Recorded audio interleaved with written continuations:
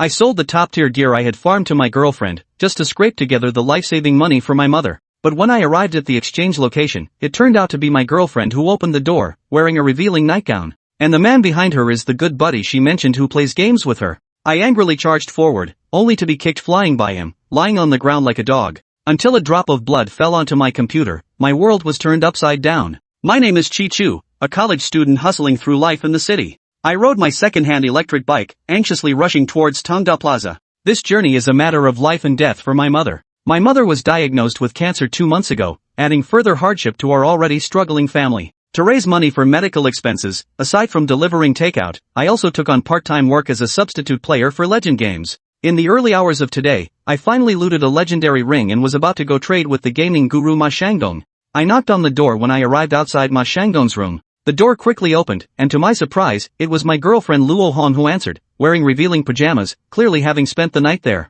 I was utterly shocked. How did you get here? Luo Hong looked at me, momentarily flustered. What does a grown adult like me need you looking after me for? She quickly regained her composure and said disdainfully, Hong, who's here? A middle-aged man with his bare torso walked up behind Luo Hong. It was none other than Ma Shanggong. I realized immediately that they had already been secretly involved. Luo Hong calmly told me she had long wanted to break up with me, and now formally informed me that she was dumping me. Luo Hong, you're really ruthless. I glared at her furiously. Haha, this loser is pitifully naive. Not only have you been deceiving him for so long and cuckolding him, but now you're also getting emotional. Too hilarious. Ma Shanggong roared with laughter. My eyes burned red with anger as I swung my fist at him. Ma Shanggong effortlessly dodged, kicked me flying, then pressed my head and slammed it violently onto the computer desk. Blood instantly gushed down my face. Luo Hong feared causing a commotion and urged Ma Shanggong to stop. Kid, you better watch yourself from now on. If you dare bare your teeth again, I'll have your legs broken, Ma Shanggong threatened me viciously. Then they left, arm in arm with Luo Hong. I staggered to my feet, my heart filled with humiliation and rage. I pounded the desk, hating my own incompetence. At that moment, the blood on my face seeped into the computer keyboard, and a bright flash streaked across the screen. The signal connection is successful. Preparatory host, preparing to bind the legendary Taoist system. A mechanical voice rang out in my mind. My eyes widened, and my consciousness instantly cleared. Honorable preparatory host, do you choose to proceed with the binding? Proceed with the binding, I replied without hesitation. What tragic life could result in anything worse than this? A surge of burning passion ignited within me. I would seek revenge and save my mother. The system binding was successful. I opened my eyes and saw in the mirror that I was completely unharmed. System functions initializing, new user package generating. I immediately claimed the newbie gift pack. Congratulations, host, on obtaining the legendary Taoist Beginner's Gift Pack. You have acquired the powerful Taoist medical inheritance dedicated to saving lives and healing the wounded, along with the primary insight into heaven and earth talent, 3 enlightenment pills, and 3 vitality pills. I'm overjoyed. This is my chance to change my destiny. I left the building and was ready to head back to school. Suddenly, a fresh and pleasant fragrance caught my attention. I looked up and saw a girl in a white dress sitting on the flowerbed by the roadside, looking distressed. I stepped forward and, based on the Taoist medical tradition, I could immediately discern her condition. Miss, forgive my abruptness, but if you're experiencing rapid, oppressive breathing and discomfort in your chest, my medicinal pill might help. I placed a vitality pill in her hand. How did you know? The girl looked at me in surprise. Just a guess. I didn't want to reveal too much. My car broke down. Can you give me a ride to the 4th hospital? The girl pointed at my electric scooter. The 4th hospital, it was exactly where my mother was hospitalized.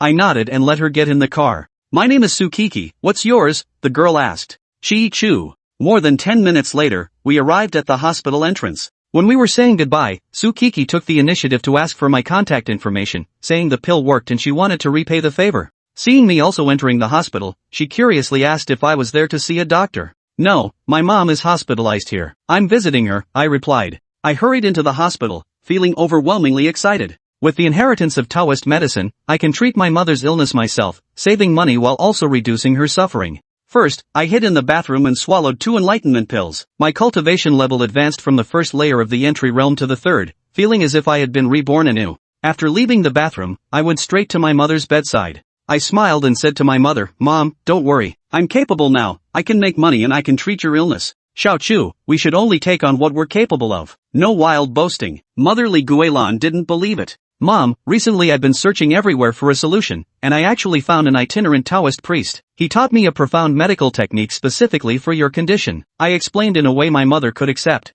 Just then, the attending Dr. Chui Mingliang walked in. Chi Chu is here too, perfect. Recently, director, he has developed a special medicine that has a high chance of curing your mother's illness. However, it costs 150,000 yuan. We've already given you a discount, Cui Mingliang said with fatherly kindness. Oh, so can this medicine cure my mom? I asked. Of course it can, but the efficacy isn't 100%. Anything over 50 or 60 is considered quite high. Oh, not 100%? Then I don't want it, I said flatly. Cui Mingliang's smile froze, and he began to sarcastically mock me. Kids these days, sometimes they're not even as good as an old dog, outwardly filial, but when it comes to the crucial moment of spending money, their true nature is exposed. Who says I'm not going to save her? I'll treat my mom myself. I took out the silver needles. Cui Mingliang and the young nurse beside him burst into mocking laughter. Your family has no medical background, and you majored in STEM, did you waste your college years? If common sense could solve all problems, Newton wouldn't have needed an apple to hit his head. Dr. Cui, you know damn well those so-called miracle drugs are just health supplements that can neither cure nor kill. And you still want to squeeze the last drop from terminal patients? Disgusting, I retorted angrily.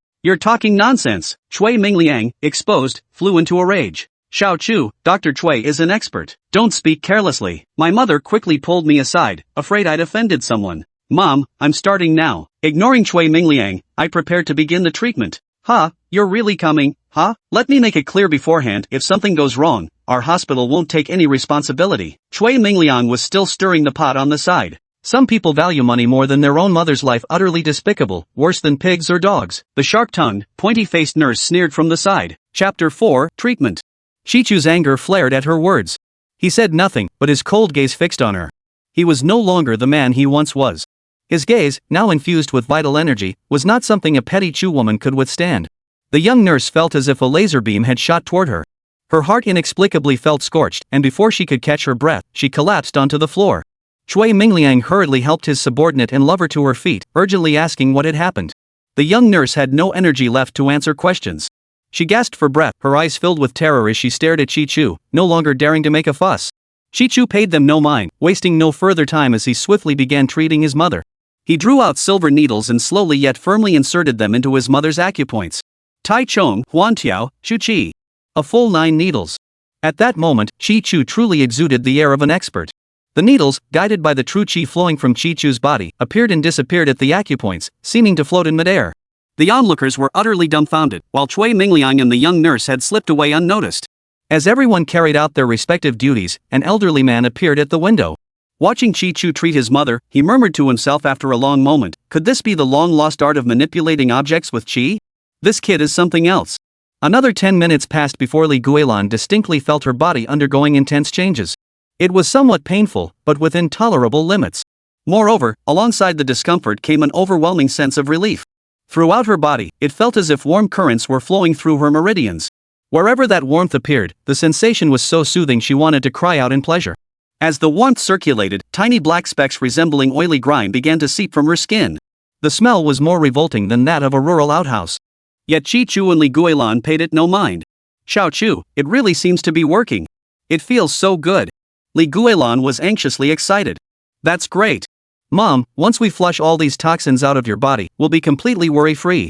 Chi Chu looked at his mother's eyes, which were noticeably brighter than before, and felt equally excited. Oh my little Chu is so talented. Mommy is so happy and proud of you. Li Guilan's eyes crinkled with laughter. This was her happiest moment in months, her smile brimming with joy and pride. Ding! Congratulations, esteemed host, on completing the heaven-shaking, earth-moving mother-saving operation. Rewards, True Panga Divine Pill X9, Calming Pill X4, Encyclopedia of Sorcery X1. Just then, the system delivered another unexpected surprise to Chi Chu. But before the mother and son could savor their joy for long, Cui Mingliang stormed in with several security guards, his aura menacing. Earlier, Chi Chu, a mere ant in his eyes, had refused to budge despite his threats and intimidation. Seeing his young lover frightened had made him feel utterly humiliated. On the territory of the 4th hospital, he couldn't tolerate such an incident. He'd brought his men, determined to teach this greenhorn a lesson. So you were acting all cocky earlier, thinking we had no one left? With his crew now by his side, Cui Mingliang's courage surged. He looked at Chi Chu smugly, already plotting to have him dragged down to the underground garage for a good beating. At this remark, the 2 guards who looked more like street thugs than security personnel chuckled in unison. To an outsider, they might have been mistaken for gangsters. Li Guilan had never witnessed such a scene before. She trembled all over in fright. Arrogant? I've never seen myself that way. I'm merely stating facts. Now look at your present and past, where's the medical ethics in that? Seeing his mother frightened, Shi Chu's anger flared. He shielded her behind him, facing these hypocrites who wore the veneer of doctors with the heart of parents yet looked down on people like dogs. Well, you little brat. Sharp-tongued and insolent, you've lost your mind. Cui Mingliang looked both incredulous and furious. Our hospital has cared for your mother for so long, yet you show no gratitude whatsoever. How ungrateful you are. If you were truly sincere, how could I doubt your gratitude? But who was it who abandoned my mother mid-treatment to curry favor with officials from other wards? These daily incidents aren't isolated cases, are they? I'll be damned, a sycophantic little man. Shi Chu finally shed his reserve. You're too bold. I was trying to give you some face, but you're just asking for trouble. Cui Mingliang, having been exposed in front of everyone by Shi Chu, was thoroughly humiliated and immediately ordered security to remove him. Dr. Cui, stop. Shi Chu was about to test his newfound physical capabilities, but just then, the elderly man who had been watching from the window entered and raised his hand to halt Cui Mingliang's actions. Director Long, what brings you here? Cui Mingliang looked at the visitor with surprise. This man was none other than Long Weiman, deputy director of the 4th Hospital. Ignoring Cui Mingliang, Long Weiman looked at Shi Chu with great respect, rubbing his hands together as he smiled and asked, heroes have always emerged from the young. Young man, I saw you treating your mother just now. Were you using that legendary technique of controlling objects with qi that all traditional Chinese medicine practitioners dream of? Remarkable. Where did you learn this? As he spoke, his triangular eyes flashed with intense heat. Before him, it seemed not Shi Chu stood, but some rare treasure or perhaps a peerless beauty? Shi Chu had never met this so-called director long before, but the man's greedy gaze displeased him. He gave a faint shake of his head and said, hello, Director Long. I'm afraid I'm not worthy of such praise. These mere superficial techniques were just a few pointers from a wandering Taoist priest who happened to pass by. They're hardly worthy of mention. Long Weiman pressed urgently, then where might this master be now? Such a profound figure we younger generations devoted to medical study must personally seek him out for guidance to quench our thirst for knowledge. Dean Long, Shi Chu replied calmly, I already mentioned my master leads the life of a hermit. He merely stopped by Yunhai City for a brief rest and departed days ago. Even I, should I wish to seek him out again, would likely have no clue where or when to find him. Shi Chu replied calmly. So it seems that the wandering Taoist master who never existed is now firmly attached to my head. How dare you speak that way? Our Dean Long is a nationally renowned scholar and expert. Many city and provincial leaders treat him with utmost respect. He's here to broaden his knowledge, intrigued by your little folk remedy. And you, a greenhorn, dare to act so presumptuous? What a lack of manners. Seeing the leader's displeased expression, Cui Fugue stepped forward with the instinct of a loyal henchman. Chapter 5, Confrontation. Ha! Call me uncultured? If you're so refined, why not educate your leader properly? Why drag us common folk into this and tarnish your own dignity? Shi Chu smiled. This made Long Weiman's face even more grim. Controlling objects with qi wasn't just a technique at a deeper level, it was about cultivating such powerful true qi. Mastering it would not only elevate his medical skills but also fulfill the universal desire for robust health, especially for someone in his 50s or 60s. He recognized Shi Chu's evasive tactics, clearly unwilling to teach. But he would never give up so easily. If soft approaches failed, he'd resort to force. With a faint smile, Long Weiman said no more, instead turning to give Cui Fugue a meaningful glance. Cui Fugue understood immediately, returning a knowing glance. Cui Fugue stepped in front of Shi Chu. Shi Chu, I know about your family situation. It's not exactly prosperous, right? I recall you still owe the hospital tens of thousands of yuan to this day. And you just yelled at Nurse Sun, who's now lying in a bed downstairs receiving psychological counseling. To be clear, we could have called the police and taken action against you. But since you're still young, we'll let it slide. And as for your family's debt to the hospital, no need to use your house as collateral. We'll waive it entirely. Such generosity must come with a price, right? Xin Lang smiled. Oof. Cui Fugue glanced at him and continued, you guessed right. Actually, it's quite simple for both you and us.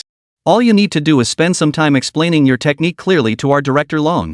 The benefits you'll gain will be substantial, won't they? Very persuasive. In the past, Shi Chu would have agreed without hesitation. But times had changed. He now possessed considerable confidence. If they were genuinely honest medical enthusiasts, begging for his help, Shi Chu wouldn't keep his knowledge to himself. He'd share it to save more patients and do good. But as for Cui Fugue and Long Weiman with their scheming, underhanded demeanor, Shi Chu would never let them get away with harming more people. So what do you suggest? Cui Fugue exchanged a delighted glance with Long Weiman. I refuse. Forget about how we ended up owing your hospital so much. You and that so-called divine Dr. Hing know exactly how it happened. Besides, we mortgaged our house to you precisely because we never intended to owe you anything. And let me tell you, I've never heard of anyone being arrested just for someone giving them a dirty look. Your threats don't scare me. Of course, if you think you can run things in Yunhai City with impunity, go ahead and try. Shi Chu sneered coldly. Perhaps they could use their connections to have him arrested, but he believed that with the system now at his disposal, he could certainly outmaneuver this scum. He had confidence. Cui Fugui and Long Weiman were furious beyond belief at Shi Chu's feint. Neither soft nor semi-hard tactics seemed to work. Cui Fugui turned his gaze toward the leadership. Long Weiman pondered briefly before stating, Dr. Cui, earlier he frightened Nurse Sun into illness. That constitutes disrupting hospital order, correct? As such, our hospital security has the authority to take certain coercive measures against him. He dropped all pretense now, ready to take the young man back for a thorough loosening of the joints. He refused to believe anyone could keep secrets under such torture. Today, he would seize what was rightfully his. Cui Fugui nodded, then turned to Chi Chu. Kid, I gave you a chance earlier. Since you refused to recognize the situation, we'll have to follow protocol. Alright, old Jia, old Ma, take this kid to the security office immediately. We'll wait for the police to decide what to do next. No. Please, Dr. Cui, Director Long, show mercy. Don't take this kid to heart. We owe the hospital money, you can charge us more. We'll cover it along with the divine doctor's special medicine. Deducted directly from the collateral. If it remains unpaid, we'll raise the funds. Just don't make things difficult for the boy, he's young and doesn't know any better. Li Guilan hadn't spoken much earlier because she'd witnessed her son's transformation and trusted Chi Chu. But now, seeing the situation suddenly change, her only thought was that her child must not be taken away. Mom, don't worry. These scumbags can't touch me. Chi Chu gave his mother a reassuring smile. He'd been itching to test this brand new body, and now his chance had finally arrived. Ha! You really are addicted to bragging. Just wait and see how I'll deal with you. Cui Fugui waved to the security guard behind him and advanced toward Chi Chu. Kid, you're asking for trouble by offending our dean. As the taunts flew from across the way, 3 massive hands were about to seize Chi Chu. But in that instant, Chi Chu seemed to teleport, flashing behind Cui Fugui and delivering a swift kick. The force sent Cui Fugui tumbling forward, stumbling and face-planting into the dirt. Chi Chu, who had seemed so refined and scholarly, suddenly unleashed such a move, instantly stunning everyone present. Wow, he really doesn't show his hand, he's a master. Sorry, just a passive counterattack. Chi Chu didn't press his advantage, merely shrugging with an innocent look. Cui Fugui's lips split open. He scrambled to his feet, blood dripping from his mouth, a sight that was downright terrifying. He pointed at Chi Chu with hatred, then turned to the 2 security guards and yelled, Are you 2 useless or just stupid? Just standing there watching? Get your asses moving and take him down.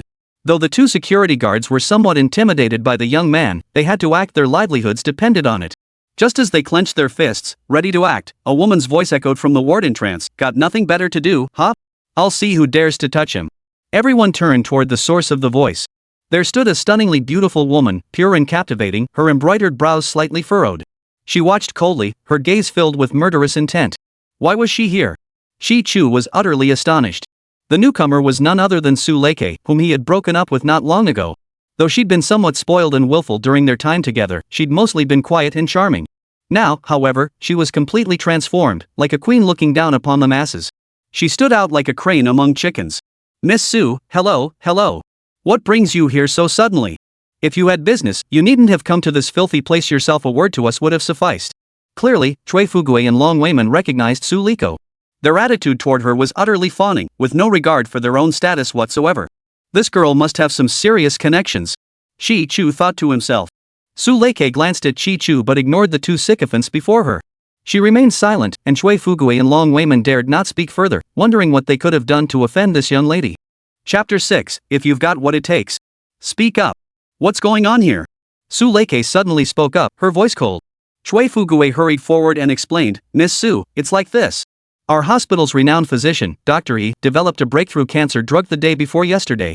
He came here to discuss how to benefit our own patients, but this young man started making snide remarks and even resorted to violence, claiming he could handle it himself. You must understand, he's just a college student, not even from a medical school.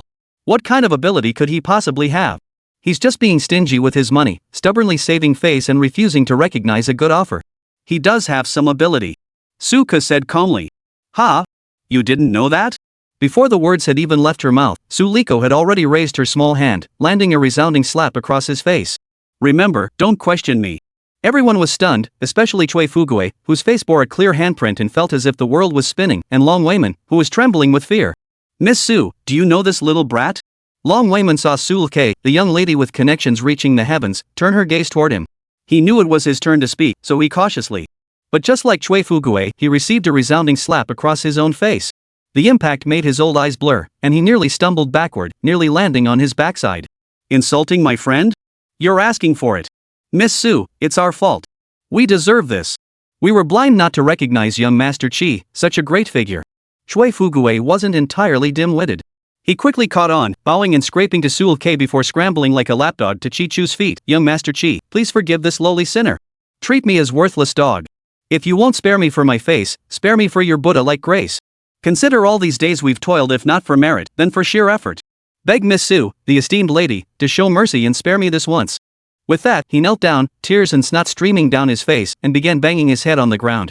Though he wasn't entirely sure of the ultimate power behind this girl, a family that drew visits from the mayor and numerous dignitaries every few days was certainly not something a small fry like him could afford to provoke.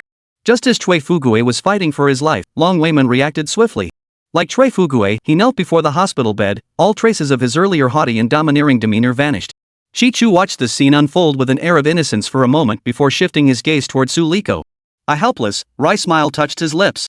As if reading each other's minds, Su Liko stuck out her tongue and gave him an adorable smile. Seeing two grown men kowtowing to him as if he were a deity, Shi Chu felt a bit uneasy. Since they'd received their punishment and been humiliated in front of everyone, Shi Chu took out paper and pen to jot down instructions. After finishing, he tossed the note toward Long Weiman, who was still kowtowing. Director Long, I need a favor. Prepare everything on this paper carefully.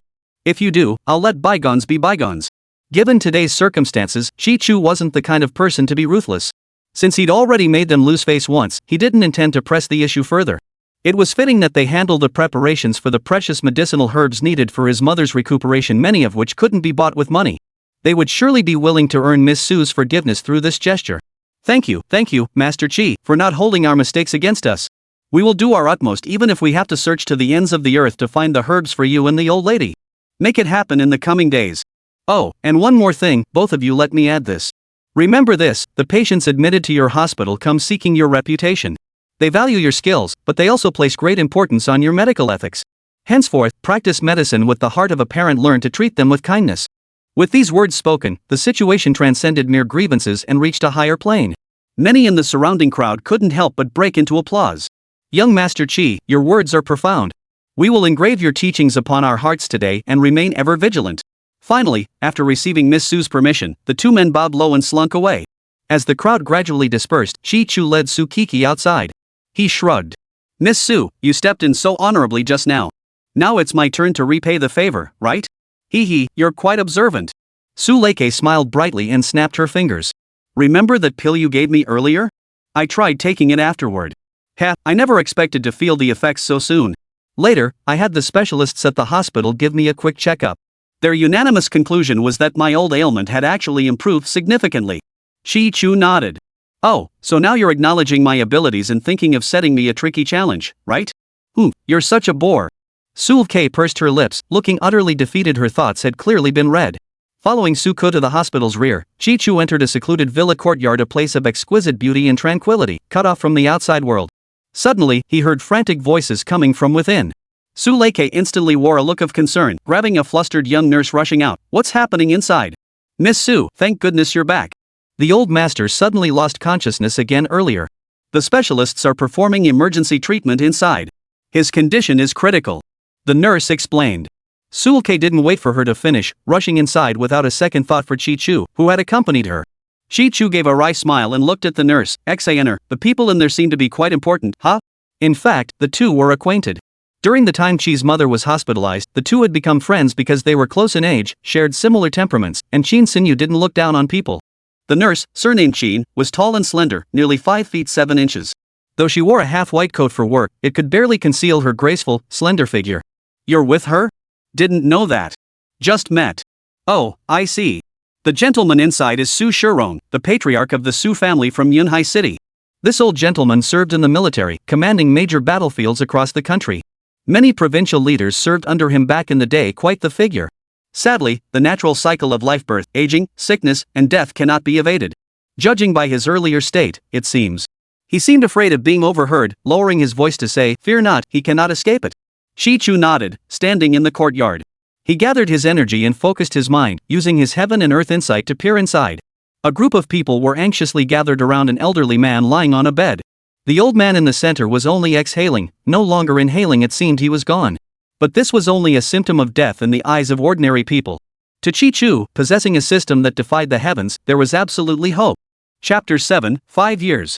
After bidding farewell to Qin Sini, Chi-Chu strolled deeper into the compound. The guards at the entrance, having seen him arrive earlier with Su Leike and now observing his composed demeanor, dared not obstruct him and allowed him to pass. The hospital room was packed with people both inside and outside the door. Su Shirong was 78 this year. The injuries and ailments from his years galloping across battlefields, compounded by serious heart issues in recent times, had long since left his body far from its former strength. The frail, shriveled old man curled up on the hospital bed bore little resemblance to the formidable figure of his past. Director Jiang, I implore you please save my uncle's life. Many of our family members are here and abroad. At the very least, let him make his final arrangements in person. Su Xiande, Su Shirong's nephew and the local deputy mayor, pleaded as he clasped the hand of Vice President Zhang Jun, a renowned cardiologist. Ah, Mayor Su, you understand Uncle Su's condition better than anyone. Please forgive me, but I'm powerless to change this outcome. Mr. Su's body has reached its natural end. It can no longer sustain vital functions. We've exhausted every possible resuscitation measure, but alas, nature takes its course. Family members, please try to find solace. If there were any way, Zhang Jun would certainly spare no effort. After all, whoever could save old Master Su would enjoy wealth and prosperity for the rest of their life. But he cannot defy the heavens and alter fate. He sighed and shook his head. Hearing the nation's foremost expert speak thus, the crowd fell into silent mourning. Some wept openly, even the steadfast old Madame Chi, her wrinkled eyes brimming with tears. Please wait. I believe there may still be hope for the old master. Chi-Chu noticed Su Leike searching the crowd for someone while grieving and spoke up. He wasn't one to seek the limelight, but Li Shueika had sought him out earlier, likely recognizing his expertise and hoping he might offer a last-ditch effort for her grandfather. Since I'm here, I might as well do something. Permission granted. It was him. A flicker of anxious delight crossed his tear-streaked, pitifully endearing face. But to everyone else, these words were like a thunderclap on a calm lake. Startled, the Su family and the hospital experts and nurses all turned to look at the speaker. Who the hell are you? This isn't the place for you to be acting out. Zhang Jun's heart skipped a beat, expecting someone to challenge him. Seeing it was an unknown young man, not connected to the Su family, his heart settled. He raised his thick eyebrows and snapped irritably. Whether I'm being reckless or not isn't for you to decide. Since you're so helpless with old Master Su now, I'll share my opinion. It's both the person's responsibility to life and... He paused, glancing at Su Leike, and to repay Miss Su Leike's kindness. Su Liko hadn't expected this fellow to put her on display like this in public. Her face flushed instantly. Now, this expert me stepping forward is perfectly reasonable, right? You. Zhang Jun was rendered speechless. Chi-Chu curled his lip and walked toward the hospital bed. Instantly, the crowd instinctively parted to make way for him. Every person present was a powerful figure or wealthy aristocrat. Their actions stemmed from their admiration for his dignified and unyielding demeanor. Madam, may I take a look? Madame Su had once been part of the military herself. Now in her 70s, she still possessed remarkable stamina. Seeing Chi-Chu, a young man she didn't quite trust, she nodded with a mix of trepidation and hope, thinking it was worth a shot. She couldn't believe it. Who in the Dragon Kingdom would be foolish enough to provoke the Su family? Though old Master Su's condition was critical, if I took over his care, I couldn't promise he'd live to be 100, but overcoming today's crisis would pose no difficulty whatsoever. Truthfully, he'd already assessed the old master's condition from outside, but to avoid causing a stir, he'd still go through the motions of taking his pulse. After taking the pulse, 5 years. Young man, what do you mean 5 years? Mrs. Su asked anxiously. Well, given the old man's constitution, if he gets through today without any complications, he's got at least 5 more years to live. That's pure bull. Zhang Jun chuckled inwardly. 5 years? He's practically being wheeled into the morgue already. He confirmed to himself that this young upstart was just trying to impress Miss Su. A sycophant's tongue could easily get caught in the wind. Young man, what's your name? Where do you work? Are you truly so confident? Su Rupiang, the eldest daughter of old Master Su, asked aloud. He shared Zhang Jun's skepticism, yet a sliver of hope lingered. Otherwise, he would have had the youngster thrown out long ago. Su Leike walked over, tugged at him, and whispered, You little brat, a little bragging is fine, but blowing your own horn this big? How are you going to back it up? I won't be able to save you then. Relax. Ha! This girl, she sort of believes in my abilities, but not entirely. My name is Chi-Chu. Chi-Chu smiled faintly. I'm studying computer science at Yunhai City First University. Before he could finish, the ward erupted in chaos. Holy crap! Young age aside, maybe he comes from a medical family? But now it seems he has zero connection to medicine. A computer guy coming to see a doctor? This is utter nonsense. How dare you? Get out immediately. Everyone was filled with righteous indignation. Young man, I know you probably mean well, but how can an ordinary person be so clueless? My demands aren't high, I just want my old man to wake up and spend a few more years with me. The old lady finally couldn't hold back her tears. She didn't truly believe Chi-Chu's claims, but he was her only remaining hope. Noticing Mrs. Su seemed inclined to let Chi-Chu continue, Jiang Jun immediately stepped in to challenge him. Young man, you clearly have no medical training. How dare you speak so brazenly before me, a medical expert, and the esteemed Su family? Don't you realize your actions are nothing short of sacrilege? Chi-Chu retorted calmly, who says someone without medical training can't save lives? At this remark, the crowd exchanged glances. There was a grain of truth in his words, yet it felt like a fishbone stuck in their throats. Chi-Chu continued, I know many of you remain unconvinced, but let me assure you everything I've stated is factual. This world holds many things beyond common sense. Take me, for instance, a computer scientist. Right now, I might just be the only one capable of saving the old master. The old master has essentially lost all vital signs. Even if you spout all kinds of fancy theories now, it's just empty talk, a waste of effort. Young man, I advise you to abandon your ambitions while the ZUS still show you some leniency. This is no job for the unqualified best to keep your hands off. Jiang Jun's words snapped everyone back to reality, and a wave of despair washed over the room. Chapter 8, A Piece of Cake. If he'd been dead for long, that'd be another story. But right now, the old man's merely been struck by a virus that's attacked his heart, plunging him into a state of near death. In my view, with proper treatment, reviving him would be as easy as turning over one's hand. Chi-Chu spoke with confidence. Chi-Chu, is that really true?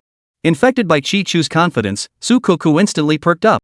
Recalling their first meeting, she thought today might just be the day a miracle could happen. If I wanted to deceive people, I could set up a fortune-telling stall right outside the hospital. The playful remark eased the previously tense atmosphere a little. Who knows? If everyone were like you, order would break down. Director Jiang, what exactly are you implying? Su Xianda inquired. Saving old Master Su was certainly a great achievement. But this was a foregone conclusion. We can't let him cause such chaos and show such disrespect to the old master without consequences. A sinister gleam flashed in Jiang Jun's eyes. He was itching to eliminate this upstart who dared challenge his authority. Truth be told, after Chi-Chu's confident display, he wasn't so sure anymore. If the rescue failed, that would be one thing. But if it succeeded, would he even be able to keep his place in Yunhai? His immediate thought was this: regardless of success, he must pressure Chi-Chu into backing down. If I break my word, you may do with me as you please. Chi-Chu smiled. Even if there was only 1 in a billion chance of failure, with his current skills, Jiang Jun wouldn't stand a chance against him. Chi-Chu, what nonsense are you spouting? Suka knew Chi-Chu was here because of her. She tugged at his sleeve, not wanting him to make rash promises that could land him in danger. But Chi-Chu merely smiled at her. Somehow, her anxious heart instantly calmed considerably. Alright, that takes guts. Since you've made the promise, I'll add my own wager. Everyone here is my witness. If this kid truly saves the old man, it proves that there's always someone stronger out there. I'll admit defeat and call him master whenever I see him from now on. He dared not let Chi-Chu handle it himself, so he chose the easy way out after all. He could just avoid seeing him in the future. Of course, in his understanding, only immortals could bring the dead back to life. This kid looked like a petty rogue, and he wasn't particularly worried. Fine, I'll add one more condition. If I do revive the old man, we'll follow the most traditional Dragon Nation master-disciple ritual, 3 kowtows while presenting tea. What? Dare you accept it? Ha! Fine. If you fail to save the old man, I'll make you regret your reckless actions here today and your disrespect for my professional integrity. With no way out, Jiang Jun could hardly refuse. Seeing the two men agree, the Su family matriarch rose. Her heart was torn between excitement and sorrow. Her husband was the pillar of their family, and naturally, she didn't want this cornerstone to collapse. Yet here she was, pinning the faintest hope of resurrection on a youth who appeared so young and whose methods seemed so fantastical. It was nothing short of tragic. Madam, the master's life hangs by a thread. There is no time to lose. If we hesitate any longer, even a divine being descending from the heavens would be powerless to save him. Seeing old Master Su's body temperature steadily dropping, Chi-Chu frowned and urged them. Mom, Dad worked himself to the bone his entire life. Let's just let him go in peace. Su Xianjun, the second son of the elderly Mrs. Su who had remained largely silent, suddenly spoke up. After all, the idea of reviving the dead was nothing short of a fairy tale. Su Leike supported letting Chi-Chu try, but second uncle Su Xianjun was a man of his word. Without sufficient reason, it would be difficult to change his mind. Seeing Grandma begin to waver, Su Liko grew anxious. Glancing at Chi-Chu's composed expression, she suddenly thought of something and said, Grandma, just let Chi-Chu try. He's quite capable. His mother was terminally ill before, but when I visited today and saw him treating her, she looked radiant, far better than those useless doctors. The speaker meant no offense, but the words struck a nerve. Jiang Jun and the others flushed with embarrassment. Old Madame Su nodded, turning her gaze to Chi Chu. If you possess such medical skill, why did you have your mother hospitalized? The time isn't right yet. Chi Chu replied calmly. He couldn't very well tell them that before this moment he truly had been powerless. This response aligned perfectly with the old lady's image of a master healer. She reasoned that even if he couldn't cure the old man, it would only mean a slight disappointment in traditional terms. But compared to the chance of saving him, the cost wasn't so great. She said, I'm deeply grateful, young man, for stepping forward today. Whether you save my husband or not, this old woman is profoundly indebted to you. As the crowd dispersed, Chi Chu did not immediately begin treatment. Instead, he scanned the assembled people. As the crowd watched in surprise, he singled out a sturdy young man. Seeing their curiosity, Chi Chu explained, administering medicine requires a catalyst. The old man's current state is practically indistinguishable from death. At this moment, a man brimming with yang energy would serve as the perfect supplement. Upon hearing Chi Chu's words, Suku's eyes widened in disbelief. What on earth was this? First he made all those bold claims, and now he actually needed some kind of catalyst? A burly man accompanying her grandfather? What kind of propriety was that? Wasn't he just a charlatan? Li Suko's thoughts weren't entirely off base. Since Chi Chu's system was based on Taoist practices, it aligned with traditional Chinese Taoist concepts like the Nine Guardians and Yin-Yang harmonization. His selection criteria were twofold. First, the person needed to possess a naturally robust constitution. Second, they must lack restlessness in their temperament.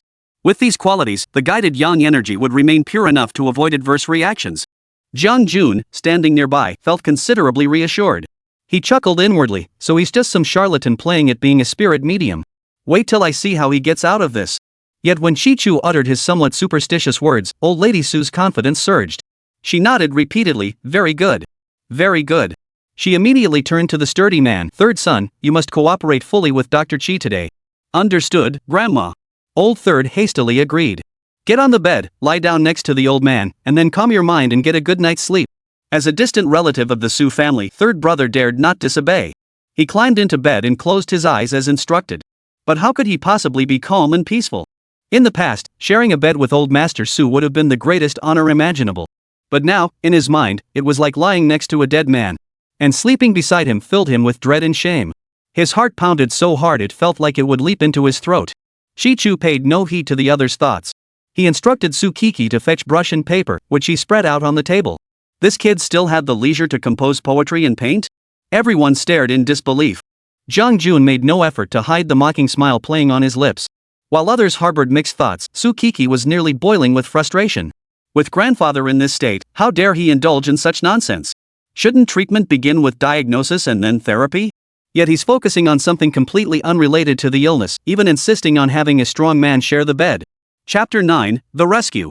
If this doesn't work, won't the family beat him to death? Instead of explaining, he simply took out his silver needles and thrust one into the Shinting acupoint on the crown of the head. Ah! How dare you! Others might not understand, but Jiang Jun had immersed himself in medicine for years. The Shinting point was revered among all acupoints. A single thought could mean life or death.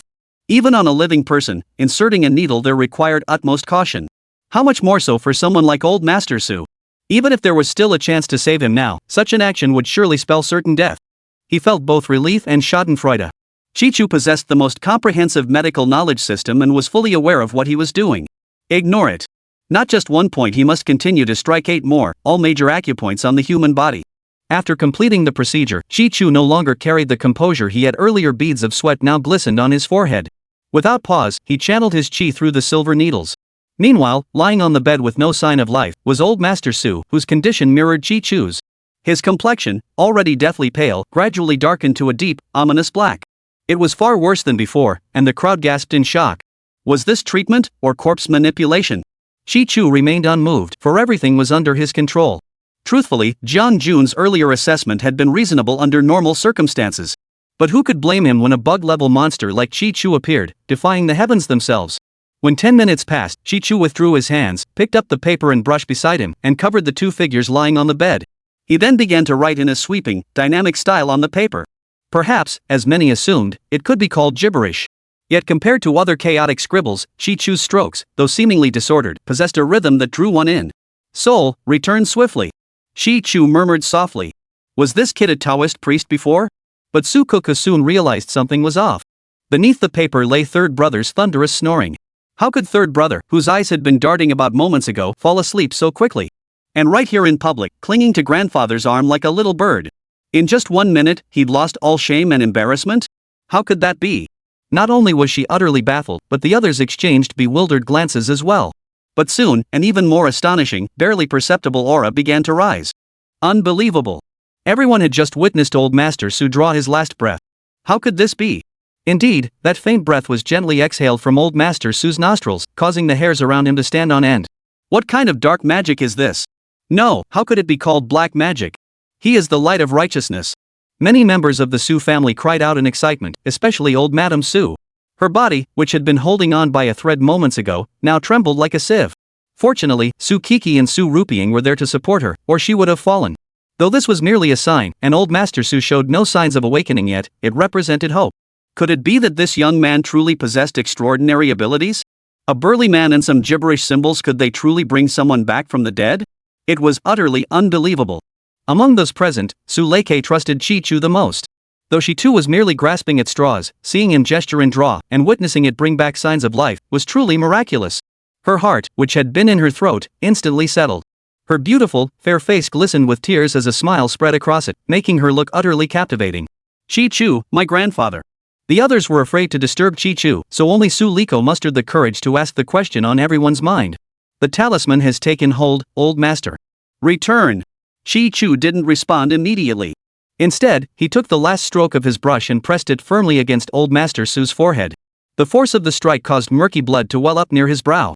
He stopped, nodded, glanced at the expectant Su Leike and the others, then waved his hand lightly, all is well.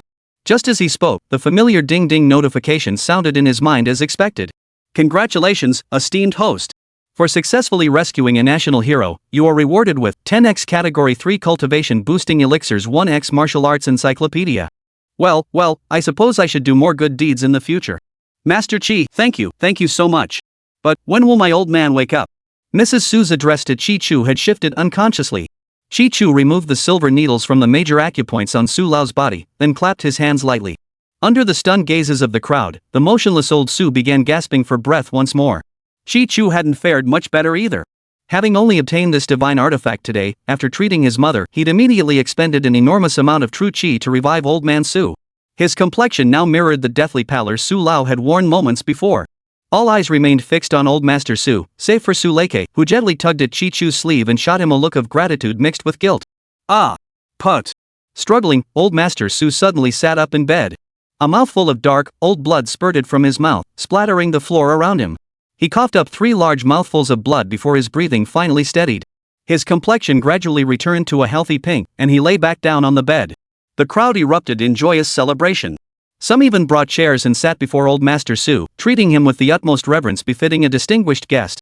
The talisman must remain on the Old Master's body for the next 9 days, not even for a moment should it be removed, not even for cleansing his body. Chi Chu offered no explanation, but the others, now fully convinced, eagerly nodded their agreement. Chi Chu waved weakly, enough. The patient needs rest. Let us withdraw. Seeing Chi Chu exhausted, Vice Mayor Su Xianda and Su Xianjun stepped forward without being asked. Several men lifted one corner each, carrying Chi Chu out on tiptoe. Such a scene was kept from outsiders, otherwise, jaws would have dropped in astonishment. To be personally carried by the esteemed brothers of the Su family, who could possibly be worthy of such honor? What kind of extraordinary figure could that be? Master Chi, thank you. Our Su family is truly grateful to you.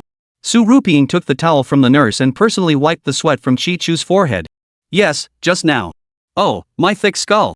If it weren't for you, Master Chi, Su Xianjun still trembled at the memory of his earlier actions. Had he truly acted on his own impulse, he would have become the scourge of the Su family. The thought brought tears to his eyes, and he was about to kneel and kowtow to Chi Chu. It was no trouble at all. No need to be so formal. Chi Chu's seemingly weightless hand steadied Su Xianjun, preventing him from kneeling no matter how hard he tried. Truth be told, among those present, if anyone deserved a kowtow, it was you, uncle. I couldn't possibly accept such an honor. However, there was one person. Before he could finish, all eyes turned to Vice Dean Jiang Jun, who was hiding in the corner, desperate to avoid being noticed, already preparing to slip away. Chapter 10, The Bow. This kid really lacks magnanimity.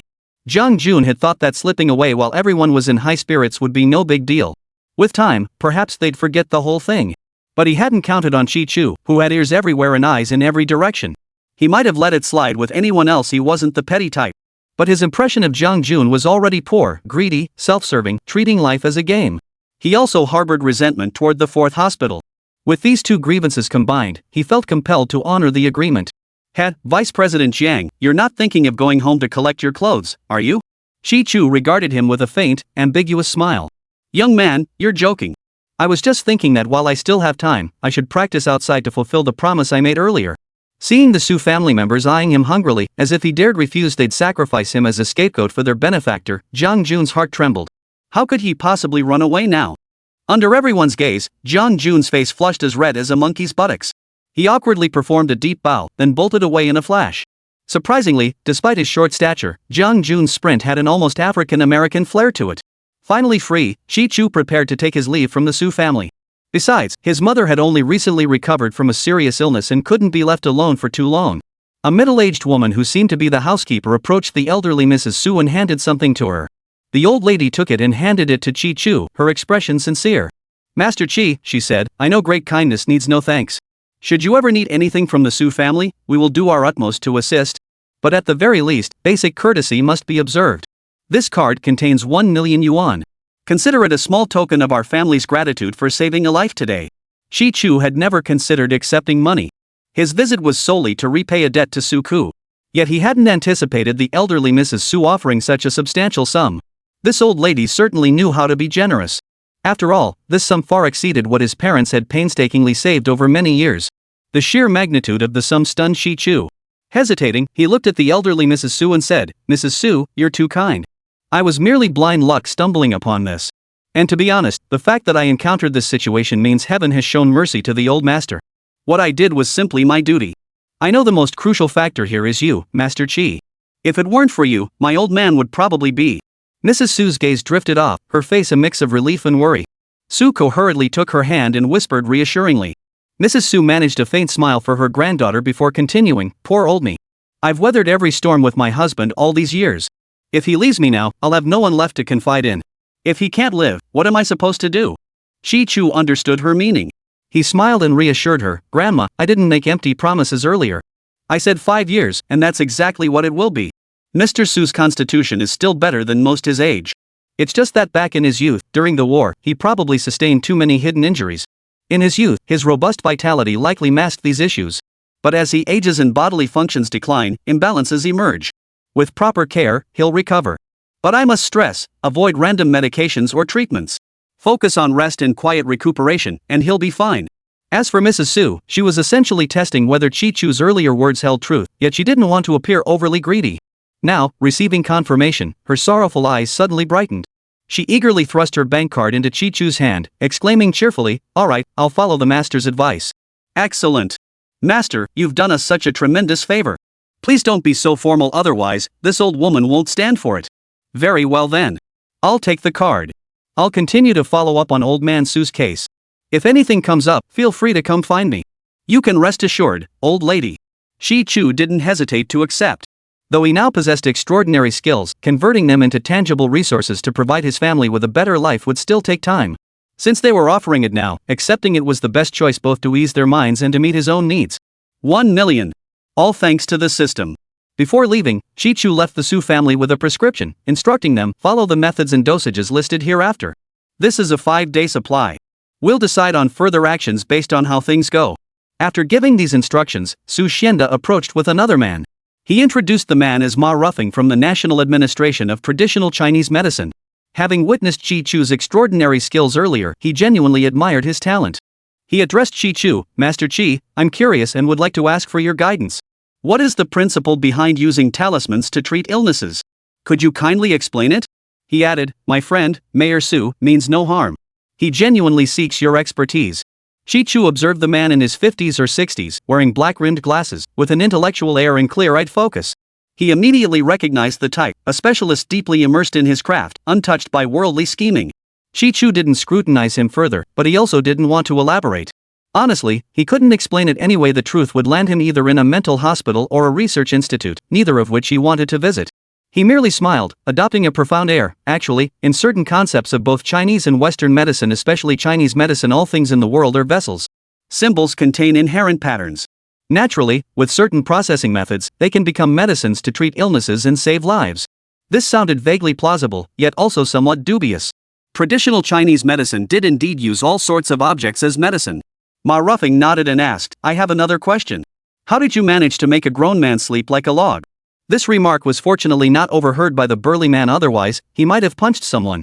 Ha ha. Still, in Chi Chu's eyes, this relentless, inquisitive attitude was rather endearing. Mr. Ma, you should know that sounds that aid sleep exist all around us. I merely used my skill to amplify those vibrations at the time. Seeing he wanted to ask more, he waved his hands and said, all right, no more questions. You need to keep going.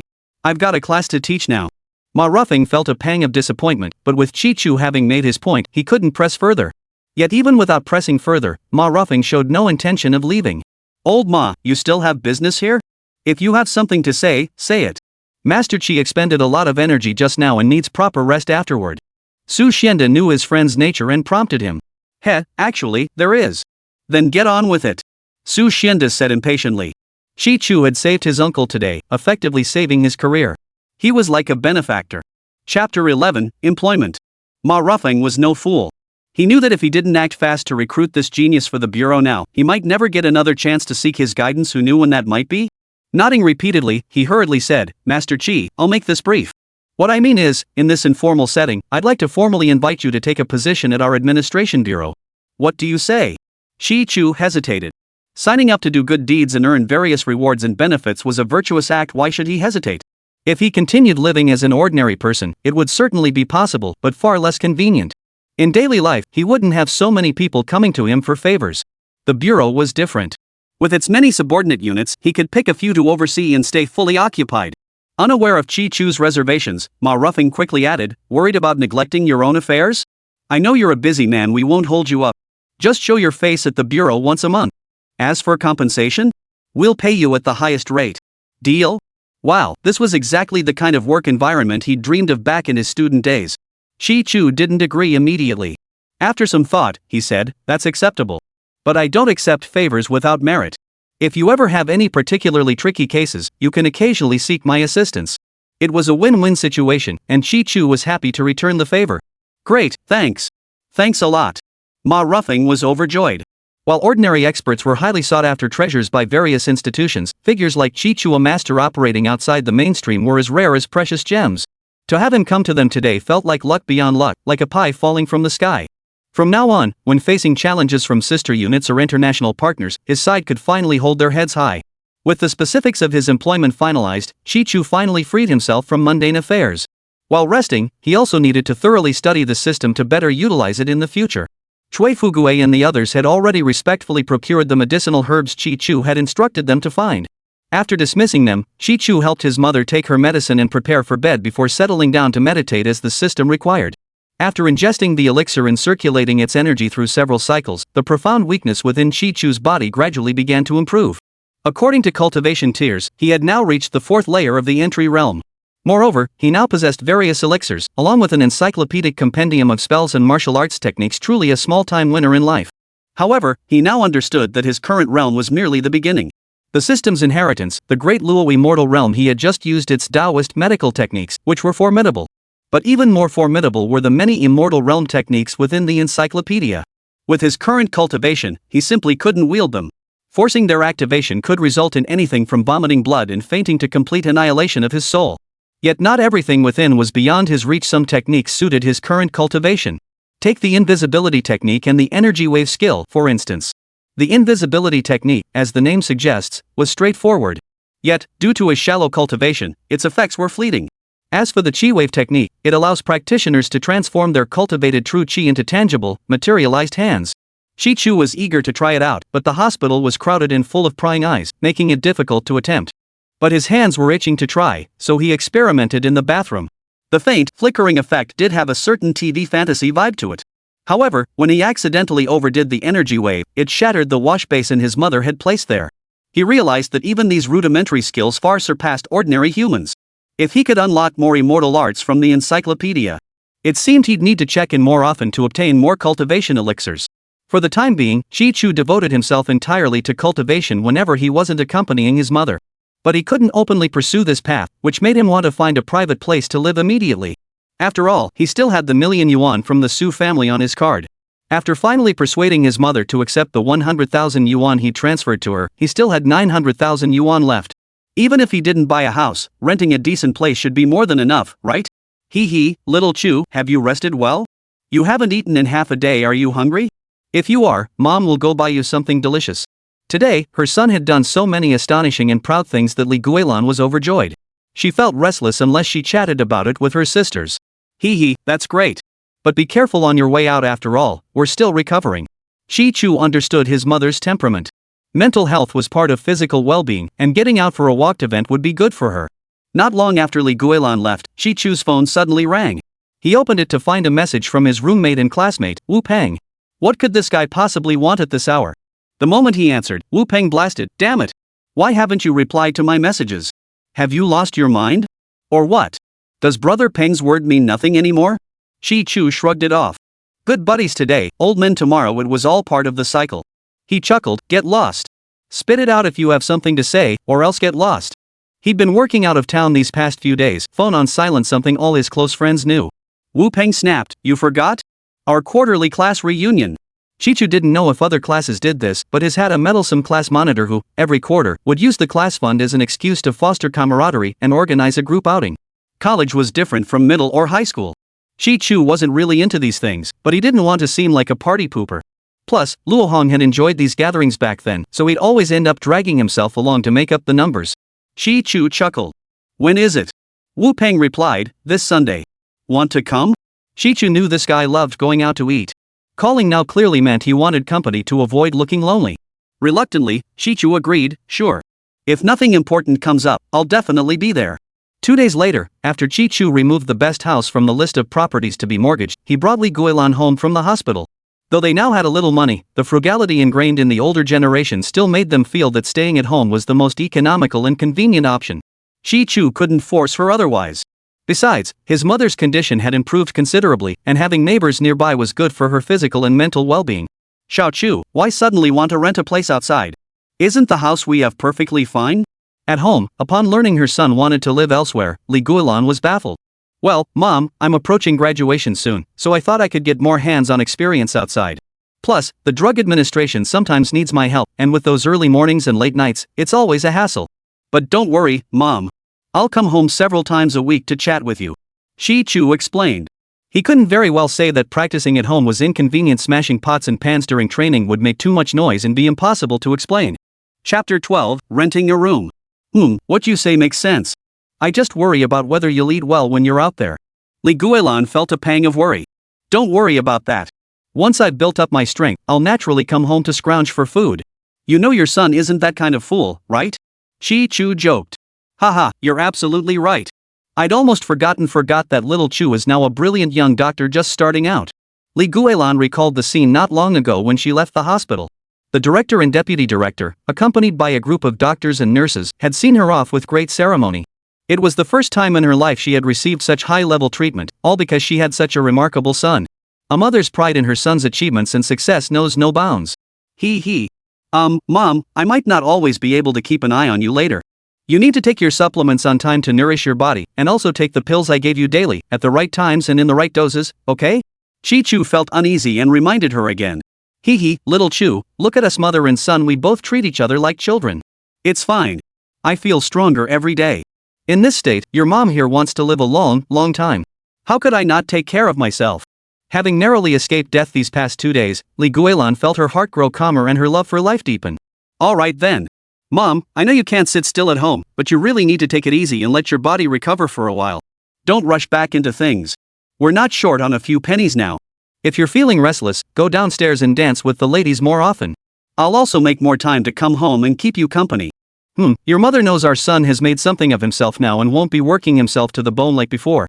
Li Guilan, a woman who had always been self-reliant, wouldn't let herself be a burden at an age she still considered useful. Yet her son's concern warmed her heart, and she naturally wouldn't want him to worry about such things. Seeing her son come and go so early and late lately had tugged at her heartstrings. She hoped that as their life gradually improved, she could spare him any unnecessary worries. After tidying up the house, Shi Chu headed out. His rented apartment was in Vienna Villa, a relatively new upscale residential complex. While connected and convenient, it also boasted mountains and water, making for a pleasant environment. The landlord was a woman who had recently divorced and was looking to travel abroad to clear her head. Seeing Chi-Chu's polite demeanor, his clean and efficient manner, and his reasonable offer of 30,000 yuan a year, she felt like she'd hired a paid housekeeper. The woman was quite carefree. Before leaving, she flashed Chi-Chu a flirtatious glance, then tossed her head and drove off. That night, Chi-Chu walked contentedly around the mountain mist, gazing out at the sea in the distance. Once the area was clear of people, he began his practice in the small pavilion atop the mountain. As Chi-Chu gradually entered his meditative state after swallowing the medicine, the surrounding energies seemed to swirl around him. His reserves were still too meager. The further he progressed, the more energy he consumed. The rewards he'd obtained so far were simply insufficient to accelerate his cultivation pace. It seemed he'd have to take on more tasks and check in more often to acquire items. Muttering to himself, Chi-Chu cautiously popped another pill into his mouth. By around 11 or 12 at night, Chi-Chu finally rose to wrap up his session. He was quite satisfied with the apartment he'd rented at such a price, humorous surroundings and private space. Alright, time to head back now. Tomorrow he still had to accompany old Wu to a gathering. Just as Chi-Chu checked the time and prepared to leave, he sensed someone approaching. He paid it no mind, brushing past the person, who suddenly called out to him. "Hey, isn't this Chi-Chu? What are you still doing out at this hour?" "Ha? Wait a minute. This area belongs to our estate. How did you, an outsider, sneak in here?" Recognizing the familiar voice, Chi-Chu looked up. A young woman, dressed in glittering jewels, was staring at him with a hint of mockery. "Oh, it's my dear cousin." After a moment of surprise, Chi-Chu broke into a smile. The world is vast, yet sometimes, it feels surprisingly small.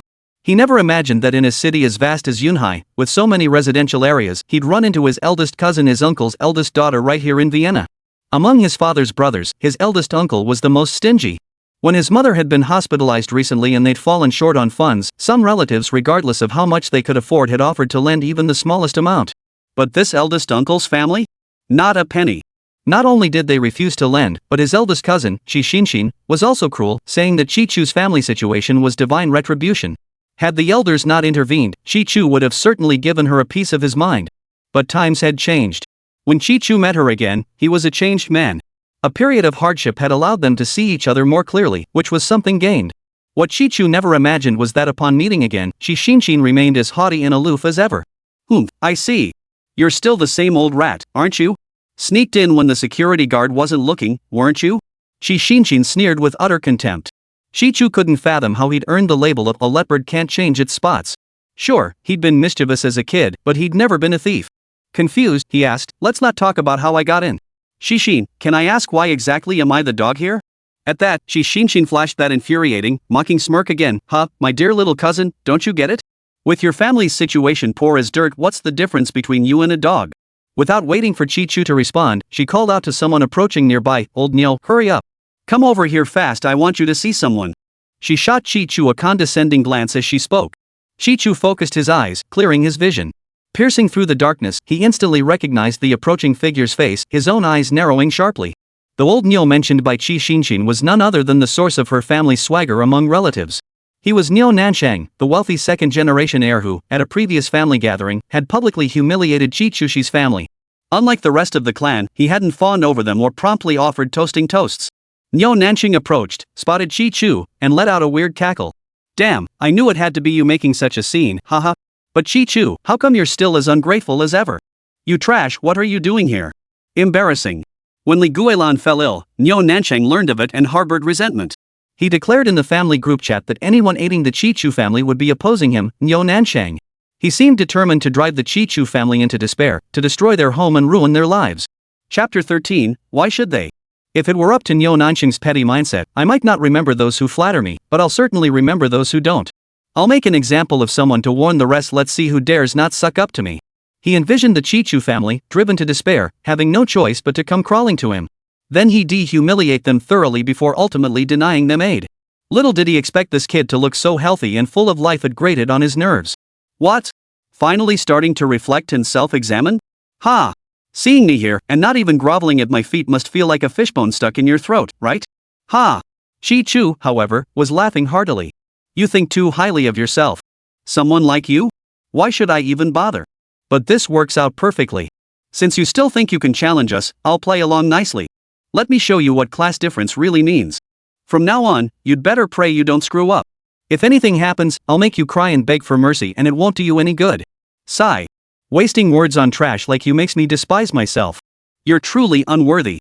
Niu Nanchang had lived a life of luxury since childhood, always treated with respect wherever he went. Shi Chu's attitude now infuriated him beyond measure, and he vowed to make this family pay dearly. Old Niu, look at yourself, why waste your breath on this lowlife? He's beneath you, and you're not worth the trouble. And old Niu, don't forget when we left today, your father specifically warned us. If we screw this up, we'll both suffer the consequences. Kixingson might be stingy with those poorer or lower status than her, but she was generally sharp otherwise. She wouldn't have landed a sucker like Niuxing just by being pretty. Niu Nanchang slapped his forehead at Qi Shixin's reminder. Damn, Shixin, you're right. I almost forgot preparations for welcoming the big boss later are crucial. That little trash almost ruined everything for me. He pointed at Qi Chu again. You got lucky today, kid. Otherwise, I'd have beaten you so badly you'd wish for death. Before leaving, his father had been unusually stern. No matter how much he despised Qi Chu, he couldn't risk jeopardizing his standing within the family. Qi Chu's smile vanished instantly. His voice turned icy. Oh, I'd love to see that. To be honest, Niu Nanchang, you know what? When you had our family's relatives and friends isolate us, I wasn't even that upset. After all, society today is just that pragmatic. Everyone has their own choices. But that insult you hurled at my mother during that family banquet? I've never forgotten it. You dog-eyed snob, I'll make you taste the sting of wounded pride tears and all, both now and forever. Back then, Niu Nanchang's arrogant and domineering demeanor was a hurdle Qi Chu had always wanted to overcome. Ha! Qi Chu, did you forget your place and status the moment you set foot in Vienna? What gives you, a lowly nobody from the bottom rung of society, the right to challenge me? See this? Your family's golden child, Qi Xinqing grandpa and grandma's precious granddaughter, is now groveling at my feet. If she's reduced to this, what makes you think you're anything special? With that, he roughly pulled Qi Xixin toward him, then turned to Qi Chu with a triumphant, haughty look. A flicker of embarrassment crossed Qi Xixin's face, but she quickly nestled into Niu Nanchang's embrace like a clinging bird, pouting, you're so annoying. Ha! You little, suddenly shy now? In front of this trash, he's just invisible. Niu Nanchang was utterly smug, thinking he could crush Qi Chu's pride by humiliating Qi Xixin, the pride of the Qi family. But Qi Chu had long ceased to regard Qi Xixin as family since that day. A man with self-respect, who held his family above all else, would never allow outsiders to verbally humiliate his kin. For the first time, Qi Chu agreed with Niu Nanchang. Qi Xixin was nothing but someone like her didn't deserve to share his family name. Niu Nanchang saw Qi Chu standing there like it was none of his business, just watching the show, and it made him furious. His eyes darted around, and he snapped, "What the hell are you staring at? Do you even belong here? 80 grand a square meter, you couldn't afford it even if you sold your whole family. And here you are, loafing around. Have some dignity, get out there delivering food, packing parcels, scrape together a few bucks. Maybe someday you'll rent a place for $300 or $400 a month. Otherwise, you'll end up sleeping under bridges. But I, Niu Nanchang, am different from you. The Niu family is one of the most prominent clans in Yunhai. My father holds a key position within our clan, he's got money and power. Forget about buying a house here, just looking at it is." Niu Nanchang pointed arrogantly at the cluster of villas nestled in the mountains. Those villas? If we wanted one, we'd buy it outright without blinking an eye. That's what it means to have real clout. Qi Xinqing chimed in, "Old Niu, you forgot our aunt's villa here was supposed to be your birthday gift. She already gave us the keys. We can move in whenever we want." Ha! You reminded me, ha! What can I say? We've got plenty of houses to spare. Niu Nanchang's laughter grew even more maniacal. Qi Chu watched this pair of scoundrels perform without uttering a word. Suddenly, his eyes narrowed as if he'd thought of something. Qi Chu opened his mouth but said nothing. Seeing him hesitate, Niu Nanchang's curiosity was piqued. What's this? Envy? Think we're untouchable? Planning to grovel at our feet, begging for forgiveness? Ha! Too late. Qi Chu smiled faintly and said, "You might be gloating now, but I just sense that this place has powerful spiritual energy. It's not suited for opportunists like you who are plagued by bad luck. If you don't move far away, I'm afraid the local earth spirits and mountain deities will come looking for trouble." Niu Nanchang and Qi Xinqing froze for a moment, then burst into laughter. Playing these tricks to scare us? Go fool the ghosts. I'm not only staying here now, but I'll be here often. Let's see who dares to cause me trouble. As they spoke, they seemed ready to defy the mountain deity Qi Chu mentioned, stomping their feet on the ground in defiance. At that very moment, unseen in the darkness, Qi Chu formed the hand seal for his Qi wave technique. Ripples rippled through the air, shooting toward a specific acupoint on Niu Nanchang. The contact felt like a mere breeze, and Niu Nanchang didn't even notice it. Yet 3 seconds later, his body suddenly convulsed. His jaw clenched tightly, foam forming at his mouth as if seized by epilepsy. Beside him, Shi Xinshin was frozen in shock by the scene. Only after a long moment did she react, crouching down to pinch his philtrum and slap his face, yet nothing worked. Worse still, her actions only intensified his reaction. Panic now flickered in his eyes. Chapter 14, Bad Luck. Shi Chu shrugged innocently. I told you earlier your third eye is dark. But you wouldn't listen, even defying the gods? See? Now they've shown their power. Hurry up and take him away. If he dies here, everyone around him will suffer. Shi Chu's final remark struck Shi Xinshin harder. Just then, security guards patrolled by. Instead of calling for help to treat Niu Nansheng, she accused Shi Chu of sabotage, pointing at him and shouting, "You two better hurry up. How could you not notice a dangerous person infiltrating for so long? Are the security cameras and guards around here just for show? Our apologies, Miss Chi. This was an oversight on our part. We'll escort him out immediately." Both Shi Xinshin and Niu Nansheng were high-profile, trouble-seeking types who couldn't sit still. The villa security recognized them, aware of their connections, and dared not argue. They obediently approached. Several guards moved in to apprehend Shi Chu. Shi Chu was no longer the man he once was. How could they hope to get close? With a slight shrug of his shoulder, his chi wave technique erupted. The security guard next to him was instantly sent flying. This small display of power was enough to strike fear into the others. It must be noted that the security personnel assigned to Vienna were no ordinary neighborhood guards. Most were military veterans, and the leader had even served in special forces. Yet Shi Chu hadn't even exerted himself, and already the gulf in their respective abilities was starkly evident. Shi Xinshin stood frozen in shock, thinking, just a short while ago, this guy was as docile as a lamb. How did he become so formidable now? Security guys, don't get mixed up with that couple. You've surely heard about their shady dealings, right? Alright, I won't waste any more words on you lot. I'm heading down the mountain and upstairs to bed. Shi Chu smiled faintly and walked away with effortless grace. All that remained was Niu Nansheng's agonized wails and the stunned stares of the others.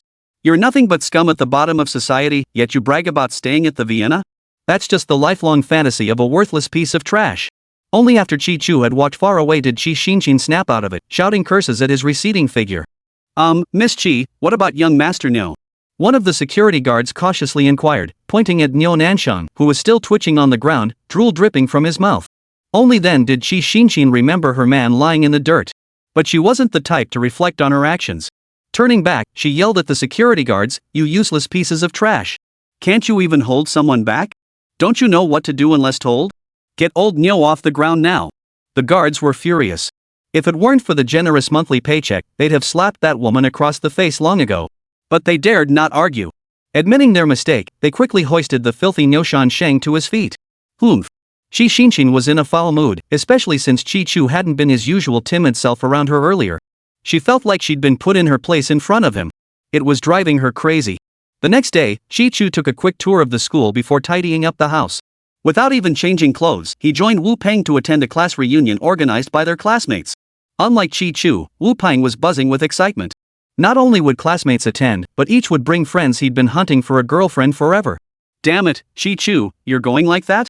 Wu Peng stared at Shi Chu's head-to-toe bargain basement outfit, his shock evident. Shi Chu shrugged indifferently. So what if I go like this?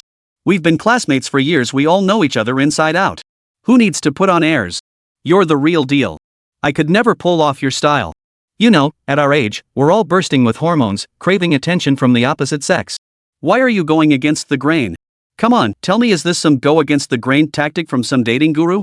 Just basing feelings on appearances? Old Wu, I never saw this side of you, you're so shallow. Shi Chu was genuinely impressed. Sure, he didn't wear designer labels, but at least he was clean and tidy. He was a sharp-looking guy. Shi Chu didn't see what was wrong with that. But Shi Chu was just venting. They were close friends, he knew the guy inside out. Wu Peng was a big-hearted, easygoing guy.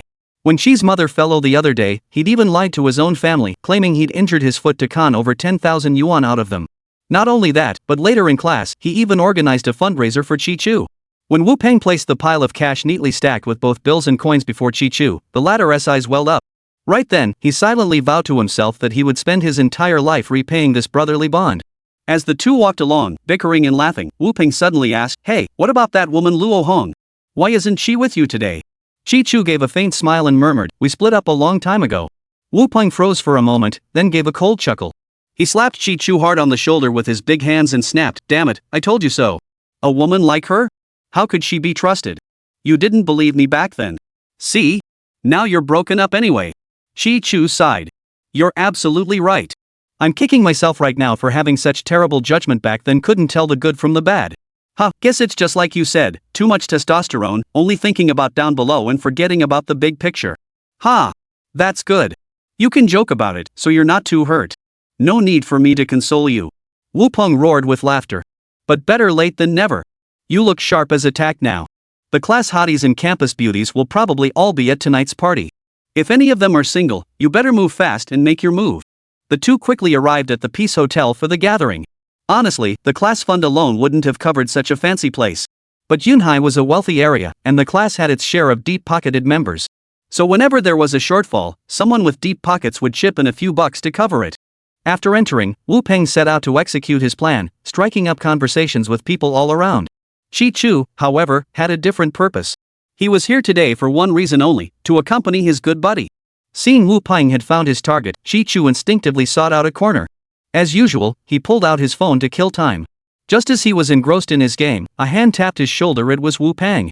Wu Peng pointed angrily to the side and cursed, "That.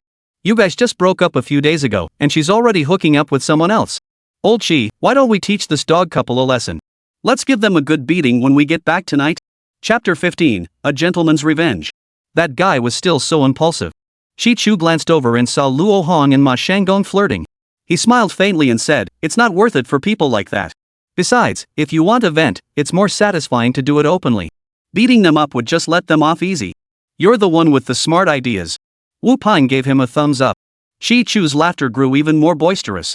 These days, aside from caring for his family and completing his daily system check-in, his sole focus was on revenge, and revenge was best served cold. He'd been debating whether it was worth seeking out that pair of dogs specifically, and now Ma Shanggong and Luo Hong, those dogs had the nerve to show their faces in front of him. Back then, Ma Shanggong had some tricks up his sleeve against him. But now, Chi Chu wasn't bragging. He could make Ma Shanggong roll on the ground without even using his hands or feet. Classmates, over the years, the reason our class activities have been so vibrant and cohesive compared to other classes is precisely because we have such generous classmates and friends. And today, it's precisely because of my friend, Mr. Ma Shanggong, that we can host our event in such a luxurious venue. Come, let's raise our hands in friendship and give a warm round of applause to Mr. Ma Shanggong. Class monitor He Tsaisho and Ma Shanggong were already friends. Knowing Ma's generous sponsorship, he naturally seized the chance to show off. I just chuckled. Who doesn't know that Mr. Ma is a womanizer? For the class monitor to bring him in like this, they're clearly in cahoots, trying to make themselves look influential.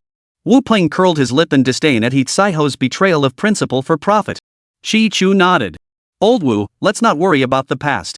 You know, and everyone knows, this is like Zheng Taigong fishing. Those who want to bite the hook will. Who can argue with that? Thieves and prostitutes. Wu Peng chuckled. The two brothers weren't about to hold back either. Since they were here, they weren't just going to listen to their mutual business flattery. They dug into the food that was served, eating as much as they could, absolutely refusing to shortchange their stomachs. While the two were enjoying themselves, others were less pleased. He Tsaisho's close friend Yu Junsheng remarked with irritation, "Listen, Chi Chu, Wu Peng, we may not be wealthy, but we've had our education. We should at least maintain some decorum." Before Chi Chu could respond, He Tsaisho chimed in with a hint of sarcasm, "It's fine. They rarely get to eat well. Junsheng, just let them enjoy themselves. We'll talk our own talk." Oh ho, isn't this our Chi Chu? Just dumped by a woman and turning his grief into appetite? How many days has it been since he last had a proper meal? Ma Shanggong grinned with mockery. The day before yesterday when he returned, seeing that Chi Chu hadn't taken his threat seriously and the house was still a complete mess, he decided to teach Chi Chu a lesson. Today, he never expected Chi Chu to actually show up. He was determined to make Chi Chu leave on his knees. But since this was He Tsaihong's setup, he couldn't be the one to start the fight. If Chi Chu couldn't handle it and came looking for trouble, though, he wouldn't hold back. Ma Shanggong, do you realize how dangerous it is to provoke me right now? But I'm not going to deal with you just yet. If you've got any sense, you'll get out of here and cool off somewhere else. Chi Chu understood his intentions perfectly well. He knew full well that both sides were heading for a showdown. Ma Shanggong and Luo Hong exchanged glances, both erupting into unrestrained laughter. He Chaoho tried to step forward to intervene, not out of concern for Chi Chu, but because today's setup was his own. If things got messy, it would cost him face. But Ma Shanggong waved him off dismissively, glaring at Chi Chu with contempt. "You little punk, you sure talk big. You're nothing but a broken-down lowlife. Me talking to you is me showing some humanity. And you dare to talk back to me?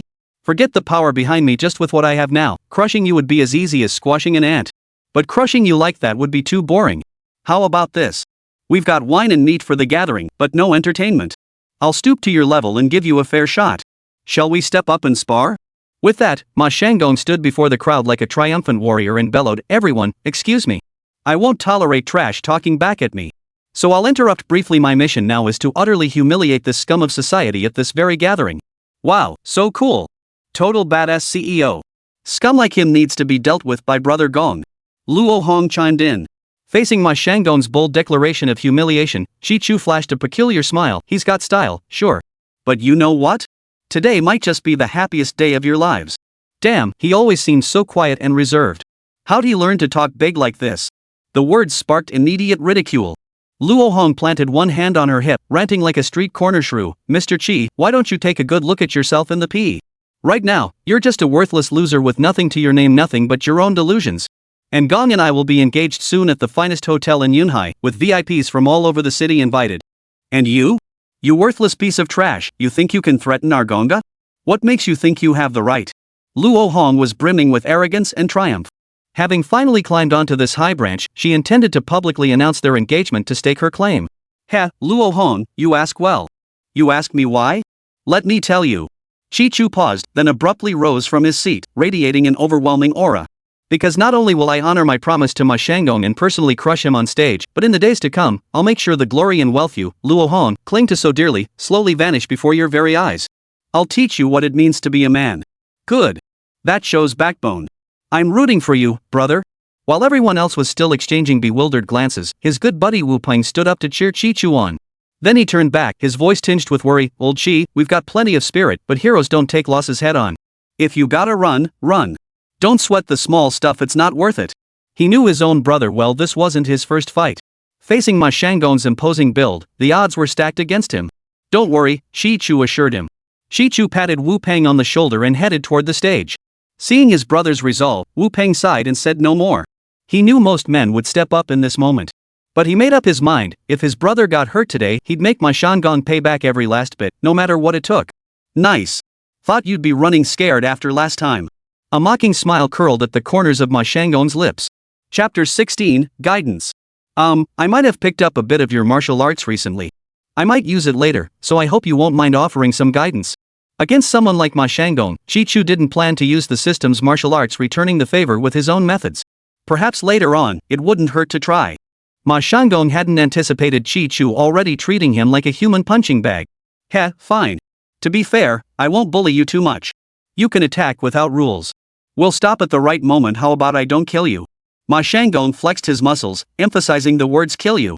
"That's exactly what I meant." Chi Chu replied indifferently. Their words were polite, but anyone with half a brain could see they were at each other's throats, ready to explode at any moment. As the host, He Saisho was growing increasingly irritated. He inwardly cursed, "Damn it, if you're going to fight, just get it over with. If something goes wrong, won't my spotless record be tarnished?" Wu Peng, however, was different. Though tense, his hand unconsciously gripped a large soup spoon, thinking that if Chi Chu seemed to be losing ground, he'd throw caution to the wind and jump in to take sides. "Ha! How arrogant. Not bad. But I'll warn you now, I don't hold back. If I accidentally leave you with a few cuts or make you spit blood, I've no idea how I'd handle that." Chi Chu locked eyes with Ma Shanggong, leaving him no room to back down. "Ha!" A peculiar expression flashed across Ma Shanggong's face, while the others all laughed. Given the two men's physiques, it was quite comical, especially Luo Hong, who laughed the hardest. Ma Shanggong chuckled and said, "Rest assured on that front. Go ahead and unleash your best moves. I'm making this pledge not just to you, but to everyone here. If Chi Chu manages to hit me, whatever happens afterward, I, Ma Shanggong, will take full responsibility. I won't cause you any trouble, Chi Chu." Freeing the other meant freeing myself. It was all relative. Chi Chu nodded. "That suits me perfectly." With that, the two stood formally at center stage, facing each other. The murderous intent in their eyes was palpable. Ever since beating Chi Chu at home, Ma Shanggong had felt that victory hadn't been satisfying enough. Today, with this long-awaited opportunity, he was determined to shatter the dignity of these three arrogant, six resentful bastards completely before everyone's eyes. The surest way to wound pride? Slap them in the face. To trample them into the dirt. The moment the match began, Ma Shanggong didn't hesitate. He launched a kick straight at Chi Chu's face. He planned to finish him off in one move, trample Chi Chu underfoot, and revel in the crowd's cheers. But this time, he miscalculated. That move that made the girls below the stage scream and all looked utterly ridiculous to Chi Chu. With that kind of force and speed? I could finish my tea, come back, and still land 10 or 8 punches on you before you even touched me. He shifted his body slightly. Chi-Chu seized Ma Shanggong's outstretched leg with his hand and yanked it hard, forcing Ma Shanggong to turn his back to him. From this angle, kicking him in the butt was just right. Let you experience the sensation of flying. Turnabout is fair play. But Chi-Chu's kick sent Ma Shanggong flying like a crow taking flight, landing flat on his ass and nearly shattering into 8 pieces. Chi-Chu didn't want it to end so quickly. That kick had only used 10% of his strength. If he'd really hurt him, that would have been too easy on Ma Shanggong. Holy! That was badass, bro. Wu Peng was completely stunned. No wonder that guy looked like he was holding back laughter earlier. Turns out he was waiting right here for Ma Shanggong. This can't be, impossible. Luo Hong stood frozen, eyes wide with disbelief.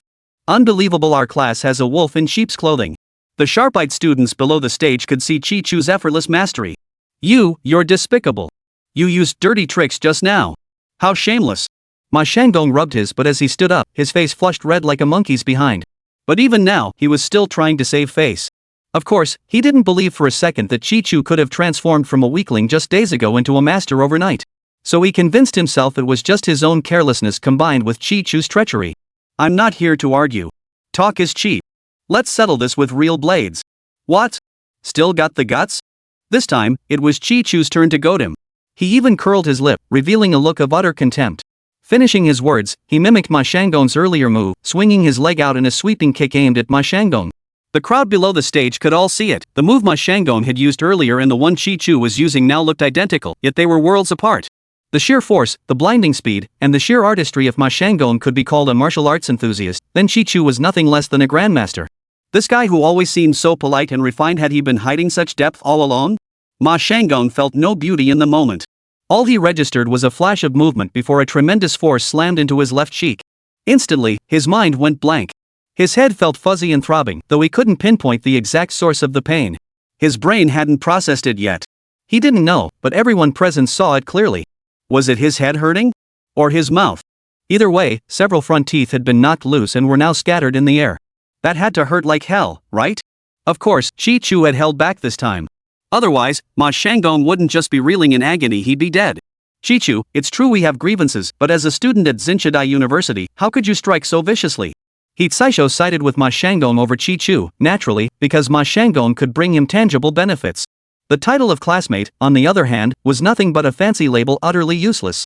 Thus, upon seeing Ma Shanggong get beaten up, he immediately stepped forward to take charge. Before Ma Shanggong and Chi-Chu took the stage, he had imagined countless possible outcomes. He just hadn't anticipated that Ma Shanggong would be the one getting beaten up. He had even imagined that if Chi-Chu were to get beaten up, that would be fine. Once Chi-Chu was beaten senseless and Ma Shanggong had his fill of fun, he could step in to persuade. Class leader, I think you've been in office too long. Your official airs have made your brain too rigid to bend. How long has it been? Mr. Ma Shanggong said we should all enjoy ourselves. If your green onions won't bloom, why are you pretending to be garlic? Chi-Chu despised Heat Saisho's opportunistic betrayal and didn't mince words.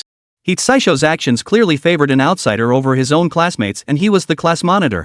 This drew loud boos of contempt from the crowd below the stage. We're just worried you'll cause trouble, and then it won't be good for either of us to explain. Heat Saisho's face flushed with patches of red and green, utterly embarrassed.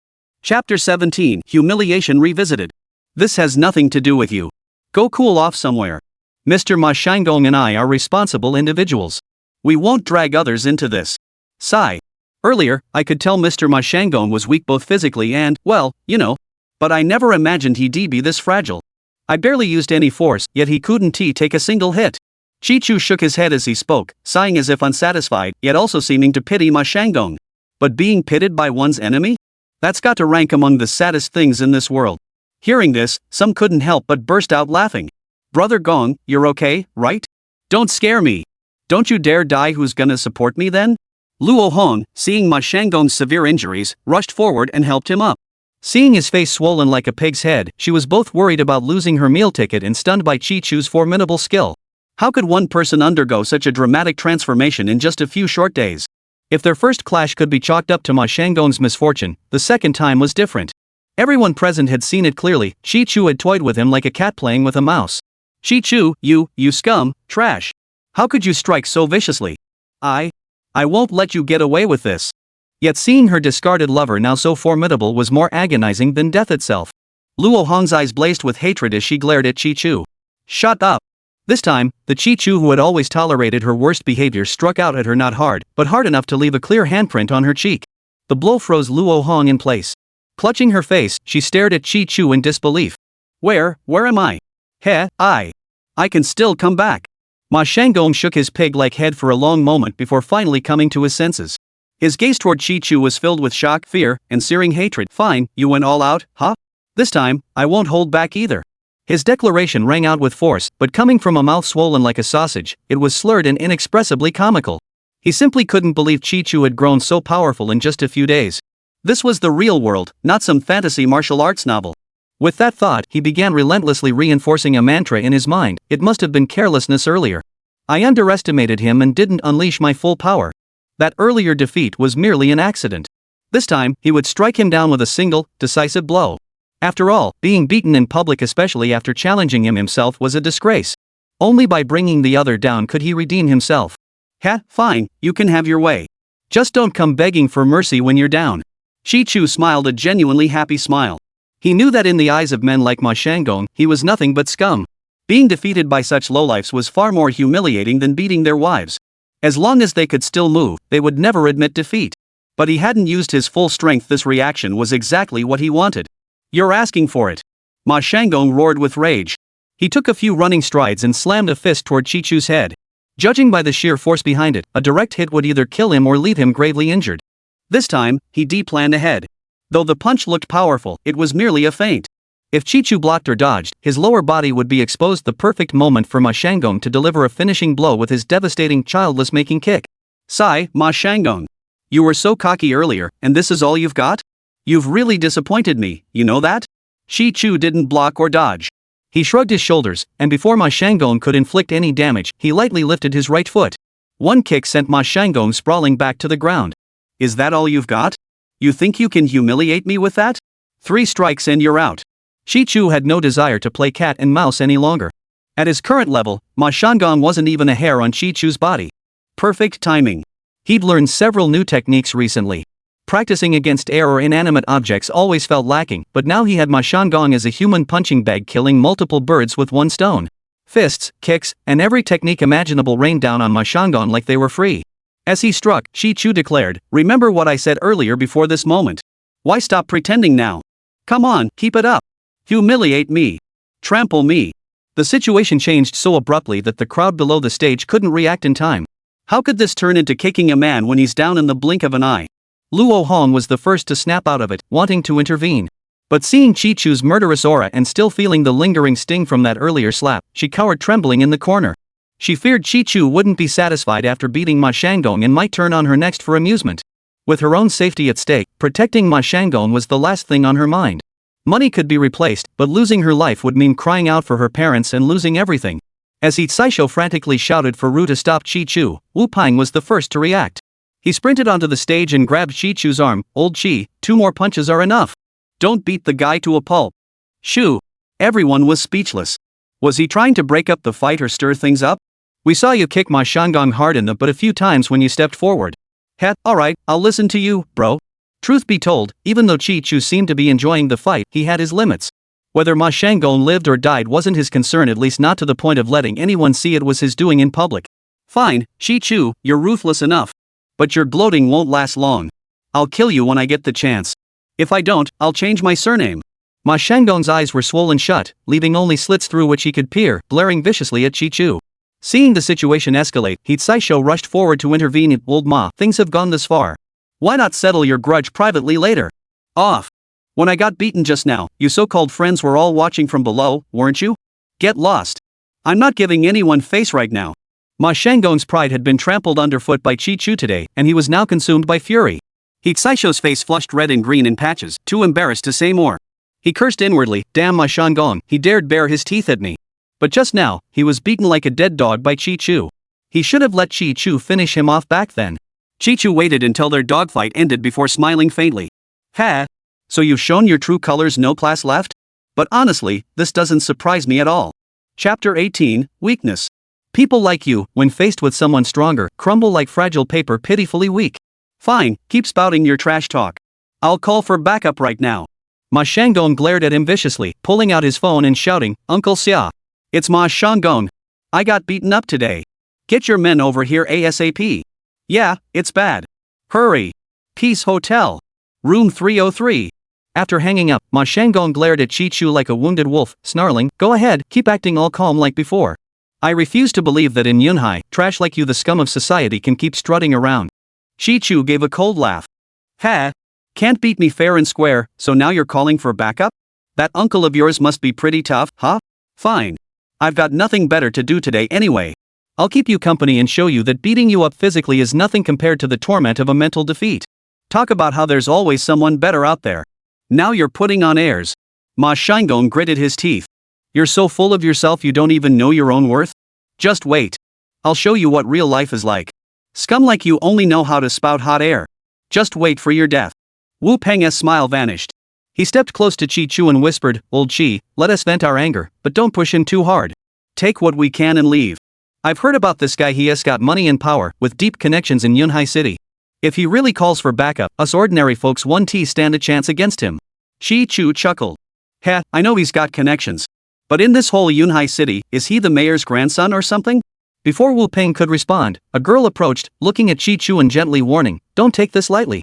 Let me tell you, he may be arrogant, but he has the capital for it. His family is very influential and has connections with many high-ranking officials in the city. It's better not to take the hit now. You should get out of here quickly." This young woman appeared to be around Chi Chu's age. Her silky hair was neatly pulled back into a ponytail, revealing a smooth, snow-white forehead. Her eyes sparkled with intelligence. Though simply dressed, her figure was slender and graceful. Absolutely stunning. Her name was Mu Shui. Though not in Chi Chu's class, as the school's most beautiful girl, Chi Chu had certainly heard of her and had crossed paths with her a few times.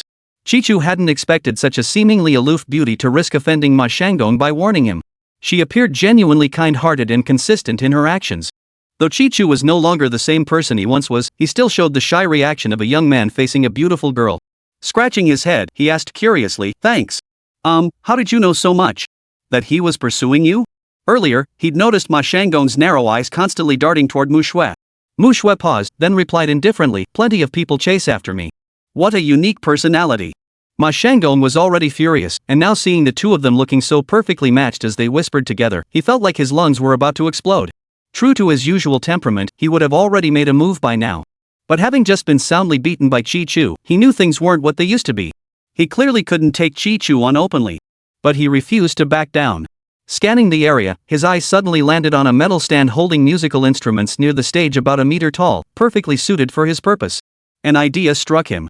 He shifted toward it unobtrusively, snatched the rack, and without hesitation, swung it at Chi Chu. Although Chi Chu hadn't been paying close attention to his movements, he now possessed keen awareness.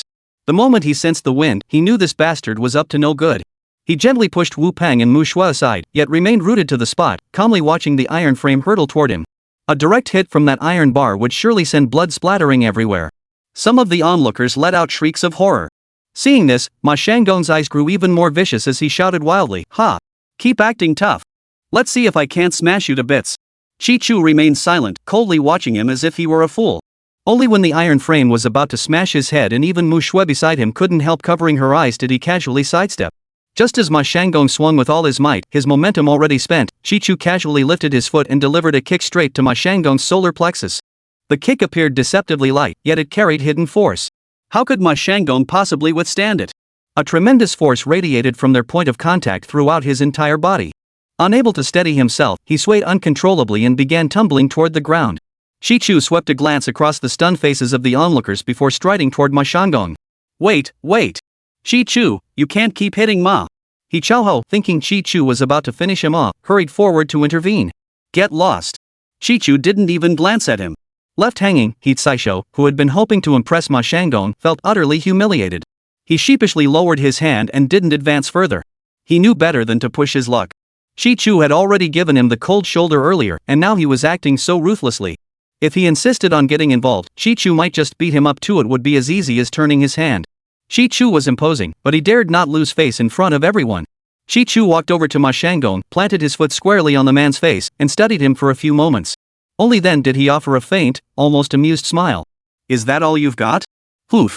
You'd better wait for your reinforcements to arrive before seeking revenge. How about that? You. When had Ma Shanggong ever been trampled underfoot? His chubby face instantly flushed crimson as he struggled to rise. Yet Chi Chu's casual foot now felt like a boulder crushing his head, leaving him utterly immobilized. Luo Hong, witnessing Ma Shanggong's humiliation, felt his own face burn with shame. He instinctively lunged forward to drag his comrade free, but the moment his thoughts formed, his gaze inadvertently met Chi Chu's sweeping glance. A chill instantly ran down his spine. This man seemed like a different person. When had he become so imposing? Recalling the words Chi Chu had spoken to her earlier, she began to wonder if she should believe them. Could he be telling the truth? Her heart plummeted into an icy abyss. But she quickly shook her head, banishing that absurd notion. A penniless boyfriend she'd barely seen in days just because he'd learned a few martial arts moves, could he really change his social standing overnight? Let him bask in his moment of glory now. She'd show him later. Chi Chu was unaware of her thoughts, nor did he care. If he felt any regret now, it was only for his youthful ignorance. But he would be eternally grateful for the experience, for recognizing early on that this was a journey transforming him from boyhood to manhood. Chapter 19, Crushing Defeat. Looking down at Ma Shanggong, whose eyes still blazed with hatred, Chi Chu knew that physical blows alone wouldn't break this man. Both men understood that in public, Chi Chu couldn't resort to more decisive measures. Ma Shanggong showed no fear, convinced his connections were stronger than Chi Chu's. He believed this humiliation could be repaid in the future. What shatters a man most completely is crushing him where he stands tallest. With this realization, he suddenly smiled and casually released Ma Shanggong. Just then, Ma Shanggong's phone rang. Wait for death.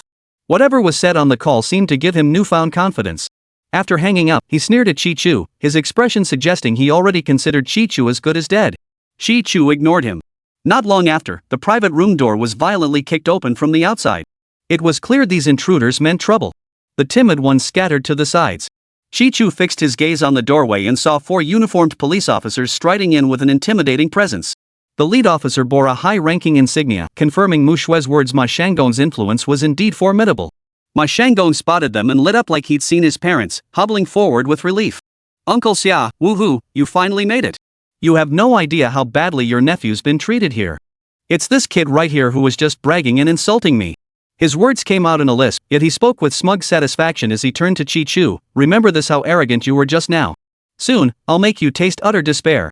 This world isn't for brutes like you, it belongs to those with power and influence. Exactly. We'll make sure this brat learns the bitter lesson of crossing us. Luo Hong also hardened her stance, her gaze fixed on Chi Chu, filled with hatred.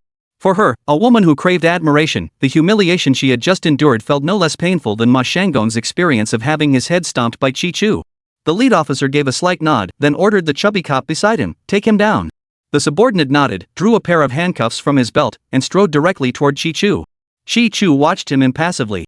Just as the officer approached, Chi Chu didn't expect Mu Shue to step forward again. Officer, she said, isn't this a bit rash? The truth is, up until now, Chi Chu has been the passive party. If you don't believe me, feel free to ask anyone here to testify. The burly officer glanced at her, his gaze lingering more on her figure, especially her chest. He chuckled and said, hey, sweetheart, step aside. Don't obstruct me in the line of duty. Or else, I'll cuff you too, and don't blame me. Mu Shue furrowed her beautiful brows and replied, we haven't broken any laws. The chubby cop sneered coldly. You say you haven't broken the law, so you haven't? When did it become your call? Today he assaulted someone in public, that alone is enough to make him pay. You'd better back off. Otherwise, you'll get a taste of my iron fist, and regret won't help you then. Mu Shue tried to protest further, but Chi Chu placed a hand on her arm and gently pulled her aside.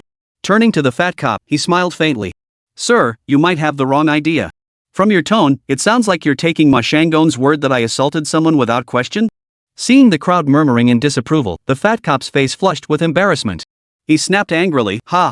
Still got a sharp tongue, huh? Who represents the law here, you or us? You're just a wet behind-the-ears brat who doesn't know his place, daring to provoke the Ma family's young master in Yunhai.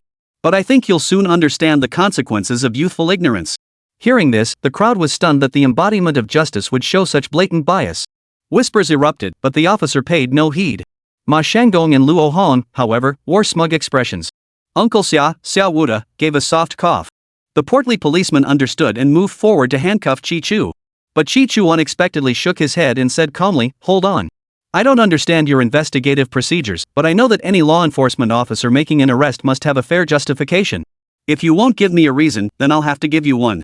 The chubby cop froze, staring at him in disbelief. But he quickly laughed, a mocking kind of laugh. Heh, you put on quite the act. But you're caught in my hands. Xia Wuda barked from behind, enough chatter. Hurry up. Once we haul him back to the station, we can do whatever we want with him. Why waste words on a piece of scum, a loser? Haha, boss, you're absolutely right. The fat cop nodded obsequiously, then turned to Chi-Chu with a sudden change in expression. You hear that?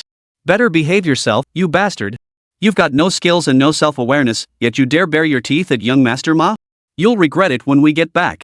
You're not even trying to hide your bias. Chi-Chu sneered inwardly. Reality is reality, but doing this in public? How embarrassing. Chi-Chu smiled faintly. I overheard that bastard Ma Shanggong calling you just now. That being the case, I have reason to suspect you lot are in cahoots. If you want my cooperation, better show me your police badges. Otherwise, forgive me for being suspicious. The fat cop sneered coldly. Oh ho, playing the tough guy now? Fine. You little piece of trash, just wait till we get back to the station. You'll be begging me to call me grandpa. Chi-Chu had been calm until now, but at those words, his gaze sharpened instantly. He lunged forward, yanking the fat cop by the collar. His voice was ice cold. Say that again if you want to die. Officers were symbols of authority in everyday life. The fat cop had never encountered such a situation. At this moment, he could scarcely believe what he was experiencing. He stood frozen for a long moment before finally shouting, You bastard, assaulting an officer. Xiao Wuda, Ma Shanggong, and the others were startled at first, then shouted in unison, Don't just stand there. Grab this criminal. The remaining two officers instantly lunged at Chi-Chu like starving tigers pouncing on prey. 3 highly trained officers taking down Chi-Chu, who looked rather scholarly and refined. It seemed like child's play. Those who disapproved of Ma Shanggong and Luo Hong's arrogance and sympathized with Chi-Chu's plight shook their heads in dismay. But Chi-Chu astonished everyone once more. Just as the 2 officers were about to seize him, he suddenly exerted force. As if repelled by a shockwave emanating from him, the officers were flung backward. The officers staggered back several steps, nearly taking a tumble. Chapter 20, Su Xianda. Ma Shanggong stepped forward, laughing loudly as he sneered at Chi-Chu.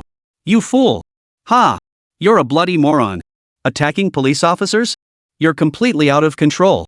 Just you wait, this wasn't going to be a simple beating and a night in the holding cell. Now you won't be seeing the light of day for years. Haha, brother Gong's right. A lowlife like him doesn't have your kind of insight, he just acts on animal instinct. Luo Hong chimed in with her own mockery. Her gleeful, eager expression made it seem as though Chi-Chu had killed her father. Xiao Wuda's face also twisted into an inexplicable grin as he nodded. What's the order? Take him down. Several disheveled police officers immediately drew their batons and surrounded Chi-Chu from all sides. Chi-Chu remained calm and unhurried, but Wu Pang and Mu Shui beside him were utterly horrified. Just as they were at a loss for what to do, a commanding male voice boomed from behind them, near the private room entrance. Halt! What's going on here? The command struck like a bolt from the blue, instantly freezing Ma Shanggong and his men in their tracks. They whipped their heads around toward the doorway. Chi-Chu looked up and saw a portly man who appeared to be a high-ranking official leading the group, followed by a retinue of subordinates. The leader at the head of the group, however, was someone Chi-Chu recognized. Su Xianda, the nephew of Old Master Su and vice mayor of Yunhai City. Seeing him, Chi-Chu couldn't help but smile. He had thought that if necessary, he might even have to leverage the Su family's influence, and now, by sheer coincidence, here he was. Mayor Su, you're here too? Nothing much, just some fool who not only beats people up everywhere but now attacks police officers. He's completely lawless. I'm assisting the police in apprehending him. Before Chi-Chu could speak to Su Xianda, Ma Shanggong's eyes lit up. Pushing through the crowd, he eagerly jogged over to Su Xianda, bowing and scraping as he explained. Who are you? Calling himself uncle? Su Xianda didn't quite recognize him, looking at Ma Shanggong with a puzzled expression. Well, what can you do? With such high rank and power, he inevitably had all sorts of distant relatives and acquaintances he didn't even know existed. Heh, Mayor Su, with your busy schedule, it's only natural you wouldn't remember me. I'm Ma Shanggong from the Ma family. Earlier this year, I attended the Binhai fireworks gala you hosted with my grandfather, Ma Jun. You even greeted me personally. Ma Shanggong knew full well that the man before him held immense power. Rumors were already circulating that he stood to gain even greater influence in the next election. Therefore, since Su Xianda didn't seem to hold him in high regard, Ma Shanggong dared not show the slightest hint of dissatisfaction. Besides, in his current state, even his own mother back home might not recognize him. But today, Chi-Chu was finished. Everyone knew that during his tenure, the mayor had prioritized security above all else. Chi-Chu had dared to attack a police officer. Falling into his hands meant his crimes would be compounded. Oh, I see. As expected, Su Xianda's tone grew harsher.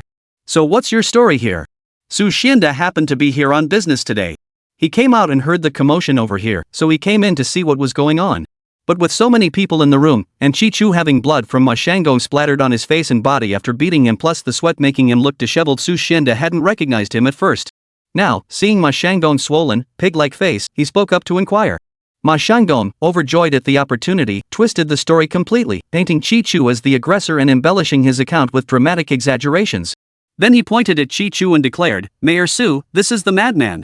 You absolutely must not let him escape justice. Mayor Su, you know the truth, don't believe a word he says. On the contrary, today's incident was entirely instigated by Ma Shanggong. Wu Peng couldn't hold back any longer and stepped forward to defend his brother. So it seems today's incident was instigated by you? Su Xianda gave a slight nod and turned his gaze toward Chi-Chu. Such trivial matters were hardly worth Su Xianda's attention. He'd merely taken a whim to look into it today, he wouldn't waste much more time on it here. Ah, Master Qi, the divine physician. The detached demeanor Su Xianda had maintained until now vanished the moment he recognized Chi-Chu. His expression shifted instantly, radiating delight. He had indeed recognized him. This vibrant young man, still radiating the warmth of recent exertion, was none other than Chi-Chu, who had displayed extraordinary prowess just the other day to save the clan chief. Master, you're too kind. If you ever need anything in Yunhai, just give me a shout. Why go to all this trouble yourself? Is that blood on your face? Are you all right? Should I call a doctor? Ha ha. What a brain I have. You're the master among masters yourself, why would you need to call anyone else? Su Xianda chuckled, a hint of embarrassment creeping into his smile. Ah, Mayor Su, you're too kind. I'm fine, it's not my blood. Chi-Chu felt somewhat overwhelmed by Su Xianda's warmth. After all, not long ago, their positions were worlds apart. He wasn't quite used to such deference from someone so high above him. Oh, well then, no problem. Su Xianda nodded with relief. The crowd fell into stunned silence. How hypocritical is that? What, so everyone else deserves it except Master Qi? But these thoughts remained unspoken. No one present dared voice such questions aloud. I'm sorry to have caused you worry, Mayor Su. Oh, right, I've been busy these past few days and haven't had time to ask. How is old Master Su doing lately? Following your instructions, my uncle has been doing much better lately. Both his physical and mental states are the best they've been in years. All of this is thanks to you. Our entire family doesn't know how to express our gratitude. You're a great benefactor to our family. We're not the type to stand on ceremony. No need to call me mayor or me master. How about just Brother De and Brother Chu? What do you think? Haha, that sounds good. But given our respective positions, Brother De, don't you think younger brother might be a bit presumptuous? Chi-Chu rather liked this unpretentious big shot and didn't bother with formalities. Not at all, not at all. It's my honor, Su Xianda. Su Xianda hastened to say. Su Xianda held genuine admiration for Chi-Chu, bold, neither servile nor arrogant, and technically exceptional. At his age, no, regardless of age, he was truly an outstanding figure.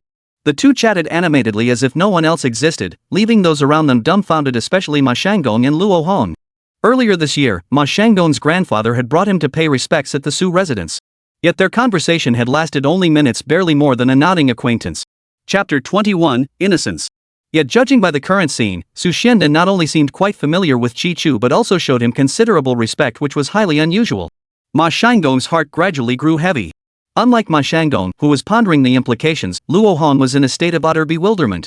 She believed she knew the Qi family inside out. How could Mayor Su now address them as Master Su? No, this must be some kind of hallucination. Mayor Su, the situation is this.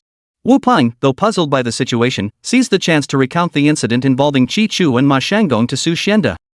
I knew you were innocent, brother. Su Xianda nodded, then turned to Saisho and said, this gathering Wu Peng mentioned you organized it. Was it Ma Shanggong who brought it up earlier, and was it pre-arranged? Chi-Chu definitely didn't overstep, right? When the powerful figure whose every move shook Yunhai City fixed his piercing gaze upon him, Saisho instantly grasped the implication. His heart skipped a beat. Ma Shanggong had some connections, but compared to Mayor Su and the Su family, he was no match whatsoever. Aware of the Su family's terrifying power, Saisho knew he had no choice in the matter. Yes, Mayor Su.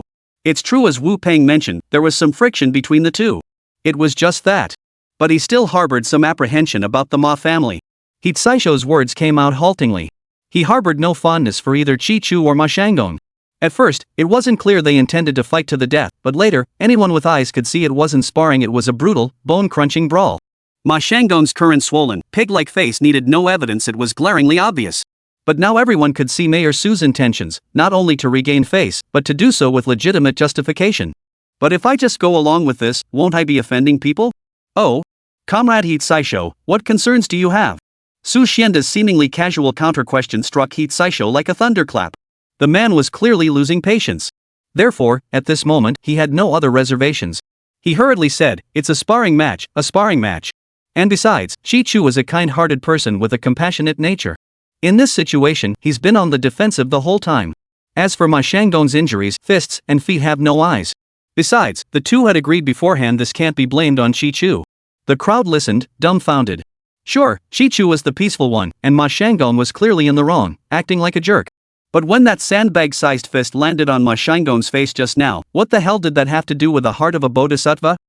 Justice lies in the hearts of the people. Su Xianda nodded with satisfaction, then turned to Ma Shanggong with a hint of mockery in his smile. "Nephew of the Ma family, you heard that too. Do you also believe that fists and feet have no eyes?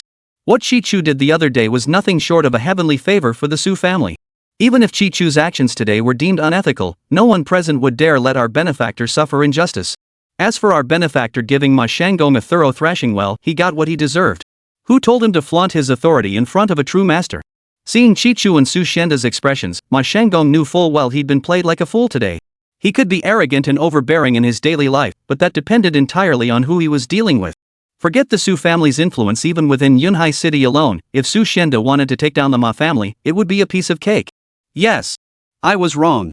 I acted like a spoiled rich kid. I'm sorry.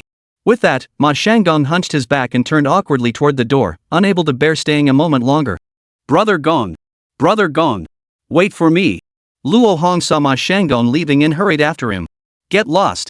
This whole mess is your fault, you jinx." Ma Shanggong, stung by shame and anger, shoved Luo Hong aside and turned to leave without a second glance. This was perfectly normal for Ma Shanggong. After all, he'd seen plenty of women like Luo Hong, those who thought they could climb the social ladder by hooking up with him.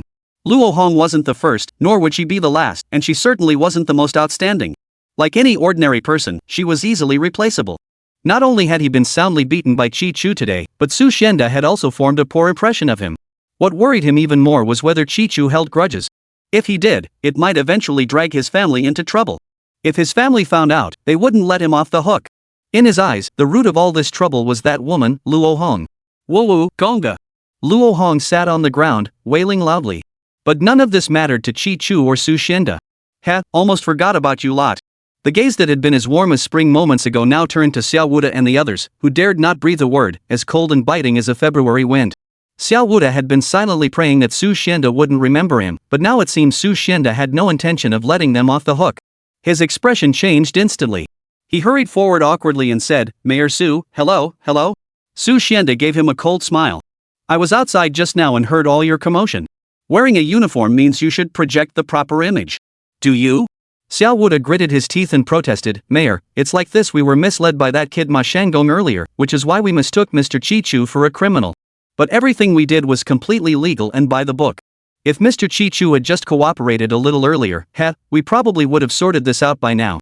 But Mr. Chi-Chu, he thought we were in cahoots with Ma Shanggong. He refused to cooperate and even attacked one of our officers first. He knows full well he's crossed Chi-Chu today, but it's not a capital offense. As long as we make the charges legitimate and get him out, publicly, Su Xianda won't be able to blame me too much." Su Xianda's anger flared as he glared at him. "Cooperate? You needed his cooperation, yet why did you blindly believe one side from the start? Fairness and justice, once you put on that uniform, you forget all about it." Xiao Wuda was instantly silenced, offering only an awkward chuckle. Su Xianda ignored him, turning to Chi-Chu instead. "Brother, rest assured about this matter. Once I return, I'll instruct the relevant departments to conduct a thorough investigation and give you a proper explanation." Chi-Chu rubbed his nose and chuckled. Thanks, big bro. Those guys earlier didn't believe me. If they don't come clean, I'll make them. Didn't expect things to move so fast." Su Xianda understood the implication in his words: no persuasion, no deference. It seemed he was ready to get serious. Chapter 22, Disposition. Nodding thoughtfully, he declared in a solemn tone, "This is my duty. Here, I make a solemn pledge to you and everyone present, if the fault lies with these individuals, regardless of rank, they will face the strictest and most severe punishment." Xiao Wuda and the other officers paled instantly, exclaiming in unison, "Mayor Su, you." Su Xianda merely stared at them coldly, thinking to himself, "You bunch of fools taking bribes from Ma Shanggong and then turning a blind eye? This truly exemplifies the saying, people die for wealth, birds perish for food." Remember, with just the glimpse of skill, Master Chi displayed that day the power to bring the dead back to life. If he were to get angry, crushing you all would be as easy as lifting a finger. He immediately lost all patience and barked, "It's too late now. Take them away. Interrogate them at the relevant department." After speaking, seemingly concerned Chi Chu might object, he immediately turned to him. Brother, what do you think of this handling? Chi Chu nodded. I leave it entirely to your discretion, brother. Su Xianda then glanced at his men. Two burly men approached Deputy Director Xia Wuda with sinister grins. Come on, Deputy Director Xia. You know the way to the station best, don't you? As a veteran cop, Xia Wuda knew exactly what awaited him back at the station. Fear gripped him, making his legs tremble. He turned pleadingly to Chi Chu. Master Chi, I was wrong. I truly regret it. Please, in the name of mercy, consider my two young children. Spare me this once, and for the rest of my life, I'll be your loyal servant. His plea prompted his henchmen to abandon all dignity and join in the begging. The once arrogant, overweight cop, had he not been restrained, would have been prostrating himself before Chi Chu, begging for mercy. Such weakness stood in stark contrast to their earlier arrogance, leaving everyone speechless. Chi Chu remained silent. Su Xianda's men sensed the situation and began escorting the men out. As they reached the doorway, Chi Chu's voice suddenly drifted out, light and detached. Could you gentlemen handling the case please be a little gentler? I'm not one to hold grudges. This society was just like that, a world ruled by the rich and powerful. Chi Chu harbored less hatred for these lackeys than he did for the arrogant and tyrannical Ma Shanggong. What had just transpired was punishment enough for them. Underling, understood, Master Chi. Thank you, Master Chi. Woohoo, Master Chi, you're my reborn benefactor. I'll never forget this kindness for the rest of my life. Xia Wuda and the others felt as if they'd been reborn. Burdened with relief, they wept and sniffled, expressing their gratitude over and over. Su Xianda glanced at Chi Chu, the unflappable young man, and his regard for him grew even deeper. A man with such character and magnanimity was truly worthy of genuine friendship. Chi Chu, too, had his own reward. Just then, that delightful sound echoed in his mind once more. Ding! Congratulations, esteemed host, on your triumphant achievement. To achieve such success, it seems I must embrace the spotlight when necessary. After they left, Su Xianda took Chi Chu's hand and sighed. Ah, young man, it's our fault up above for not doing our job properly, causing you such hardship. Chi Chu waved it off with a smile. Not at all. I didn't lose out just now. Hearing this, everyone couldn't help but laugh, especially Mu Shui, whose naturally beautiful features were accentuated by her laughter, drawing all eyes to her. Indeed, if Mayor Su hadn't arrived in time, those officers might have ended up like Ma Shanggong beating Chi Chu for nothing. Su Xianda also laughed heartily. I believe that. But your business is my business, brother. No matter how you look at it, our team was in the wrong. Next time I have a free moment, I'll treat you to a meal. We'll sit down and have a proper chat. Chi Chu nodded with a smile. Of course. After exchanging a few more friendly words, Su Xianda received a call. He told Chi Chu, brother, Kuku just called. She heard you were with me and said to invite you over sometime. Otherwise, she'll make sure you regret it, haha. Hearing this, Chi Chu thought of that delicate girl again and couldn't help but smile. After Su Xianda and his group left, no outsiders remained in the private room. Now, Chi Chu became the center of attention. All eyes were fixed on him, many sharing the same thought. What's this kid's background? How did he suddenly become so skilled in both words and deeds? Someone with Ma Shanggong's background wasn't even his match after all that fuss. He ended up looking like a complete fool. And he was on such familiar terms with the mayor? It was truly baffling. Wu Peng wiggled his eyebrows as he approached Chi Chu. Damn it, old Chi. You're no fair, man. With skills like that, you should have let your brother show off a bit earlier. Chi Chu shook his head with a smile. We're not like that jerk Ma Shanggong. We're kind and peaceful, we don't play those games. Yeah, right. Trying to pull that on me? Wu Peng chuckled. As the two chatted and laughed, the others gathered around. Mu Shui playfully tapped Chi Chu on the shoulder and pouted. Wu Peng's right. You're such a badass. No wonder you weren't in a hurry earlier, you left me hanging. She trailed off, unable to continue. The others immediately caught on and started teasing her, making Mu Shui's pretty face flush as red as a monkey's butt. She shot Chi Chu a coyly embarrassed glare. Chi Chu gave a wry smile. Alright, it's my fault for making you worry. But since our class beauty Mu is so loyal, I'll repay your kindness with unwavering devotion. Everyone laughed heartily. Some girls, ever the gossip, teased Mu Shui. See? Compared to some of your admirers, Chi Chu from our class is far more considerate. Swear, you've picked a great guy this time. Listening to their chatter, Chi Chu grew increasingly uneasy. This sounded suspiciously like they were trying to set him up with someone. Mu Shui was beautiful and loyal, but after what happened with Luo Hong, Chi Chu had little interest left. He wanted to slip away, but that would be a slap in the face to Mu Shui. He smiled and said, well, Mu Shui, the gathering's winding down. I've got things to attend to, so I'll take my leave. Thanks for standing by me today, I'll make sure to repay your kindness another time. Hearing he was leaving, Mu Shui immediately grew anxious. I still have something I need to talk to you about. Why the rush? Chi Chu hesitated. Before he could finish, several girls chimed in. What are you hesitating for? This is an opportunity most guys would kill for. Don't be ungrateful. Yeah. Even if you're leaving, you should walk Schwer home. You can chat along the way. How perfect would that be? Heh, exactly. We were planning to head back together anyway. Since Schwer needs to talk to you, why not go together? Shi Chu gave a wry smile. Before he could respond, Wu Peng chimed in. Old Chi, don't be such an ingrate. Since the gorgeous Mu Shui needs you, just make some time for her. Chi Chu was both amused and exasperated. He glanced at Mu Shui. Chapter 23, Treating Her. Mu Shui nodded with a faint smile. It won't take long. Seeing this, Chi Chu could only nod in agreement. A few people in the crowd teased with laughter. Have a good time, you too. Old Shi, you better take good care of the gorgeous Mu Shui. Of course, no taking her to a hotel, haha. Hearing the teasing, Mu Shui's snow-white face flushed crimson with embarrassment. She lowered her head and tugged Chi Chu, hurrying them toward the exit. Amidst the clamor, He Saisho, who had always seemed like an outsider, now blended into the background like a transparent figure. Watching the perfectly matched couple, he silently sighed. Today, I won't dwell on how this gathering turned out, but at least I, as the organizer, was a complete failure. How blind I must have been. With a heavyweight like Chi Chu in our class, I actually offended him over that petty jerk Ma Shanggong. I just don't know if I'll ever be able to mend this friendship. As Chi Chu approached the doorway, he spotted Luo Hong still sitting there. Luo Hong spotted him too, her face flushing awkwardly. She opened her mouth, then softly called out, Chu Chu. Luo Hong had come to a realization in that moment. Mayor Su, a figure even Ma Shanggong fawned over, had shown such profound respect toward Chi Chu. This proved that something significant must have happened recently. Whatever it was that her former lover, the man she once looked down upon, had done, had completely reversed her circumstances. As for what exactly had happened, she didn't know, nor did she need to know. She knew there was only one thing she needed to do now. After Ma Shanggong had cast her aside, this mind before her was the only one left to cling to. You can't sit here. Chi Chu smiled faintly, then turned without a backward glance and headed downstairs. A vain, ungrateful person was simply not worthy of pity. Chi Chu. Mu Shui shot Luo Hong a contemptuous glance before catching up to Chi Chu. So that's how it is. I just heard Mayor Su call you some kind of master physician. I figured if he respects you that much, you must be incredibly skilled. Skills aside, let's not get into that now.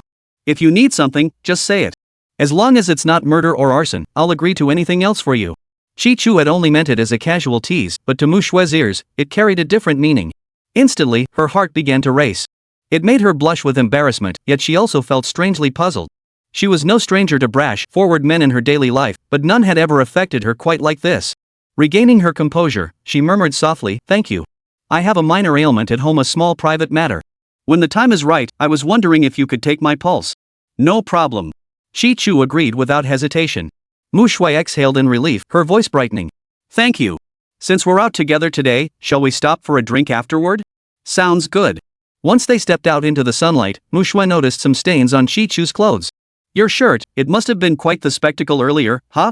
Let's go buy you some new clothes together. People's faces in trees bark, you can't just walk around like that drawing attention. Chi Chu looked down and realized she was right. He hadn't noticed before, but the stains must have splattered from Ma Shanggong's blood earlier. Now that Mu Shui had pointed it out, he felt a bit uncomfortable all over. Clothes could be simple, but they absolutely couldn't be filthy. All right. Chi Chu had no particular demands for clothes, just comfort and discretion. But Mu Shui seemed to have other ideas. Arriving at the place, the dazzling splendor before them made it clear the prices here would likely be astronomical. Even though he had a bit of money now, he still valued thrift and frugality. Besides, he was used to dressing this way. If his mother found out, she'd surely be heartbroken. She just smiled wryly and said, This is a bit too high-end, isn't it? When one has confidence, they can comfortably and openly admit their shortcomings. Take many wealthy individuals, for instance. They might wear street stall clothes costing mere tens of dollars, not because they couldn't afford better, and no one would look down on them for it. On the contrary, they'd even regard it as a virtue. Chi Chu had reached that level of composure. He knew that with his current standing, even the most extravagant luxury goods were well within his means. Moreover, given time, even this towering building before him felt within his grasp. After all, the Su family incident had broadened his horizons. The future lay wide open before him. But truth be told, now that money was within easy reach, Chi Chu's greater pursuit was advancing his system's realm. He wanted peace for himself and his family. At this point, you're still trying to play dumb? Mu Shui shot him a withering glance and tugged him along. Come on, this one's on me. Consider it my way of repaying you for your help. Fine then. Chi Chu didn't hesitate. A grown man shouldn't be too fussy. Since Mu Shui had brought him here, he assumed she knew what she was doing. Stepping inside, Shichu stood out starkly against the gilded splendor, his clothes stained and worn. Yet he remained utterly composed. This earned him a few more points in Mu Shue's eyes as she quietly observed him from the side. Mature character, consistent inside and out, unshakable as a mountain. Good day, Miss Mu. The two entered a shop where the staff treated Mu Shue with utmost respect. Shichu looked on, slightly surprised. Though he'd assumed Mu Shue came from a modestly well-off family during their previous interactions, he never expected this girl to be either a regular customer or the owner. Shichu's already tall frame, now enhanced by his cultivation of true qi, radiated not just good looks but an aura of presence. Dressed in fresh attire, he instantly drew attention. After Shichu and Mu Shue left the shop, the previously professional female staff immediately started gossiping. Wow, that guy was so handsome. A bit of a rogue, but he seemed genuinely nice.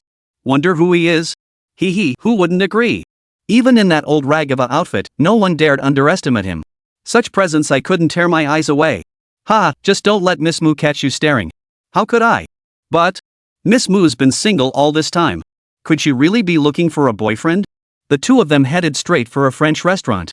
Shichu hadn't skimped on the party earlier, he'd fought his fill and eaten his fill. But Mu Shue was different. A proper lady, and with all the commotion caused by Shichu and Ma Shanggong, she hadn't gotten a bite. After entering, they sat across from each other. Soon, a waiter brought over the menu. Shichu, what would you like to eat? Mu Shue asked, menu in hand. You decide. You're the main eater here, I'm just tagging along. Whatever you order, I'll have a little of that. I'm not really that hungry. Shichu replied jokingly. Mu Shue couldn't help but smile, then began selecting dishes with earnest focus. Chapter 24, Low Profile. Shichu watched her order with a smile. Is this outfit comfortable enough for you? After finishing her order, Mu Shue unconsciously sat up straighter. This instantly made her already ample bosom appear even more prominent, while the curve connecting her waist to her hip seemed even more exquisite. Very comfortable. Shichu shifted his body slightly. Shichu, how did you, so young, acquire such remarkable abilities that even Mayor Su treats you with such respect? While waiting, Mu Shue voiced the question that had lingered in her mind. Shichu smiled faintly and murmured softly, it's nothing much. Perhaps it's divine favor. I love learning, and I've been guided by extraordinary mentors. I just got lucky and picked up a few things along the way. Shichu was being modest, his words half truth, half joke. Clearly, his answer didn't quite match Mu Shue's expectations. In this era, how could one possibly follow the path of ancient martial heroes? That's all? Mu Shue inquired. Of course. What else did you expect? Seeing her determined to get to the bottom of things, Shichu couldn't help but smile. Mu Shue pouted. I thought. Never mind. As long as you help me out when the time comes, I'll definitely repay you. I'm telling you the truth. Whether you believe it or not, it's just how it is. Shichu shrugged and said, as for repaying me, well, even if it's not for this outfit, just for your loyalty at the party earlier, I'll be your friend from now on as long as you're okay with it. Mu Shue smiled, her lips pressed together. What's up? Shichu was a bit baffled. Mu Shue shot him a look and murmured softly, the way you put it makes it sound like we're some kind of sworn brothers or something. Well then, we'll be buddies from now on. Get lost. I don't want that. Shichu merely smiled faintly, choosing not to dwell on it. This made the girl's expression flicker with unease again, unsure if she'd said something too forward that had led Shichu's thoughts astray. Just then, Shichu was the first to catch a whiff of perfume drifting his way. Shue's here too. Who's this gentleman across from you? The owner of that fragrance spoke up. However, after glancing at her once, Shichu dared not look again, quickly shifting his gaze to the man beside her. Otherwise, he feared his untroubled Tao heart might show signs of disturbance. This woman had likely just come straight from yoga class, still wearing her form-fitting yoga pants without changing before heading to the restaurant. She might not have Mu Shue's stunning beauty, but this outfit, which left nothing to the imagination, certainly drew attention. Shichu calmly glanced at the man beside this alluring woman, who was also dressed in athletic wear. Despite his strenuous efforts to conceal and control it, Shichu could still tell that his gaze never left the woman's hips and chest. But Shichu understood being around such a sexy woman truly tested one's self-control. Hey, sis, you're here. Oh, this is my friend, Shichu. Shichu, this is my cousin. Though Mu Shue tried to hide it, Shichu could tell she wasn't exactly thrilled about this cousin of hers. It was easy to understand why. With a cousin like this, not only would she compete for attention from men, but she'd also be a liability to her own image. Mu Shue had plenty of reasons to dislike her. She knew, this lovely lady, is she your cousin? The man beside Mu Shue's cousin's eyes lit up as he looked at her and asked. This man was in his 30s, dressed in designer labels, and styled with sharp precision. How to put it? He looked just like the kind of elite you see on TV. Yes, she's the precious daughter of my uncle's family, my dear little cousin Mu Shue, Her almond-shaped eyes darted toward Chi-Chu as she continued, as for this Mr. Chi-Chu. Given my little cousin Schwer's character, she doesn't usually bring people along. But if she did, who knows? He might just end up being my future brother-in-law someday, ha. Though Chi-Nu was a bit loud, her outgoing personality didn't bother Chi-Chu, so he didn't feel the need to defend himself. Heh, that's great. Perfect timing, shall we all dine together? The man glanced at Chi-Chu, clearly not intending to seek his opinion. Miss Mu Shui, I'm Wu Zhongshu. After introducing himself to Mu Shui, perhaps to avoid looking awkward, he tossed Chi-Chu a business card. Chi-Chu couldn't fathom why this fellow harbored such subtle hostility toward him. Was it simply a case of like repels like? But I wasn't planning on competing with you for anything, was I? He glanced casually at the card. This Wu Zhongshu seemed to be doing quite well for himself, head of a branch office for a major corporation, a young man with ambition. Sorry, I don't have a business card. Seeing Wu Zhongshu studying him thoughtfully, Chi-Chu shrugged and replied honestly, understanding the implication. A fleeting sneer touched Wu Zhongshu's lips before he waved it off magnanimously with a smile.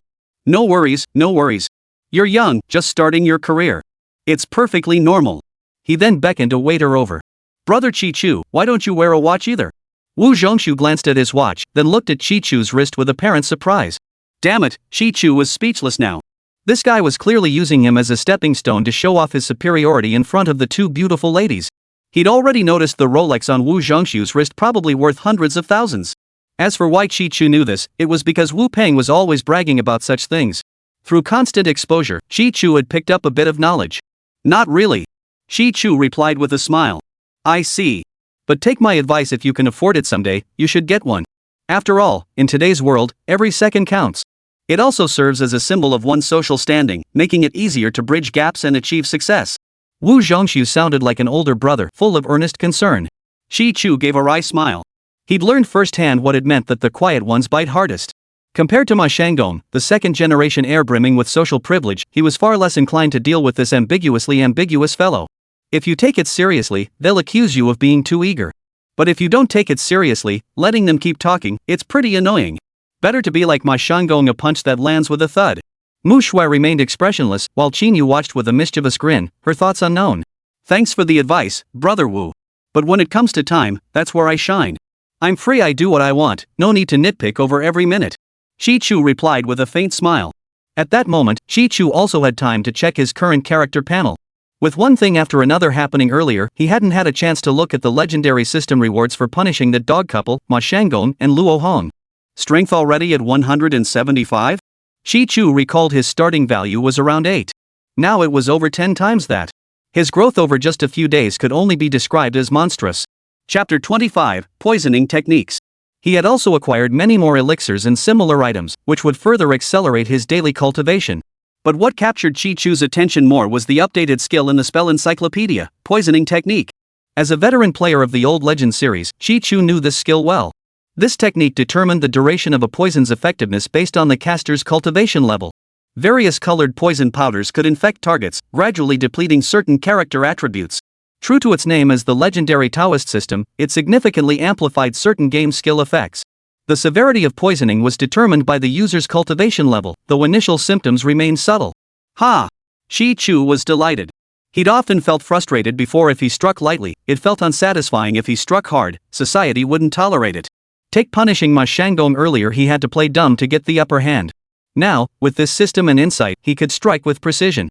Being the underdog wasn't so bad after all. Of course, every coin has two sides. Poison could harm or heal. As his cultivation rose, so too would his capabilities. While Chi-Chu was still lost in his own thoughts, Wu Zhongshu breathed a sigh of relief. Because judging by Chi-Chu's words, those with abundant time were typically society's ne'er-do-wells, the idle and aimless. If you asked these people about their careers, they'd definitely have none. And the fact that they didn't even have business cards or fancy watches only reinforced this point. For someone like Wu Zhongshu, who considered himself a social elite, it was hard not to take such a playboy lightly. That won't do, you know. If you want to win over my little Schwer, she might have lower standards, but her family certainly won't. It's best for a guy to have ambition that makes him more attractive, hee hee. Chi-Nu suddenly chimed in with a laugh. Cousin. Mu Shui gave her cousin a coyly embarrassed glance but didn't argue. As Chi-Nu said, a man's true maturity lies in having his own world. Chi-Chu, the way you are now, I'm afraid you can't give a girl that sense of security, right? Wu Zhongshu remarked, glancing at the lovely Mu Shui. I'm fine. Ha! Chi-Chu couldn't be bothered to argue. The guy's intentions were as obvious as Sima Zhao's ambitions, but he himself had no designs on either of the ladies present. There was simply no competition between them. Being treated with such hostility left Chi Chu speechless. Perhaps the designer outfit he just bought had given Wu Zhongshu some misguided impression? But now, the guy probably thought his outfit was borrowed for some pickup scheme. Xinyu chimed in from the side. Schwer might be better off, her family's loaded. But someone like me? My family's just middle of the road. I'm still renting a studio apartment. It's cramped as hell when I pile stuff in, and it's so expensive, over 4,000 a month. My salary's just over 7,000. After food, clothes, and living expenses, I can't save a dime. So broke. While Xinyu was talking, Mu Shui seemed to mutter something under her breath. The others couldn't hear it, but Chi Chu caught every word. Mu Shui muttered, "It's all because of your family's meddling." That's true. In today's society, rent eats up a huge chunk of your income. But it's okay for girls. For guys, if you have the means and ambition, you should still buy your own place. Wu Zhongshu spoke, casting a subtle glance in Chi Chu's direction before continuing. Take my place in the prime downtown area, for instance 3 bedrooms, 2 living rooms, with a view of the Great River right outside my window. But my monthly mortgage alone is over 10,000 yuan. That's what keeps me driven to take my career to the next level. For most people, their mortgage payments should stay under 50% of their income, Wu Zhongshu stated casually, subtly hinting at his own substantial earnings. Xinyu nodded in agreement. With Yunhai sky-high property prices, how could anyone afford a decent place without outside support? Only social elites like you, Manager Wu, with annual salaries in the hundreds of thousands, can manage it. For someone like me, even a 1-bedroom apartment feels like a distant dream. Her gaze shifted to Chi Chu as she added with a smile, though Schwer's family isn't exactly wealthy, they're well respected locally. Chi Chu, if you want to win Schwer over, you'll need to establish yourself professionally. Someone like Manager Wu would be ideal. Otherwise, if you're just loafing around, you'll probably have to keep dreaming. Chi Chu was truly at a loss for words. These two were a perfect match, one speaking in veiled insults, the other delivering subtle jabs behind the scenes. Matching social status matters, but it's not everything. To start labeling people based on such trivial details is downright arrogant. Mu Shui flushed and glanced at Chi Chu before protesting, "Cousin, stop trying to matchmake for me. Chi Chu came today because I needed to ask him for a favor." Ha ha. Wu Zhongshu, buoyed by his beloved's approval, beamed with satisfaction. "Miss Schwer, you're beautiful and graceful, a perfect match for any gentleman. But when seeking a boyfriend, keep your eyes wide open. These days, many Phoenix men dream of getting something for nothing. If you end up losing both your heart and your money, it'll be too late for regrets." You. Seeing this guy getting more and more presumptuous, Chi Chu was furious. Just as he was about to get up and leave, he felt his phone vibrate in his pocket, a notification sound. He pulled it out and glanced at the screen, then looked up in surprise. A few tables away, Su Leikei and her friends were having a meal together. What a small world. Lukik was talking to the waiter about something. When she saw Chi Chu looking at her, she gave him a slightly strange smile. Chi Chu gave a wry smile. She must have noticed him the moment he and Mu Shui walked in. Which meant she was fully aware of the injustice he was enduring right now.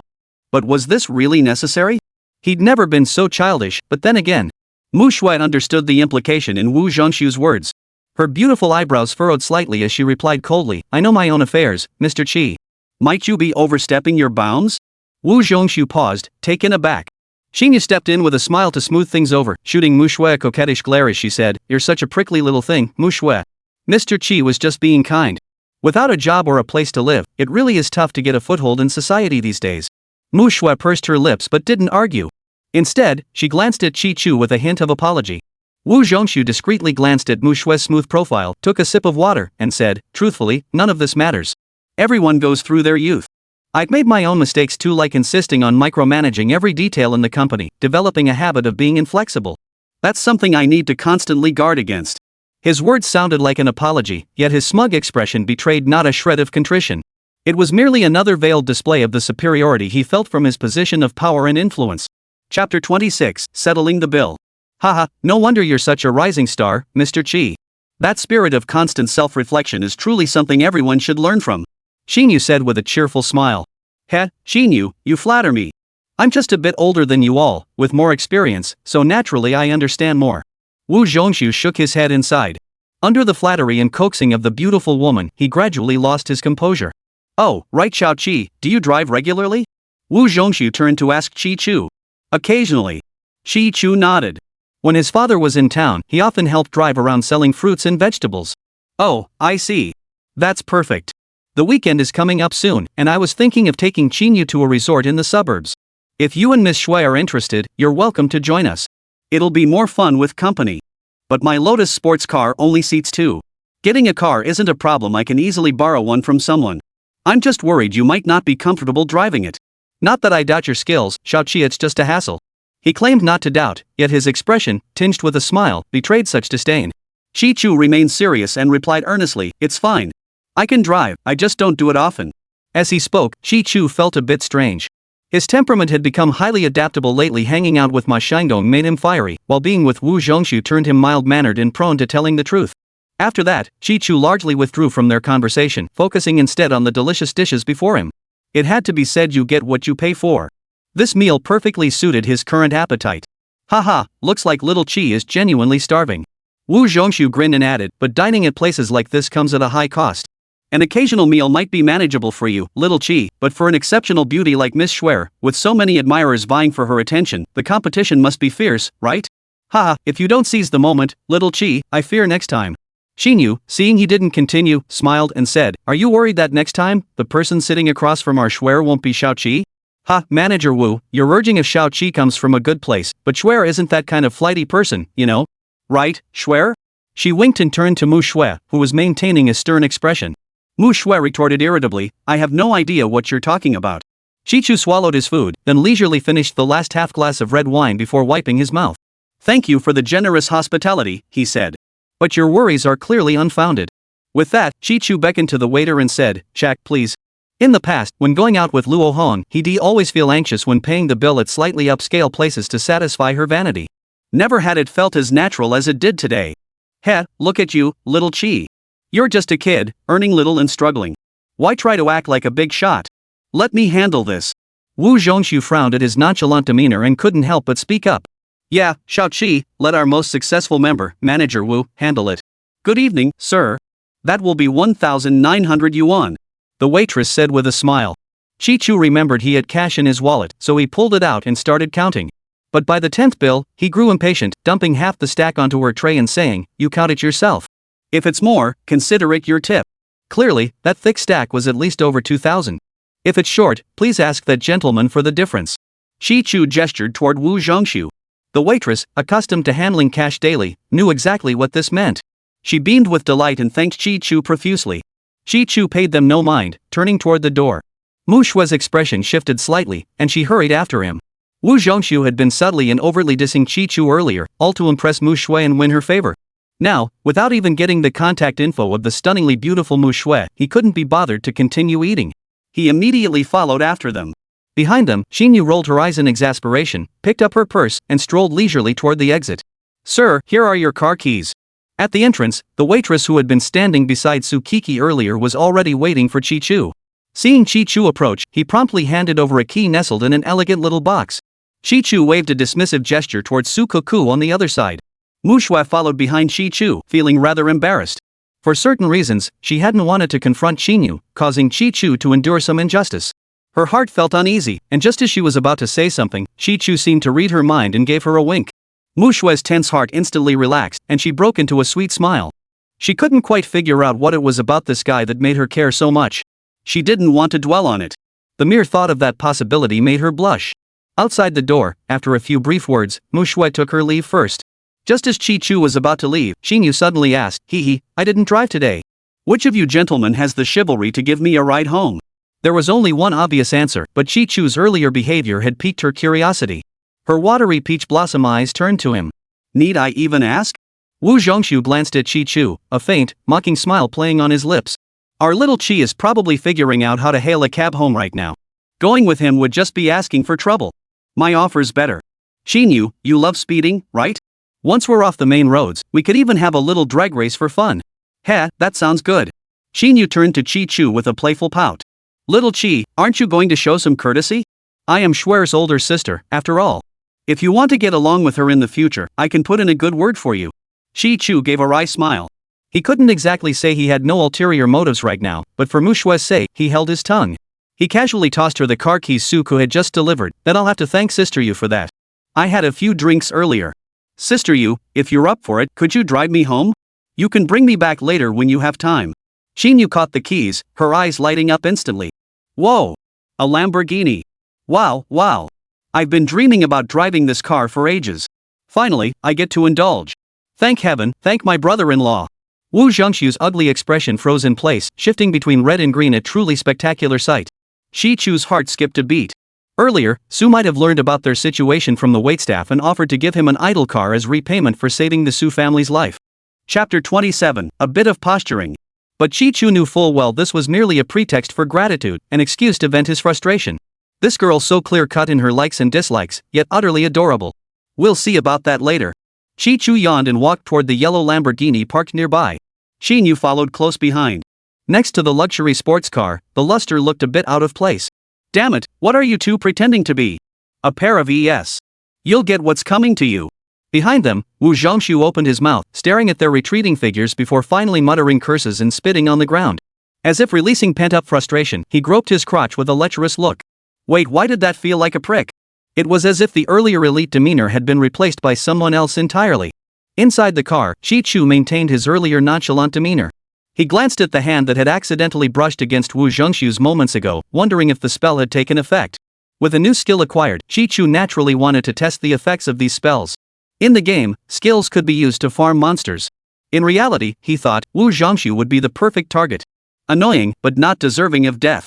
This trial run was meant to deliver a minor punishment. He enjoyed flirting with women and showing off, didn't he? Let him go without it for a while, see if that wouldn't make him frantic and learn his lesson. Shi Chu had returned to his mother's home this time. Upon entering, the household had a surprise in store for him. Because his mother was ill, his father Qi Yancher had returned to their hometown to raise money and find work.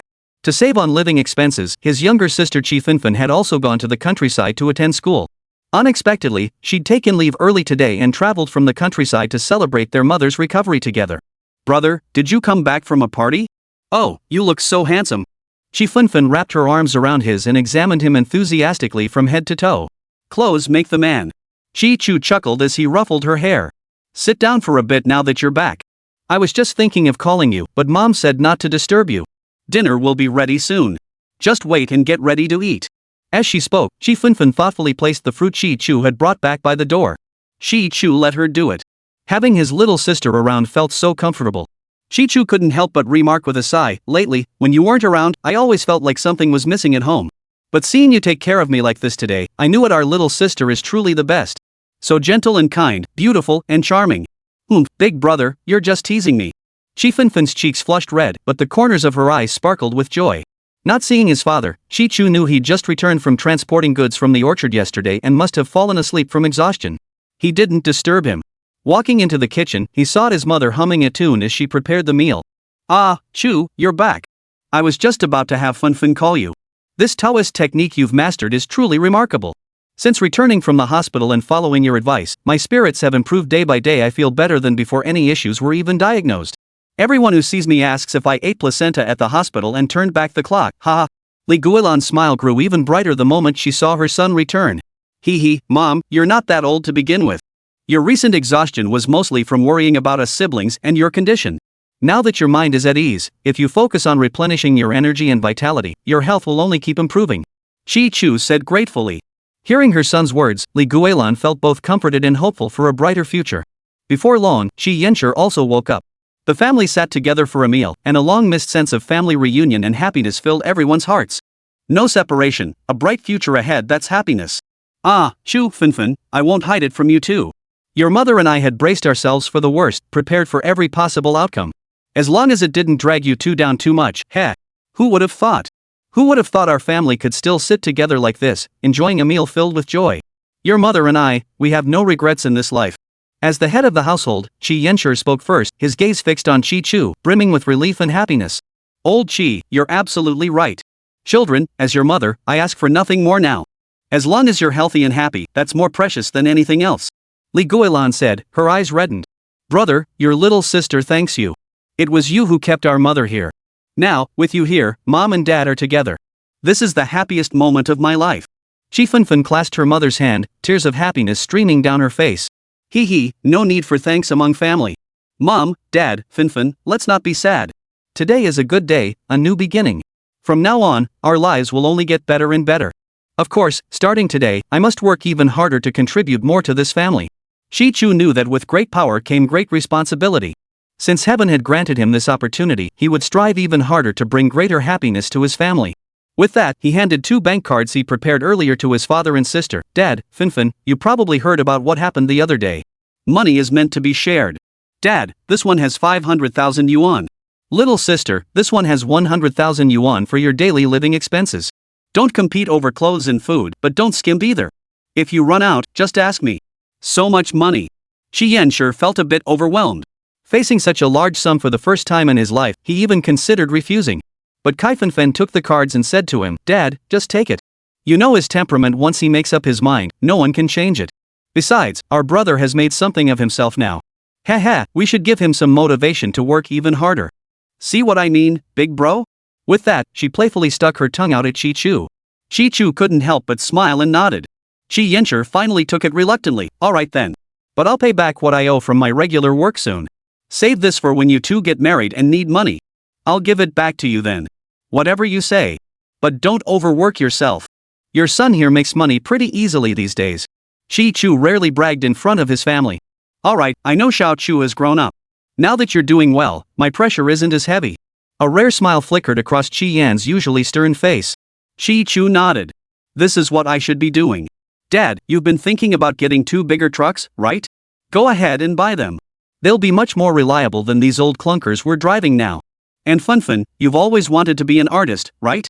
When you have free time, invest in lessons with a master. But let's agree on one thing first, hobbies are fine, but serious studies come first. Your grades can't suffer. Chapter 28, Confidence. Keep these cards safe. I'll keep adding money to them from time to time. Shi Chu's thoughtfulness deeply moved both his father and Chi Funfun. Yet when it came to his continued deposits, the others weren't entirely convinced. Your mom and I are both healthy, we're not ancient.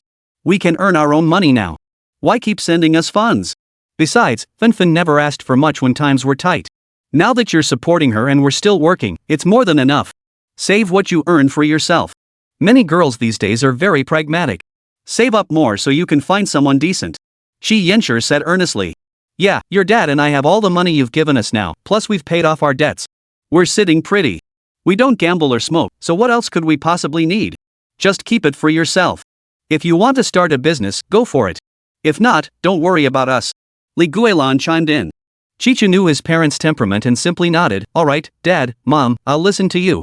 But let's agree on one thing first, if there's trouble, we family members need to know about it. Don't be like those old folks online who just grit their teeth and suffer in silence, got it? Money is meant to be spent. When it's gone, we'll earn more. You know very well that with my medical skills, making money is no big deal. You two can focus on your work, but when it comes to enjoying life, just enjoy it. Leave the rest to me. Chi Chu now radiated confidence, the kind born from true capability. Heh, that's true. Our son's really made something of himself. Shi Yanshi remarked with emotion. Li Guilan and Shi Funfun naturally had nothing more to say. Chi Chu had clearly become the pillar of this little family. Bang! After the serious matters were settled, everyone sat down to eat. Just as the family was chatting and laughing in harmony, a series of violent kicks suddenly echoed from the doorway. The kicks came one after another, as if the person wouldn't stop until the door was kicked to pieces. Shi Yanshi, Li Guilan, and Shi Funfun all looked utterly bewildered. Especially Chi Funfun at such a young age, confronted with this sudden disturbance, her slender body trembled like a startled little bird. It's okay, everyone. Don't be afraid. I'll go check. A flash of anger crossed Chi Chu's eyes as he rose and headed for the doorway. Opening the door, Chi Chu saw several burly men standing outside, varying in height and build, but united by one common trait, menacing expressions. Is this the Chi residence? Do you know who Chi Chu is? The scarred leader glared at Chi Chu menacingly. Chi Chu met his gaze calmly and replied flatly, I am. You've got some guts, kid. No wonder you dared to mess with the big boss. But just you wait, we'll make you wish you were dead. The scarred man sneered with a sinister grin. Though these men hadn't revealed their identities, Chi Chu caught glimpses of tiger head tattoos on their necks. The Tiger Head Gang. This was a notorious underground organization in Yunhai City. They frequently made local news for their outrageous crimes, yet despite members being arrested regularly, the organization itself remained untouched. Chi Chu despised such groups. He had once been a law-abiding citizen and rarely caused trouble now. His first enemy was undoubtedly Ma Shanggong. But given his knowledge of Chi Chu's connection to Su Xianda, how could he dare retaliate so brazenly? He might be arrogant, but he wasn't suicidal. Who else could it be? Are there really that many local tyrants in this world? Of course, if you insist on thinking I'm the one who's messed with your local tyrant, then so be it. But let me warn you in advance, if I dare to dig up your father's grave, I can also bury you. Think carefully about that. Chi-Chu stared at these arrogant fools, his eyes flashing with a cold light that seemed to see them as already dead. For thugs who terrorized ordinary folk and treated life with utter contempt, Chi-Chu saw no humanity worth sparing. Seeing Chi-Chu dare to confront them head-on, showing none of the usual panic of someone being confronted at their doorstep, the Tiger Head gang members instantly flew into a rage. They made no attempt to hide their intent, drawing their machetes from the newspapers. But they were disappointed. Facing the gleaming blades, the young man before them remained utterly calm. The underling immediately lunged forward with his blade, but the scarred leader, Long 7, narrowed his eyes and blocked him, coldly grinning at Chi-Chu. Not bad, not bad. You've got some guts. In Yunhai City, those who can stand before our Tiger Head gang without flinching can be counted on one hand. You're one of them.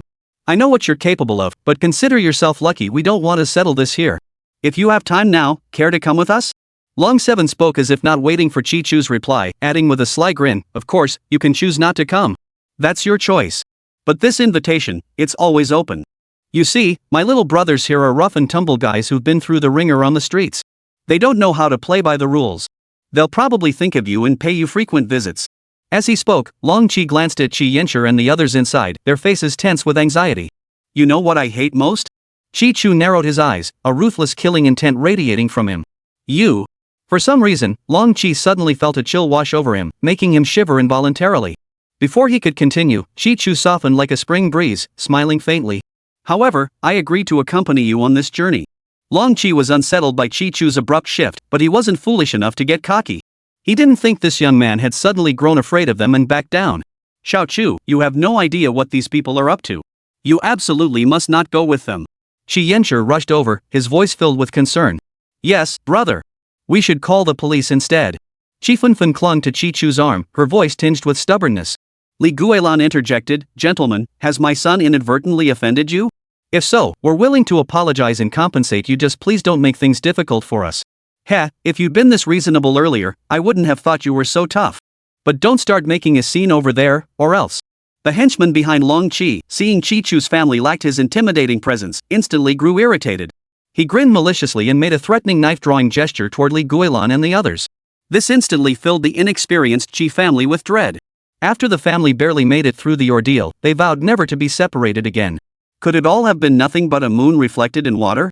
Chi-Chu hadn't finished speaking earlier. What he detested most was threats to the lives of his family. Chapter 29, The Tiger Head Society.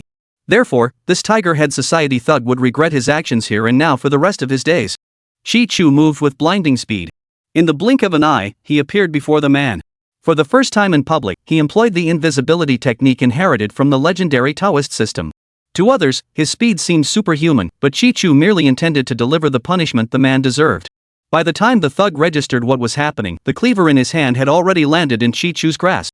The blade, cold and sharp, was now pressed against the man's throat. He dared not move a muscle, his eyes wide with terror. He could feel that the slightest twitch would send the cold steel piercing his throat. Stop! The crowd watched in stunned silence. Just as the Tiger Head gang members were about to lunge at Chi-Chu with their knives, Long 7 roared to halt them. He recognized Chi-Chu's formidable skill and finally understood what the client had warned him about before coming. This man possessed a special talent. But hadn't he been far too vague? Was this all it took to be called skilled? No wonder he's the boss. His mind worked sharper than most. Chi-Chu smiled, then turned to the thug whose legs were trembling. Remember this, he said coldly. This is merely a lesson. Don't you dare let my family suffer even the slightest fright. Otherwise, I know you'll believe what can pierce your throat. What the others didn't know was that a faint black rash was already beginning to appear on the enforcer's throat. Earlier, with Wu Zhongshu, Chi-Chu had merely conducted a small test of his newly mastered poison technique. If Wu Zhongshu had only absorbed one layer, this time would be a full, complete absorption. Without waiting for their reaction, he turned to his parents and said, Dad, Mom, Funfun, put your minds at ease. They won't dare touch me. I'll go meet them, teach them a lesson, and figure out exactly what's going on. Oh, right, I'll be sleeping here tonight. Chi-Chu wasn't reckless. Though he now possessed the legendary Taoist system, his cultivation level remained low, far from invincible. Thus, venturing into enemy territory with their motives unclear truly carried danger.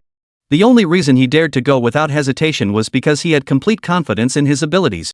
The Su family was his safeguard against many troubles now. And that stealth technique he just displayed before everyone had seemed almost more effortless than when he practiced alone. That would let him come and go freely even when outnumbered. Alright then, Xiao Chu. Be careful out there. Try to negotiate peacefully when possible, don't be too unforgiving even when you're in the right. While Qi Yanchur hesitated, Li Guilan spoke up. She understood her son's temperament. Besides, these past days had shown her firsthand his rapid growth, capable of building connections with powerful families like the Zus through diplomacy, and capable of punching thugs and hooligans through physical strength. Somehow, she found herself trusting him. Heh, you two can rest easy. You know me best, I value my life more than anyone. I'll text you in half an hour to let you know I'm safe. Shi Chu nodded with a smile and led the way downstairs. Watching them leave, Qi Yanchur turned to head back inside. He intended to call the police. But Li Guilan stopped him, shaking her head. What good would the police station do now? Investigating and gathering evidence will take time. Old woman, then what do you suggest we do? Don't leave me hanging. Qi Yanchur watched his wife, who seemed to be holding back, and grew increasingly anxious. Li Guilan pondered for a moment before saying, you don't know, and I haven't had a chance to tell you yet. Little Chu saved the life of the elderly patriarch of Vice Mayor Su's family in Yunhai City. That 1 million yuan was the Su family's way of repaying Little Chu in advance. In Yunhai, who's more powerful than Mayor Su? Finding him will be far more effective than calling the police. Qi Yanchur's frown instantly turned to a smile. He clapped his hands and exclaimed, so that's how it is. That's good, that's good. Old woman, hurry up. You old man, you've forgotten what your son just said? Half an hour. If there's no news by then, we'll talk. But whatever you do, don't cause him trouble. Sigh, I suppose that's the only way. Meanwhile, Qi Chu had already been escorted by Long Qi and the others to their destination. From the outside, it was a lavishly decorated high-end entertainment club. Sparsely parked at the entrance were nothing but luxury cars worth millions, and those coming and going were all elegantly dressed, fashionable high-class individuals. But it was still afternoon. Only at night would this place truly become a gathering place for the elite. Approaching the building and ascending the stairs, the sound of thumping music could be heard inside. The main hall door stood ajar, flanked by 2 burly men with crew cuts standing at attention, their posture strikingly military. But soldiers and the underworld? That seemed a bit incongruous. Just then, the bald-headed man on the left noticed Qi Chu staring at him and snapped impatiently, damn it, get in or get out. What are you looking at? Qi Chu glanced at him and stopped, making no further move. But the man with the crew cut shuddered violently. This aura felt both familiar and strange. It had been over a decade, hadn't it? That kind of killing intent only came from those who had emerged from piles of corpses on the battlefield. But this kid was barely in his 20s. How could he possess such piercing intensity? Impossible. He pondered this, but dared not say another word. Qi Chu seemed oblivious to the commotion around him, yet even without looking, everything in his surroundings was etched into his mind. This legendary Taoist system placed him within a virtual realm, much like a legendary game. Many skills were identical, yet the cold, lifeless NPCs of the game had been replaced by the diverse cast of characters in reality. Moreover, with the system's inheritance, it was like others were in normal mode, hard mode, or hell mode, while he himself was in easy mode. He slowly made his way inside. Though it was still early, once inside, his eyes couldn't take it all in. Amidst the dim, multicolored lights, the place was already bustling with people. And under the hazy glow, many scantily clad, sexy girls were vigorously shaking their hips inside. Qi Chu, who had maintained an unruffled composure these past days, felt his calm begin to stir. The group entered. Boss, as you ordered, I've brought everyone back for you. Long Qi led Qi Chu to the most luxurious room on the top floor and respectfully addressed the man seated on the sofa. The man was dressed casually, plump and rotund, appearing harmless as a wealthy gentleman. But anyone observant would notice the occasional flash of ferocity in his smiling eyes, revealing he was no ordinary man. He was none other than Wang Zhilai, the head of the southern branch of the Tiger Head Society in Yunhai City. Chapter 30, Asking for It. Beside him sat another conspicuous figure, a bald man casually holding a woman in his arms. Only Wang Zilai's right-hand man, Lu Qing, known as Third Brother, would dare to be so blatantly conspicuous here. Wang Zhilai shot Qi Chu a glance, then frowned, his voice darkening. Damn it, little seven. Did you grow no ears or what? You just brought him back here, whole and unharmed? Xiaoqi, what the hell is going on? Didn't I tell you not to bring people here without permission? Lu Qing was cautious and low-key by nature. Now that he'd achieved financial freedom, he wanted even less to be in the public eye. If not for Wang Zhilai's persistent retention, he would have long since retired to the shadows. Third brother, please forgive me. I acted rashly. And big brother, I've taken your words to heart. It's just, I still need to handle some things. Before Long Qi could finish, Wang Zhilai suddenly kicked him hard, snarling, "Ing hell. Not a single thing you were told to do has satisfied me. Did I spend all that money just to keep you on the payroll doing nothing? Damn it, and you're ing useless. Forget about that crippled kid for now. Didn't the intel say his sister came back and she's a real looker? Why didn't you bring her over for us to have some fun? Wang Jilai's rage grew as he unleashed another barrage of punches and kicks on the prone Long Qi. Seeing him lose his temper, no one dared utter a word. But Chi Chu wasn't about to wait. He spoke lightly. "You're the boss around here, huh? Ha? Was it you who just said you wanted to make a move on my sister? Ha, almost forgot about you. What's the matter? I just told Long Qi to bring her over. I'll see if she's pretty enough. If she is, I'll have my fun with her, then make her get on stage to earn money for us." Wang Jilai released Long Qi and sneered at Chi Chu with a taunting challenge. "No problem. I just wanted to confirm. After all, Chi Chu, don't frame anyone even if he's dead." No sooner had the words left his mouth than a blur appeared before Wang Jilai. A hand seized his throat, effortlessly lifting him off the ground. Only then did the crowd recognize the ghostly figure. Who else could it be but Chi Chu? "Ha! You know what? You're lucky. Lucky to have lived this long. Lucky to have seen me." Chi Chu stared coldly at Wang Jilai, who was still struggling. Yet his gaze held no emotion whatsoever, as if he were looking at a corpse. Wang Jilai had risen to become a top dog in the Tiger Head gang precisely because of his ruthlessness and fighting prowess. Yet now, he was being held aloft like a chicken, utterly helpless. This left everyone present utterly stunned. Yet despite their shock, the overwhelming killing intent radiating from Chi Chu held them all back. Not a single soul dared step forward. Long Qi, who had just been brutally beaten by Wang Jilai, was secretly gloating inside. "That bastard was so cocky earlier, refusing to let me finish speaking. Now he's finally seen how formidable this guy is." "Young man, please calm down." Lu Qing, the second in command who had remained largely expressionless and still throughout, now felt compelled to step forward and speak. Unlike typical gangsters, he carried himself with remarkable composure. This stemmed from his long-standing low-key nature within the Tiger Head Society. Moreover, he strongly sensed that the young man before him was no ordinary figure. He sensed that if he didn't step in now, his peaceful life might well be shattered by this young man before him. As for Wang Jilai's life or death, he didn't care much, yet he couldn't afford to ignore it. Wang Jilai could die, but not in front of him. Moreover, with Wang Jilai taking the spotlight up front, Lu Qing could comfortably stay hidden in the shadows. If the sky fell, someone taller would catch it. For both public and private reasons, he had to step forward. "Heh, what? Brotherly loyalty? You want to take the fall for him?" Chi Chu turned his head and gave him a cold smile. Lu Qing had never been known for fighting or toughness in the Tiger Head Society, yet he had risen from a small vendor to become the second in command of the Southern District in Yunhai City, all thanks to his sharp wit. He saw clearly that if he answered yes, he would absolutely meet the same fate as Wang Jilai. "No, no, no. We're all just trying to make a living out here. What can't be discussed? Why push things to a point of no return? Young man, our Tiger Head gang appreciates talent. Seeing your skill, let's talk.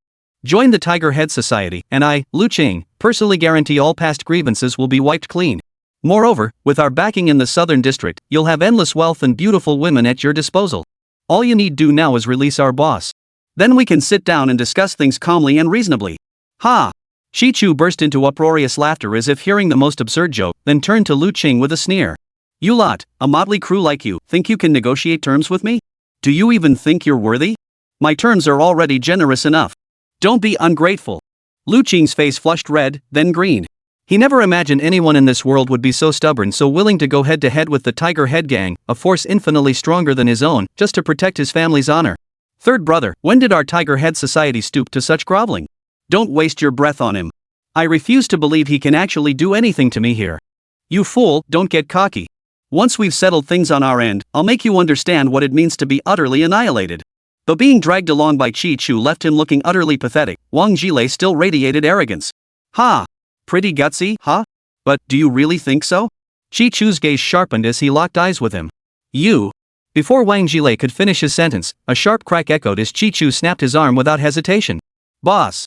As Wang Jilai's agonized scream echoed, his henchmen began to panic. This was a man who dared to act. Though anxious, none dared make a move while Wang Jilai was in their grasp. "Now!" Chi Chu waited until Wang Jilai's howl subsided before mockingly continuing his interrogation. "Damn it, you think I'm scared? I won't let you off the hook." Even now, Wang Jilai's ferocity hadn't diminished. He hated Chi Chu with every fiber of his being, his eyes blazing with murderous intent, wishing he could kill him right then and there. "Fine." With Chi Chu's terse command, both of Wang Jilai's legs snapped. His wails were even more piercing than when his arms had been broken. His henchmen fell silent, their bodies trembling uncontrollably. Human empathy struck them like a bolt of lightning. They now saw this young man as a demon god. They had provoked someone they never should have. Chapter 31, Surrendered. "Heh, what about this time? Gazing at Wang Jilai, who looked as if he'd been pulled from the water, drenched in cold sweat, Chi Chu repeated his earlier words. You've got me. I'm convinced. This time, Wang Jilai couldn't muster any more ferocity. He now understood profoundly that this man was fiercer and more ruthless than himself. Very good. Chi Chu nodded with a smile. But then, Wang Jilai let out a cry and passed out from the pain. The reason was simple: Chi Chu had snapped his other, uninjured hand. The pain was more than Wang Jilai could bear. Chi Chu wouldn't kill someone in public, but if any member of his family faced even the slightest threat, he would eliminate them without hesitation. He wouldn't gamble on whether Wang Jilai would ever truly submit. A crippled, poisoned boss, living like a walking corpse, no one would take him seriously. He dared to mess with the boss? We'll all kill him together. With Long Chi's roar, the Tiger Head gang enforcers who had been crowded at the doorway, too afraid to enter, suddenly surged toward Chi Chu. In less than 2 minutes, the Tiger Head gang thugs who had charged in lay sprawled across the floor, some clutching their arms, others covering their faces, wailing in agony. The scene resembled a battlefield of Azura. Lu Qing had never been known for his fighting prowess, and he hadn't joined the fray earlier. Thus, aside from Chi Chu, he was the only one left standing unscathed. Yet the physical pain paled in comparison to the shock gripping his heart. He was utterly stunned by Chi Chu's terrifying power. The first time in his life he'd come face to face with strength so overwhelming it seemed inhuman.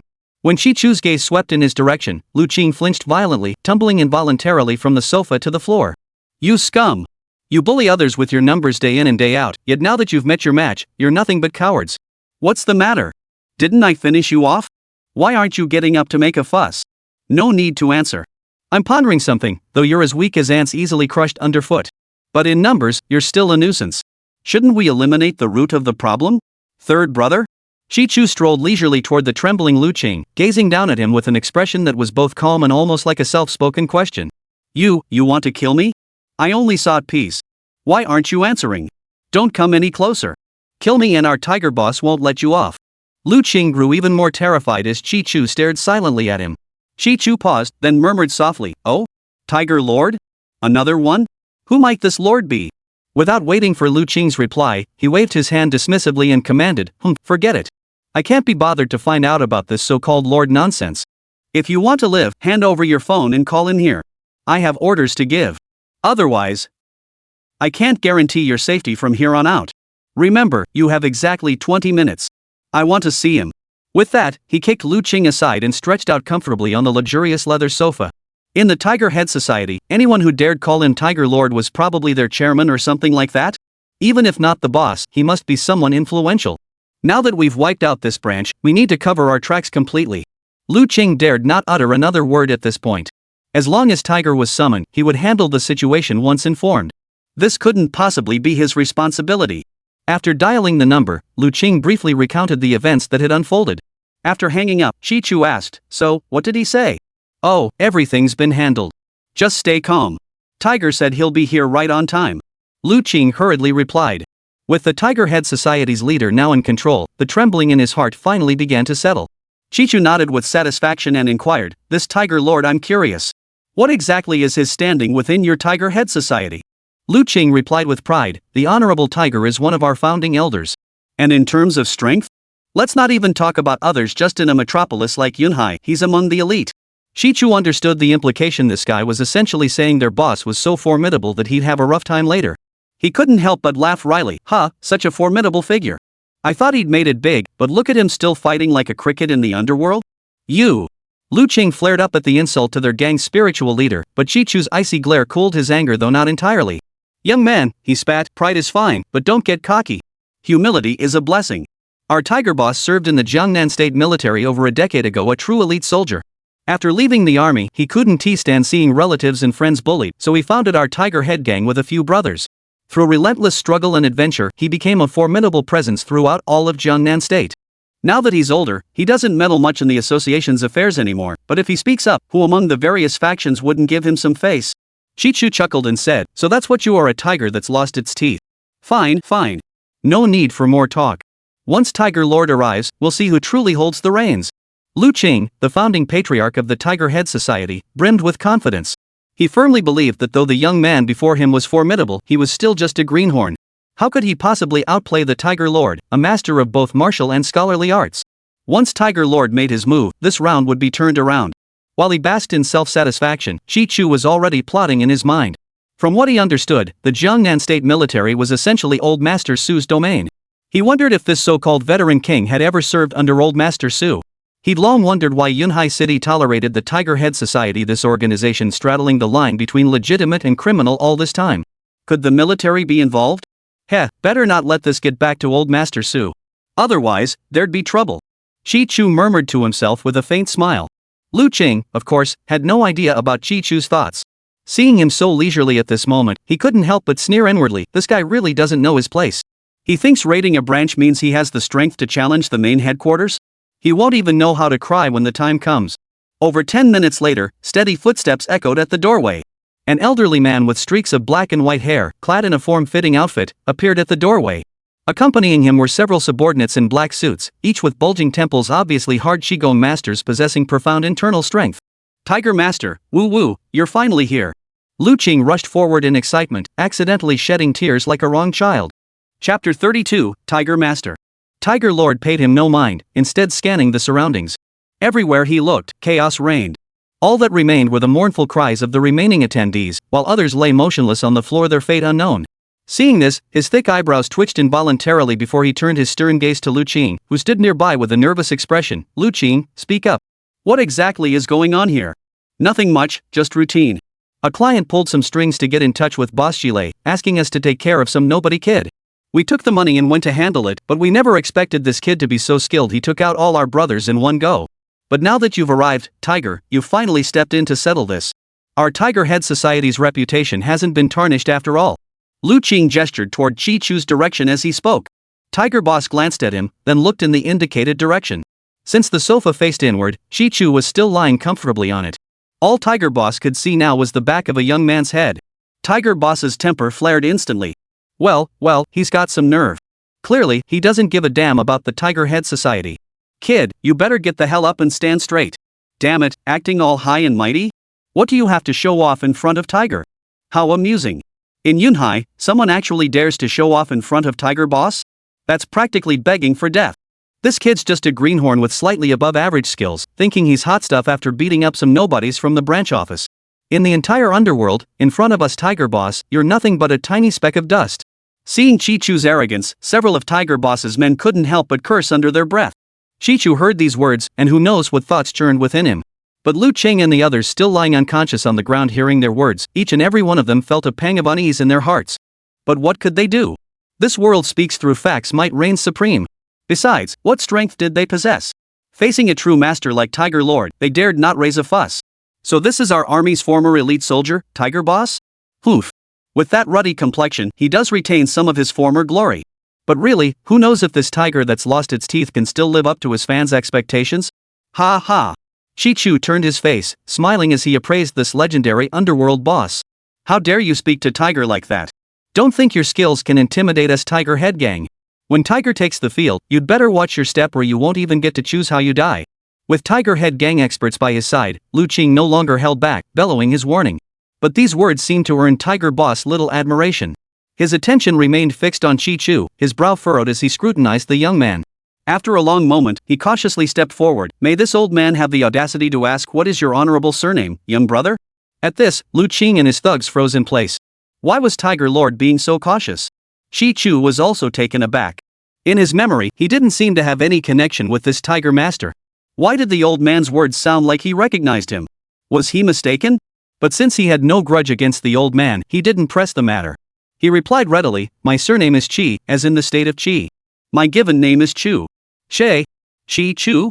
Old Tiger murmured the name, as if recalling something. Then, as if suddenly remembering, his whole body shuddered. His voice trembling, he confirmed, young Master Qi, hello.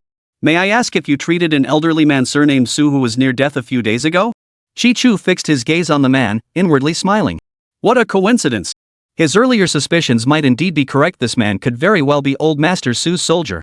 Mayor Su Xianda's uncle? If it's the head of the Su family, then that's him. Qi Chu replied. Receiving the confirmation, Tiger Uncle's face flushed crimson with excitement. Ignoring the stunned and astonished gazes around him, he immediately dropped to one knee before Qi Chu. Uncle Hu, what's wrong? Are you feeling unwell? Lu Qing and the henchmen rushed over to help him up once they regained their senses. Get out of my way. But Tiger Master had made up his mind. Without the young man's command, he dared not rise. Young Master Qi, these old man's men are blind fools who have offended you. Truly, this old man deserves death. Punish me as you see fit, beating or whatever, just let me vent my anger a little. Lu Qing and the others were utterly baffled. This Tiger had already knelt. Why was he suddenly addressing him as young master? Was this really the legendary figure of the gang? Lu Qing, being somewhat quicker-witted, noticed that Tiger Uncle's trembling fear didn't resemble a seizure. He began to grasp the situation. Could this? He cautiously glanced toward Chi Chu, then crouched down and whispered to Tiger, "Sir, what are you?" "Enough nonsense.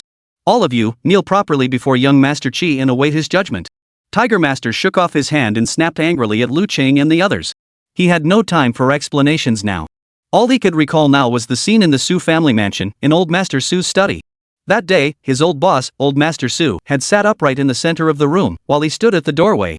Surrounding him were the prominent figures from all walks of life in Jiangnan province. Old Master Su rarely summoned them, but his expression was grave that day. He had called them for one purpose only, to introduce them to someone. That person's name was Chi Chu. This was the man who had saved the old master's life. The old man knew Chi Chu preferred solitude, but this debt of life could not go unpaid. To do so would betray his own nature, one who never forgot a grudge, nor a favor. That day, the old master shook each hand and gave specific instructions. When it came to him, he said something Xiaohuzi still remembered clearly. "Xiaohuzi, though you may seem insignificant among my many relatives and friends, you are loyal and have a wide network of contacts. Should you ever chance upon this great benefactor of mine, remember this, treat him as if I were present myself." Remember this. With both his former superior and benefactor's instructions, how could Tiger Dude ever forget? He had considered paying Chi Chu a visit, but the old man's warning immediately quashed the thought. Do not deliberately disturb him. If the old master were to personally visit, Tiger knew full well the weight that carried a level of honor even the young masters of the Su family had never enjoyed. If old Master Su discovered his subordinate had dared provoke his benefactor, what consequences would follow? Tiger Brother dared not even contemplate it. "Kneel." Lu Qing asked no more questions. He knelt before Chi Chu with crisp precision. The remaining thugs, though their heads were filled with 1,000 doubts, dared not disobey Tiger Boss's command. Reluctantly, they too dropped to their knees. But because they didn't understand and weren't willing, they didn't kneel as decisively as Lu Qing, their knees barely touching the ground. Chapter 33, A Dog. Tiger Lord shot Lu Qing an approving glance, thinking to himself, this kid knows his place. No wonder I took a chance on him back then. But while he himself was paying respects as a subordinate, this fellow was kneeling like a grandson. Wasn't that making him kneel on one knee, which seemed a bit disrespectful? Without further thought, he immediately dropped his other knee to the ground. The other enforcers, no longer daring to hesitate, knelt on both knees as well. "Young Master Qi, we are guilty. We were blind as dogs, failing to recognize your noble status. Please forgive us for our ignorance and spare us this time." Lu Qing, needing no command from Chi Chu, immediately slammed his forehead to the ground in supplication. He didn't know the weight of the young master mentioned by Tiger Boss, but seeing a figure like Tiger Boss kneel and worship without hesitation after confirming the young man's identity, he knew the other party must be someone even Tiger Boss couldn't afford to provoke. If even Tiger couldn't stand up to him, what was he himself? Recalling how he might have inadvertently offended this person earlier, his heart trembled. He had no choice but to beg for mercy. "Head, Tiger, no need for such formalities. Rise. My apologies. For our first meeting to unfold this way is rather embarrassing. We could have started on much friendlier terms." Chi Chu said. "You're right, young Master Qi. It's all my incompetent men's fault for causing you such trouble." Tiger raised his head, yet dared not rise from the ground until certain Chi Chushen wasn't angry. Otherwise, if the other party was merely speaking casually, and he rose only to be seen as ungrateful, that would be disastrous. "Get up and we'll talk," Chi Chu repeated. He wasn't afraid of trouble, nor did he seek it out. This Tiger fellow's attitude seemed reasonably proper now, which was quite fortunate. "Yes, thank you, young Master Qi, for your magnanimity." Tiger Boss detected the impatience in his tone and hastily patted his knees, rising with feigned reverence. "I don't care what your Tiger Head Society does, that's none of my business. But you lot went out of your way to provoke me today, didn't you? Fine. I don't care either. Whoever messes with me gets messed back, no grudges held overnight. However, your leader here today dared to insult my family. That I absolutely will not tolerate. Of course, that was my plan before you arrived. Now that you're here, connected to the Su family and acting so courteous, I'll let you handle this. But right now, I want to know what's the name of that bastard who led the mob to insult my family?" Chi Chu spoke, his gaze shifting to Lu Qing kneeling on the ground. Lu Qing, no longer concerned with brotherly loyalty, answered in a trembling voice, "Young Master Qi, his name is Wang Zhilai." "Oh, Wang Zhilai. So now I know the full name of this heartless bastard." Chi Chu gave a faint smile, his gaze fixed on Tiger Boss. Tiger understood immediately this was a test of his loyalty. Without hesitation, he declared, Wang Zhilei and his men have offended young Master Qi's majesty. By law, they deserve death. Qi Chu smiled faintly. Master Hu, you're quite good. But you know, these matters are internal affairs for your group. There's no need to report them to me. If outsiders hear about it, it might make me look like some villain who treats human life as worthless. He was in a good mood now. Regardless, getting rid of scum like Wang Zhilei meant he'd done his part to protect the lives of Yunhai City's people, a good deed. Truth be told, I'm actually a very good person. Everyone says so. Yes, old man, I've been confused. Tiger Boss nodded frantically, inwardly speechless. This youngster is riding wave after wave, threatening to wash an old hand like me right onto the beach. As the two spoke, Lu Qing, kneeling nearby, nearly suffered a heart attack. Wang Zhilei was as good as dead, but he himself was also involved. If Wang was finished, what about him? The thought sent cold sweat pouring down his forehead like raindrops. He crawled toward Tiger Lord on his knees, repeatedly kowtowing before him. Tiger Lord, I barely spoke during this whole affair. Have mercy. For all the years I've served you faithfully, spare my life. I beg you. Get lost. Tiger Master kicked him hard in the waist, roaring with fury. Everyone always said you, Lu Qing, were clever. But even now, you still don't know who's boss. You deserve to die. I deserve it. I deserve it. Lu Qing froze for a moment, then suddenly grasped the intricate web of deceit. He glanced at Tiger Master once more before scrambling toward Qi Chu. Young Master Qi, I failed to recognize a mountain when I saw one. I was momentarily bewitched and conspired with that Wang Zhilei. I am guilty. Punish me as you will, I shall not complain. I beg you, young master, to show mercy. Consider that I am but a man under orders. Please spare my wretched life. From this day forward, my life belongs to you, young master. Send me to the depths of hell or the edge of a cliff, and I, Lu Qing, shall obey without question. Lu Qing now beat his head until it bled profusely, utterly disheveled and pitiful, a far cry from his usual spirited self. Seeing Qi Chu remain silent, Tiger Master dared not speak further, standing by nervously, trembling with fear. Thus, the room fell silent, filled only with Lu Qing's pleading cries as he prostrated himself. After a long while, Tiger Master saw Lu Qing's breath growing weaker. Fearing for the life of this usually loyal subordinate, he cautiously stepped forward and bowed to Qi Chu. Young master, he said, I can't speak for others, but I have full confidence in Lu Qing. What he says will absolutely stand the test of time. If you grant him a chance even as a guard dog, he'll spare you much trouble in the future. Yes, young master. If you show mercy and grant me a chance, I'll prove through time that I, Lu Qing, am your loyal hound. Lu Qing forced himself to stay alert as he pledged his loyalty to Qi Chu. Qi Chu wasn't a bloodthirsty killer, and besides, Lu Qing's actions hadn't been too excessive in his eyes. A gentleman forgives a petty man's transgressions. Besides, as his cultivation deepened and his experiences broadened, encounters like today's would become inevitable. If he worried about every little thing, especially for his family, what joy would life hold? But having a glove at his beck and call meant he wouldn't have to lift a finger for anything. Come to think of it, this might be considered an unexpected bonus amidst today's troubles? Thus, after a moment of deep thought, he turned to Lu Qing, who stood before him with a mixture of trepidation and anticipation. Slowly, he spoke, I can grant Tiger Master a favor. But Lu Qing, you must understand serving as my dog is no ordinary task. Are you confident you can handle it? Lu Qing detected a hint of softening in Qi Chu's tone and immediately beamed with delight, nodding frantically. Master, rest assured. As long as you don't disdain this loyal dog of yours, I'll silently guard within your designated circle without ever disturbing you. Chapter 34, Human Hearts. Qi Chu gave him an approving look and smiled at Tiger Boss. Tiger Boss, your recommendation is spot on. He's quite sensible. Hee, as long as you're pleased, young master. Tiger felt both flattered and a bit overwhelmed. Qi Chu nodded, then looked down at Lu Qing and said, You may rise now. Thank you, young master, for sparing my life. I shall serve you faithfully as your loyal dog from now on. Lu Qing, having narrowly escaped death, staggered to his feet, wiping away tears. Seeing the matter resolved relatively smoothly, Tiger finally relaxed. He resolved to convene a meeting with the other members upon returning to revise the guild's rules.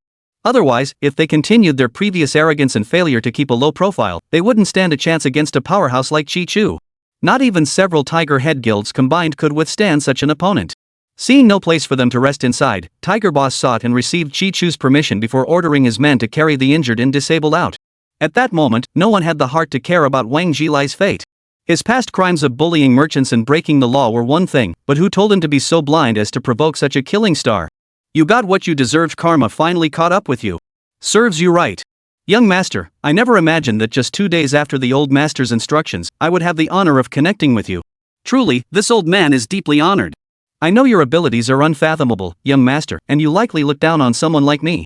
But in Yunhai, if there's anything you deem beneath you or too troublesome to bother with, just give this old man a word. I'll handle it perfectly for you. Who is Chi Chu? Even old Master Su holds him in high regard. Today, amidst misfortune, I found great fortune to speak with such a figure. No way am I missing this chance. He spoke with a fawning expression, rubbing his hands together. This was only possible because no one else was around. If his peers saw him now, their jaws would drop. How could such a tyrant of Yunhai possibly make such fawning expressions?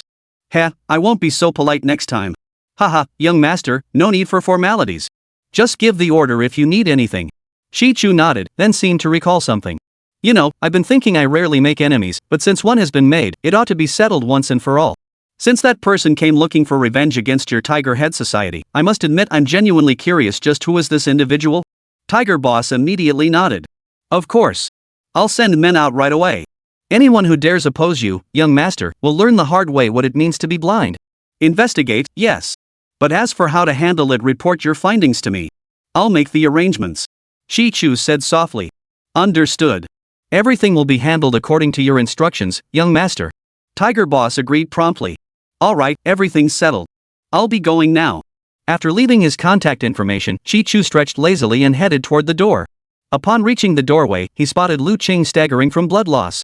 Frowning, he beckoned him over. Lu Qing, puzzled and uneasy, jogged over. Swallow.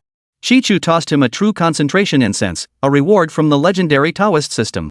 This item functioned much like its legendary game counterpart, dispelling negative status effects and boosting stamina. As a leader, offering small favors to subordinates was essential, a common tactic to maintain their loyalty. Sure enough, when Lu Qing obeyed and swallowed it, he instantly felt his body swell and heat up. Then a wave of coolness washed over his entire body, and his weakness vanished without a trace. All that remained now was endless comfort. He realized this was Chi Chu's gift to him. Considering how recently they'd been enemies, how Chi Chu had spared his life without holding grudges, and now showed concern for this insignificant nobody, his eyes stung with tears. Such magnanimity moved him to tears. Gratefully, he called out to Chi Chu, thank you, young master, for your concern. Thank you. Chi Chu waved dismissively, turning away without a glance as he descended the stairs. Tiger Boss and Lu Qing, accompanied by all the Southern District members of the Tiger Head Society who could still move, respectfully escorted Chi Chu to Tiger Boss's Bentley. Only after the car disappeared from sight did Tiger Master exhale a long sigh of relief. Lu Qing, however, was still dramatically waving his hand in that direction. Tiger Master couldn't help but smile at the sight, yet his thoughts turned to Lu Qing's miraculous recovery moments ago, filling him with profound emotion.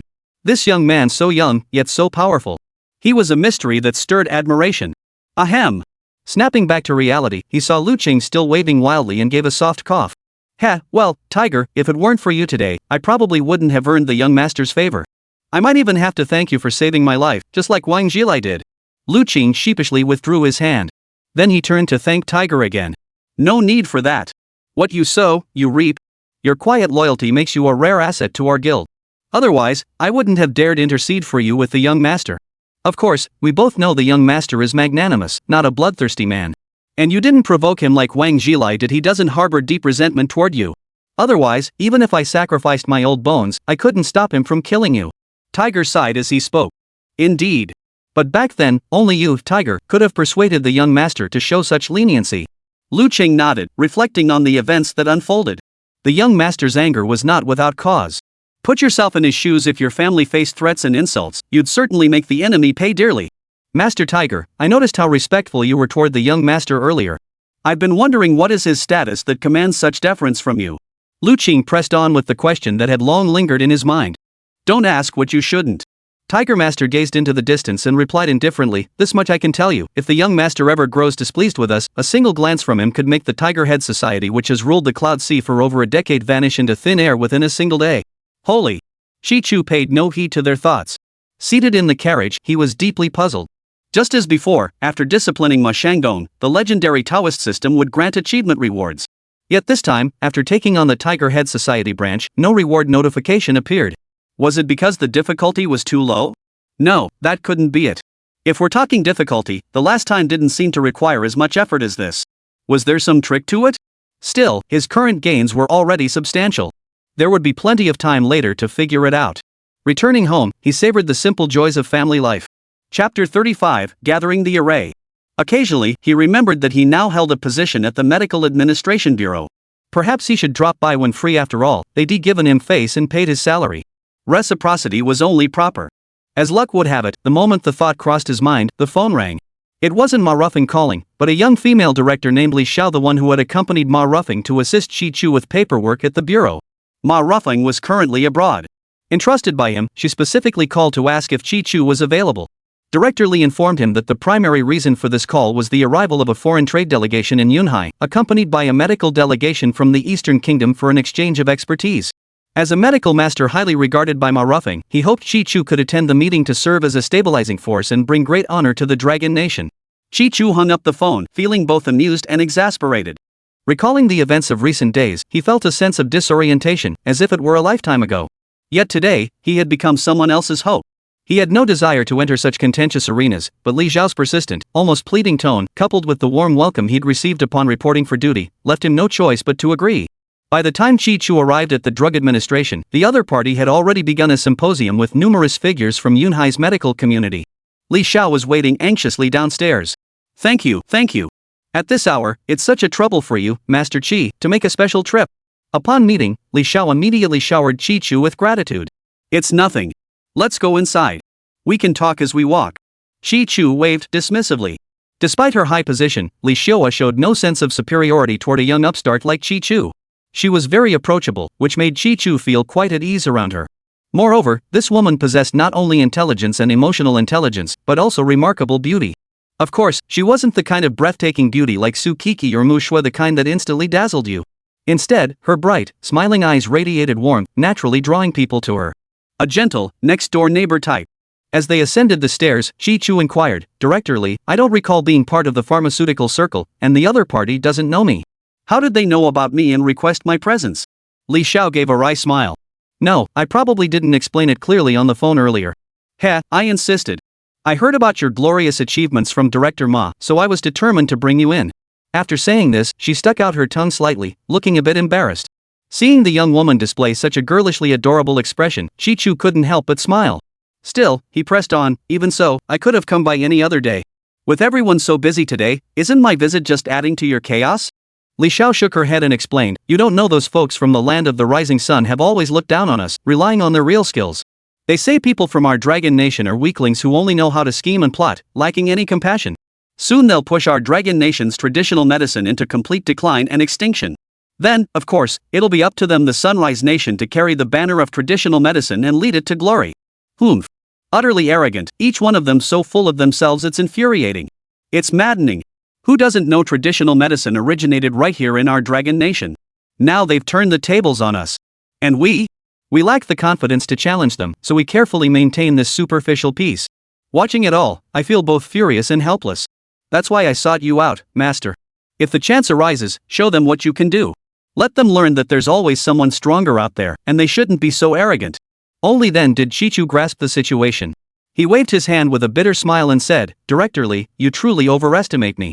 Traditional medicine is profound and vast. I've only recently begun my studies. What I know is but a tiny speck of light in the vast expanse of the cosmos. I would never presume to call myself a master. But as fellow dragon countrymen, I deeply understand your feelings. Had I been there, I would have felt the same indignation and shared your righteous anger. Li Xiaobai's fair face brightened as he nodded. Those Japanese truly can't tell the difference between a king and a jack. They don't stop to think that their traditional medicine originated from our Dragon Nation. It's merely a branch of our own medical tradition. Even if they master it perfectly, exchange and progress are one thing, but how dare they use exchange as a pretext to flaunt their superiority? Chi Chu chimed in, Exactly. Director Li, your words perfectly echo my thoughts. Tradition doesn't mean standing still. Exchanging knowledge and advancing together is fine, but using it as a cover to turn things upside down is truly despicable. Li Xiao smiled, I underestimated you. Who would have thought that at such a young age, you possess not only profound medical skills but also such deep insight? Now I feel even more confident. If they engage in peaceful dialogue, that's fine. But if they resort to their old tricks again, you must stand up and vent our frustration for us. She raised her fist again as she spoke. Chi Chu couldn't help but smile at the sight. This woman possessed the grace of a young wife on the outside, yet her inner self was as childlike as ever. Chi Chu followed her into the conference room. The conference room was spacious, over 200 square meters. At its center stood an enormous long table.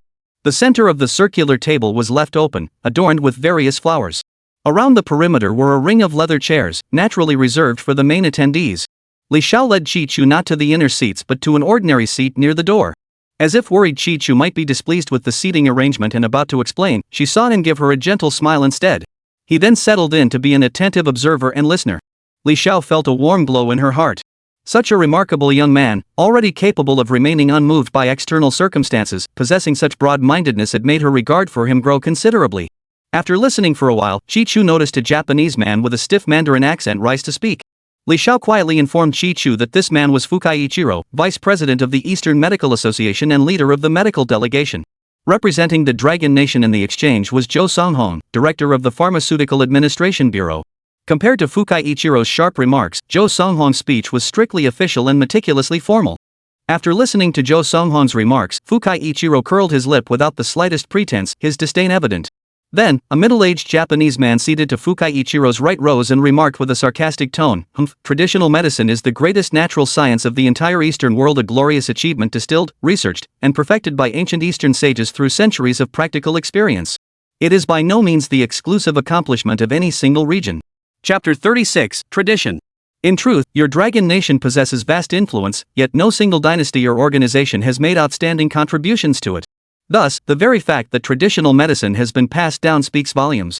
Moreover, what proves this point even more is that now, in an era of such advanced technological civilization, traditional medicine in your country is actually declining further. What does this indicate? It can only mean that your efforts to build it up are still less than your efforts to destroy it. Even if you refuse to admit it, facts speak louder than words. This was supposed to be an academic symposium, yet suddenly this man with his abrupt, colloquial manner had steered the discussion into another realm to launch an attack. The expressions of the Bureau's leadership visibly changed. Deputy Director Wei Zhijuan, seated beside Zhou Songhong, responded with a smile, Mr. Mitsui, our discussion today is strictly confined to medical matters. Wouldn't venturing into other topics violate the purpose of this meeting? Fukai Ichiro responded with a cold chuckle, traditional medicine exists in reality, influenced by all sectors of society. How could it not connect to other discussions? We don't live in a vacuum, Mr. Wei. Traditional medicine is our shared heritage, not solely belonging to your Dragon Nation. We Japanese have experienced its benefits in the past and continue to do so now. Therefore, we bear the responsibility to prevent its decline. Your Drug Administration Bureau oversees traditional medicine. We traveled here specifically to exchange views on the challenges traditional medicine faces in modern society to resolve them and foster its development. Yet we are disappointed to find that many present are administrators, with scarcely a single expert possessing profound knowledge or practical application of traditional medicine. Well, this is your approach.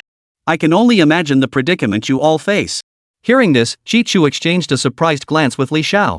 Chi-Chu now understood why Li Xiao had sought his help with such frustration earlier. Is this a friendly symposium or a martial arts tournament? Zhou Songhong's face twitched awkwardly as he forced a smile. Heh, Mr. Shinjing, your perspective is too one-sided. Among us here from the administration, there are indeed many administrators, but equally, there are numerous experts and scholars with profound expertise in traditional medicine, even masters renowned worldwide. As he spoke, his gaze swept down the room. He nodded to several venerable elders with an ethereal demeanor. His gaze then landed on Li Xiao, who returned his nod. Zhou Songhong smiled, though his expression seemed to carry little weight. Chi-Chu understood immediately. Li Xiao and Ma Ruffing had clearly mentioned him to Zhou Songhong, who was aware of them but clearly didn't believe much in them. Now that Li Xiao or Ma Ruffing had recommended Chi-Chu to him for this challenge, Zhou Songhong was giving them face, but it certainly wasn't genuine approval. Oh, is that so? Ichiro Fukamichi sneered dismissively, then pointed at someone beside him. If there are any master physicians from the Dragon Nation present, that would be most welcome. Only, I hope this time it won't be as mediocre as before. As he spoke, he noticed the flushed faces of Zhou Songhong and the others, and a smug smile spread across his own. He continued, the lady beside me is Ms. Nakamura Akina, one of the experts from our Eastern Medical Association. She comes from a family of traditional medicine practitioners and has studied traditional medicine for 20 years. Recently, however, she has encountered some difficulties in her traditional medical practice, gains and losses alike. Upon hearing of our research and exchange trip to the Dragon Nation, one of the centers of traditional medicine, she requested to join us. She hopes to engage with true masters from the Dragon Nation, perhaps gaining new insights. No sooner had he finished speaking than a short-haired woman dressed in traditional Japanese attire rose from her seat and bowed deeply to everyone. Then, in a very flat and stiff Japanese accent, she said, "Hello everyone. My name is Nakamura Akina. I am delighted to meet you all and hope that those among you who are accomplished will not hesitate to offer your guidance." Though she asked for guidance, her expression, naturally cold and haughty, betrayed not a shred of genuine intent for friendly competition or mutual study. Chi-Chu observed the woman. Though she possessed a slender, curvaceous figure and a stunningly beautiful yet icy face that stirred a desire to conquer her, her attitude was such that he couldn't help but shake his head. However, Zhou Songhong, the head of the household, placed great importance on the reception atmosphere. So despite the other party's repeated subtle jabs and difficulties for their country, he still shook hands and smiled as he spoke to Nakamura Akina. Miss Akina, please don't be so formal. Have a seat. I don't know what issues you're facing right now, but if we can resolve them, we won't hesitate to help. Of course, if we're unable to resolve it ourselves, we'll seek out experts from other systems to assist you to the best of our ability. Oh, thank you very much. Nakamura Akina replied, since childhood, I've held a deep fascination and conducted some research into traditional medical practices like acupuncture and massage. This stems from my own experiences. I have a peculiar medical condition that urgently requires treatment from a master of vital energy. My teacher once traveled the world seeking profound medical techniques or methods, but her efforts yielded little. Now that she's grown old, I must pursue my own studies and search. However, my progress has been limited thus far. Therefore, I dare not harbor excessive hope about finding someone who can help me. At this moment, the woman's expression shifted between occasional smiles and furrowed brows. Though she might not pin her hopes on the Dragon Nation, it was clear this matter held significant importance to her. Zhou Songhong chuckled proudly. Miss Mingkai, the problem you mention is hardly a problem at all for our Dragon Nation. Our land is rich with talent. Even without counting the masters hidden among the common folk, just take Yunhai. It alone has a national-level internal energy association. With so many masters gathered there, they will surely be able to assist you. Turning to an aide standing nearby, he instructed, go make a call. Tell them we need their assistance here. The subordinate nodded and quickly exited the conference room. Shi Chu had assumed Li Xiao had summoned him to handle these matters, but it turned out Zhou Songhong didn't even consider him worthy of attention. Li Xiao seemed to share this view. She approached Zhou Songhong and whispered something. Zhou Songhong glanced over at Shi Chu, then shook his head. Li Xiao returned with a hint of disappointment, offering Shi Chu an apologetic smile. Shi Chu, however, didn't mind. This was fine, it spared him the need to step into the spotlight and saved him a lot of trouble. Li Xiao muttered, these people always judge by appearances. Seeing how young you are, Master Qi, they just assume. Sorry about that, Shi Chu. It's fine. I'm not the type to crave the spotlight. Maybe they can handle it themselves, heh. Shi Chu said with ease. Chapter 37, Saving Face. Li Xiao nodded, alright, let's see first. If they can handle this Japanese woman's issue, that'd be best, it'd save you the trouble. If they can't, then I'll step in and recommend you. Solving her problem would also save us some face and show him who's boss. Shi Chu shook his head and murmured softly, Director, I can't guarantee I'll be able to solve her problem. You must understand, our fields of medicine, martial arts, and so on from ancient times to the present have been classified into an endless variety of categories. I just happen to learn a little bit, and what I've learned is but a drop in the ocean of vast knowledge. I can't promise I'll be able to help this woman. This wasn't false modesty. Though the legendary Taoist system he possessed was a world-altering anomaly, its developed capabilities remained limited. Li Xiao shot him a surprised glance before replying, true enough. I understand without you saying it. But this woman raising the issue at such a gathering, her tone is more defiant than pleading. If we fail to resolve it for her, those Japanese might grow even more arrogant and overbearing. They'll hold our nation in even less regard. Shi Chu nodded in agreement. The Japanese raising this issue at this moment, given the context, was truly cunning and inscrutable. If Zhou Songhong could resolve the issue, explanations could be offered, some favorable, some unfavorable. But if they failed, it would give the Japanese an opening to attack, either mocking that traditional Chinese medicine had died out, or sneering that China had no talent left. At that point, the central tenets the Dragon Nation had always emphasized, regional traditional culture, medicine, and so forth, would become untenable. Heh, what a clever plan the Japanese have devised. Before long, several members of the True Qi Association arrived. But when they introduced themselves, they were all association officials. Were these people masters? Shi Chu remained uncertain, adopting an indifferent stance as an observer. Hello, Chairman Luo. As they passed by Shi Chu's side, Li Xiao greeted them. When President Luo noticed Shi Chu's youthful appearance, curiosity piqued, he inquired about him. Upon learning that Shi Chu was the highly skilled master Ma Ruffing had spoken of, he studied him for a moment before smiling and saying, pleased to meet you. Young people these days are truly remarkable. Though he said, pleased to meet you, he turned away with a sneer, his disdain written all over his face. His henchman murmured derisively, old Ma really lacks perspective. What could this kid still wet behind the ears possibly offer? All that hype? Ha! It's laughable. Old Ma, he's getting on in years and his knowledge is fading. Ha, Li Damei must have taken a shine to this kid. The two of them, brought the young man along to broaden his horizons. Their voices weren't loud, but in the noisy conference room, most people wouldn't have caught every word. Yet Shi Chu heard every syllable. He frowned but said nothing. Li Xiao, unaware of the situation, merely frowned and muttered under her breath, "Humph, what manners these people have. This isn't some grand occasion, nor is it a dinner gathering. Why are all these people here?" Chi Chu smiled faintly. "I don't know the ins and outs, but in our society, those who reach high positions usually climb through competition. Weaklings can enjoy themselves. But as leaders? They probably don't command much respect." Li Xiao scoffed, "You probably think too highly of them. Look at them fat faces, bloated complexions. What about them looks like a master?" Chi Chu possessed the innate skill of elementary insight into heaven and earth. How could he not understand? These few had shallow internal energy, and some carried an aura different from ordinary people, though not many. He had merely thought it best not to speak ill of others behind their backs, especially those who ruled their own turf. He hadn't expected this woman to be so bluntly honest, quite endearing, really. Chi Chu smiled faintly and said, "These fellows certainly carry themselves with the air of worldly men. But as the old saying goes, you can't judge a book by its cover, right?" "Ha!" Li Xiao replied, "Oh? Well, we'll see. We'll find out soon enough if any true masters are among them." As if to prove Li Xiao's point, Akina Nakamura from the land of the rising sun swiftly made her move against the group of leaders. With characteristic Japanese grace, she bowed to them before stating calmly, "Ladies and gentlemen, Akina first wishes to express her gratitude for your tireless efforts in traveling here to address my condition. However, before we address my situation, I'd like to confirm whether you possess the capability to assist me. I know this may seem impolite, but it's to save us both unnecessary wasted time. Please forgive me for this, everyone." She bowed deeply once more. It's fine. If this were anyone else, Chairman Luo and the others would surely be furious. But facing a foreign friend, especially a radiant and charming young lady, Chairman Luo Chang seemed genuinely flattered. "I just wonder how Miss Mingkai would like to assess our capabilities?" Akane Nakamura smiled and said, "It's simple. My wrist is a bit sore right now. Would your association mind using qi to help relieve the pain for me?" Luo Chang exhaled in relief and nodded. "Certainly. That's easy enough." Nakamura Akina immediately rose from her seat and sat down in the chair directly in front of Luo Chang. Now that she was no longer obstructed by the large desk, Chi Chu caught his first full glimpse of her. Unseen before, now revealed, he couldn't help but silently admire her. Though not tall, even somewhat petite, her proportions were exquisite. Curvy without being heavy, she was undeniably captivating. Luo Chang took Nakamura Akina's hand and channeled his chi into the sore spot to treat it.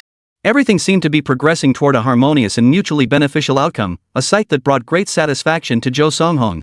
But what no one expected was that soon after, Luo Chang let out a piercing scream. Then, as if electrocuted, his entire body shot backward. Staggering backward several steps, he was fortunately caught from behind. Otherwise, he would have fallen flat on his face, making a complete fool of himself. Even so, with so many domestic and international figures present, many from relevant industries, this was a genuine loss of face. Not only was he humiliated, but every single Dragon Nation person in attendance felt disgraced. Luo Chang's face flushed crimson. Regaining his balance, he stormed up to Nakamura Akina, demanding, "What did you do to me? I treated you with kindness, and this is how you repay me?" Nakamura Akina smiled faintly, unconcerned. "What did I do to you?" I didn't do anything to you, did I?" "Chairman Luo, as I clearly stated earlier, my purpose was to test you to gauge the true strength of your chi cultivation. So I dared to test it by colliding my own internal energy with yours." She paused, her gaze sweeping coldly across the assembled crowd before continuing, "But I never expected you to be so utterly pathetic." At this moment, even the most foolish or long-suffering among the Dragon Nation's people present knew she had done it deliberately. Chapter 38, The Appearance. "You." Deputy Director Wei Zhijuan was about to step forward to confront her when the woman smiled, bowed deeply once more, and said softly, "My sincere apologies. As Akina mentioned earlier, we deeply apologize for this abruptness toward your nation's esteemed Chi Master. However, from this test, we can also see that the level ostensibly representing the highest standard in your country is, at the very least, perhaps not even as good as mine Minna, who is only at the beginner level in Japan. So it seems you probably won't be able to help me much." As she spoke, her gaze swept over the assembled Dragon Nation representatives, a look that could be interpreted as either defiance or contempt. Even though Chi Chu was merely observing from the sidelines, as a fellow countryman, he felt both shame and, more intensely, anger. This woman is too cunning and far too arrogant. If Chi Chu felt this way, the leaders representing Yunhai, led by Zhou Songhong, felt even more humiliated. But even when humiliated, they couldn't vent their anger openly, for fear of appearing petty. But he, accustomed to high office, had never endured such indignity. Turning, he narrowed his eyes at Luo Chang and asked, "Old Luo, where are all your professional experts usually?" Chi Chu heard this and sneered inwardly. This bully, this Nakamura Akina, she wasn't here to seek guidance or assistance. She was clearly representing the Eastern Medical Association and issuing a challenge to the Dragon Nation's medical community. To call her skills elementary? Chi Chu didn't buy it for a second. Judging by her effortless control just now, her internal energy had already reached a certain advanced level. Though their internal energies belonged to different systems, hers cultivated through traditional methods, his inherited from the heaven-bestowed legendary Taoist system, the transformations brought by their energies were undeniably real. Shi Chu assessed his own internal energy cultivation. Though he hadn't mastered it for long, the existence of the inheritance system, a game-breaking advantage, had elevated him to a realm vastly superior to ordinary mortals. Earlier, Nakamura Akina had only shown a glimpse of her abilities. As for her true strength, Shi Chu dared not presume to know. Still, he felt immense pride. His body, transformed by the system, now resembled the red and blue bars on a character interface in a legend game. His physical attributes, endurance, strength, and more, far surpassed those of ordinary mortals who hadn't undergone such a transformation. He was confident that even if faced with the same situation again, he could counter her attack the instant she moved. As Chi Chu pondered this, Li Xiao beside him began to speak indignantly. "Ah, how despicable. Those few of ours may lack genuine skill, but they're utterly shameless and arrogant. They've completely disregarded our principles of friendship." Her gaze shifted to Chi Chu. "Master Chi, at this juncture, forget those self-important fools. As a Dragon Nation citizen, we must take the lead." As a somewhat unofficial employee of the Medical Administration Bureau, he didn't participate in bureau activities, yet enjoyed exceptionally high benefits. As the saying goes, you take the money, you take the trouble. Shi Chu opened his mouth to speak, but in the end, he remained silent, a tacit acknowledgement. Watching the woman's unmistakable delight, Shi Chu felt a bitter smile rise in his heart. Ma Ruffing trusted him because she'd witnessed his deeds firsthand, but how could this woman be so enthusiastic? Where did her confidence come from? Could it be that she and Ma Ruffing were having an affair, and they discussed every detail in bed? This graceful, curvaceous young woman, well, she was certainly a bargain for old Ma. Li Xiao approached Zhou Songhong and whispered something in his ear. Zhou glanced over at Chi Chu, frowned, and said, "Li Xiao, even though old Ma recommended him, we should take this seriously. But this kid is so young. You saw what happened to Chairman Luo earlier. He ended up like that. If we let this kid go up now, we'll lose face once. Do we really want to risk losing even more?" "But Director Zhou, Master Chi," Li Xiao protested.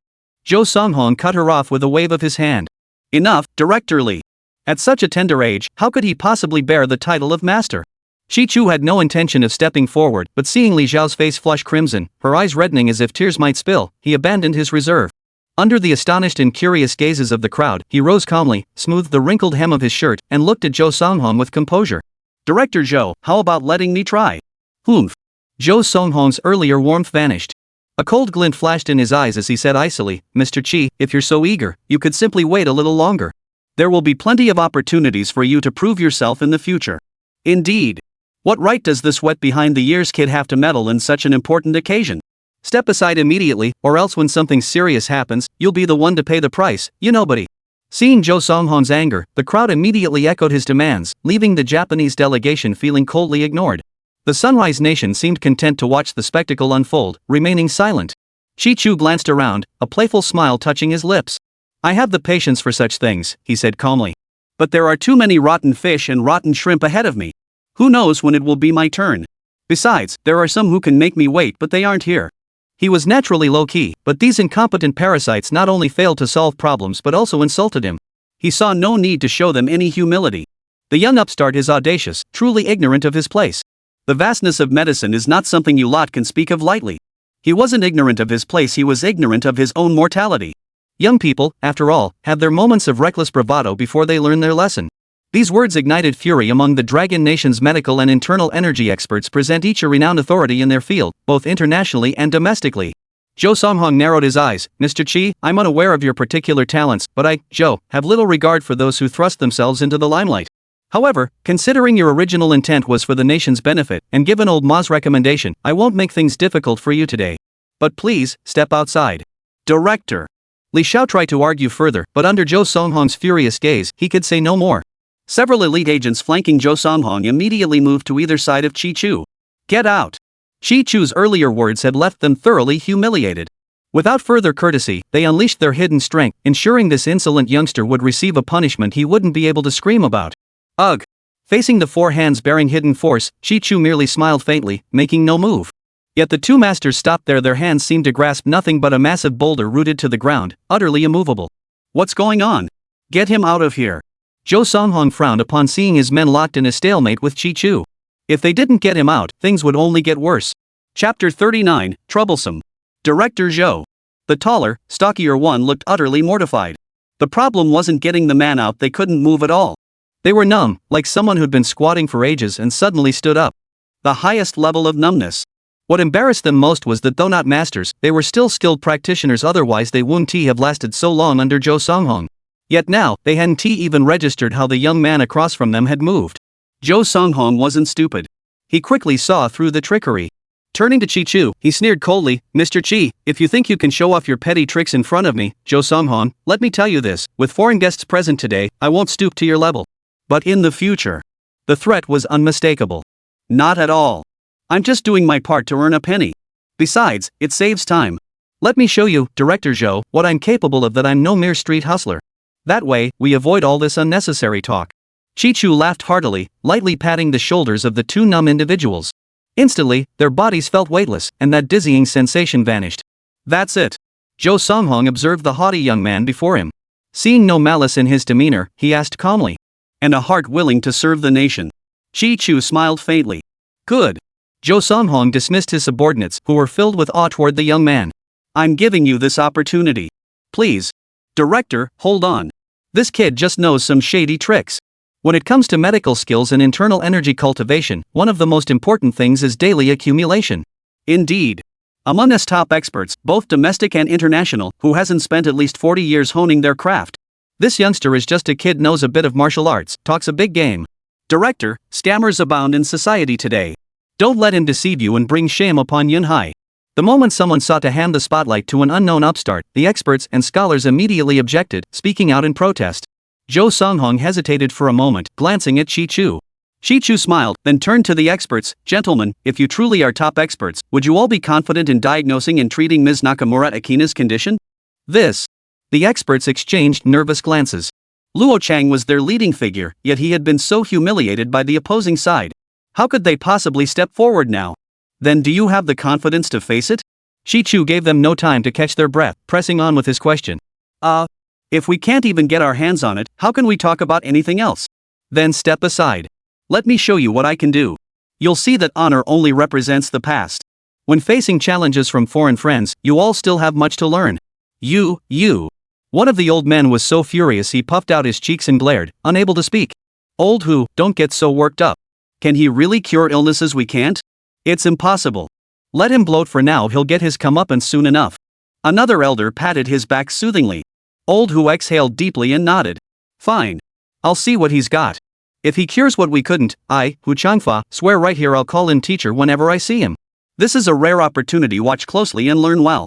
Chi Chu didn't give them a chance to respond, striding straight to Nakamura Akina. At that moment, Nakamura Akina clearly held a keen interest in this young man who had suddenly appeared. The Dragon Nation truly is vast and rich in resources. "Pleased to meet you." "Likewise." Though younger and shorter, Miss Nakamura's prowess was undeniable. Chi Chu responded with a faint smile. Nakamura Akina's smile faltered. She realized this kid was playing mind games after her earlier underhanded move.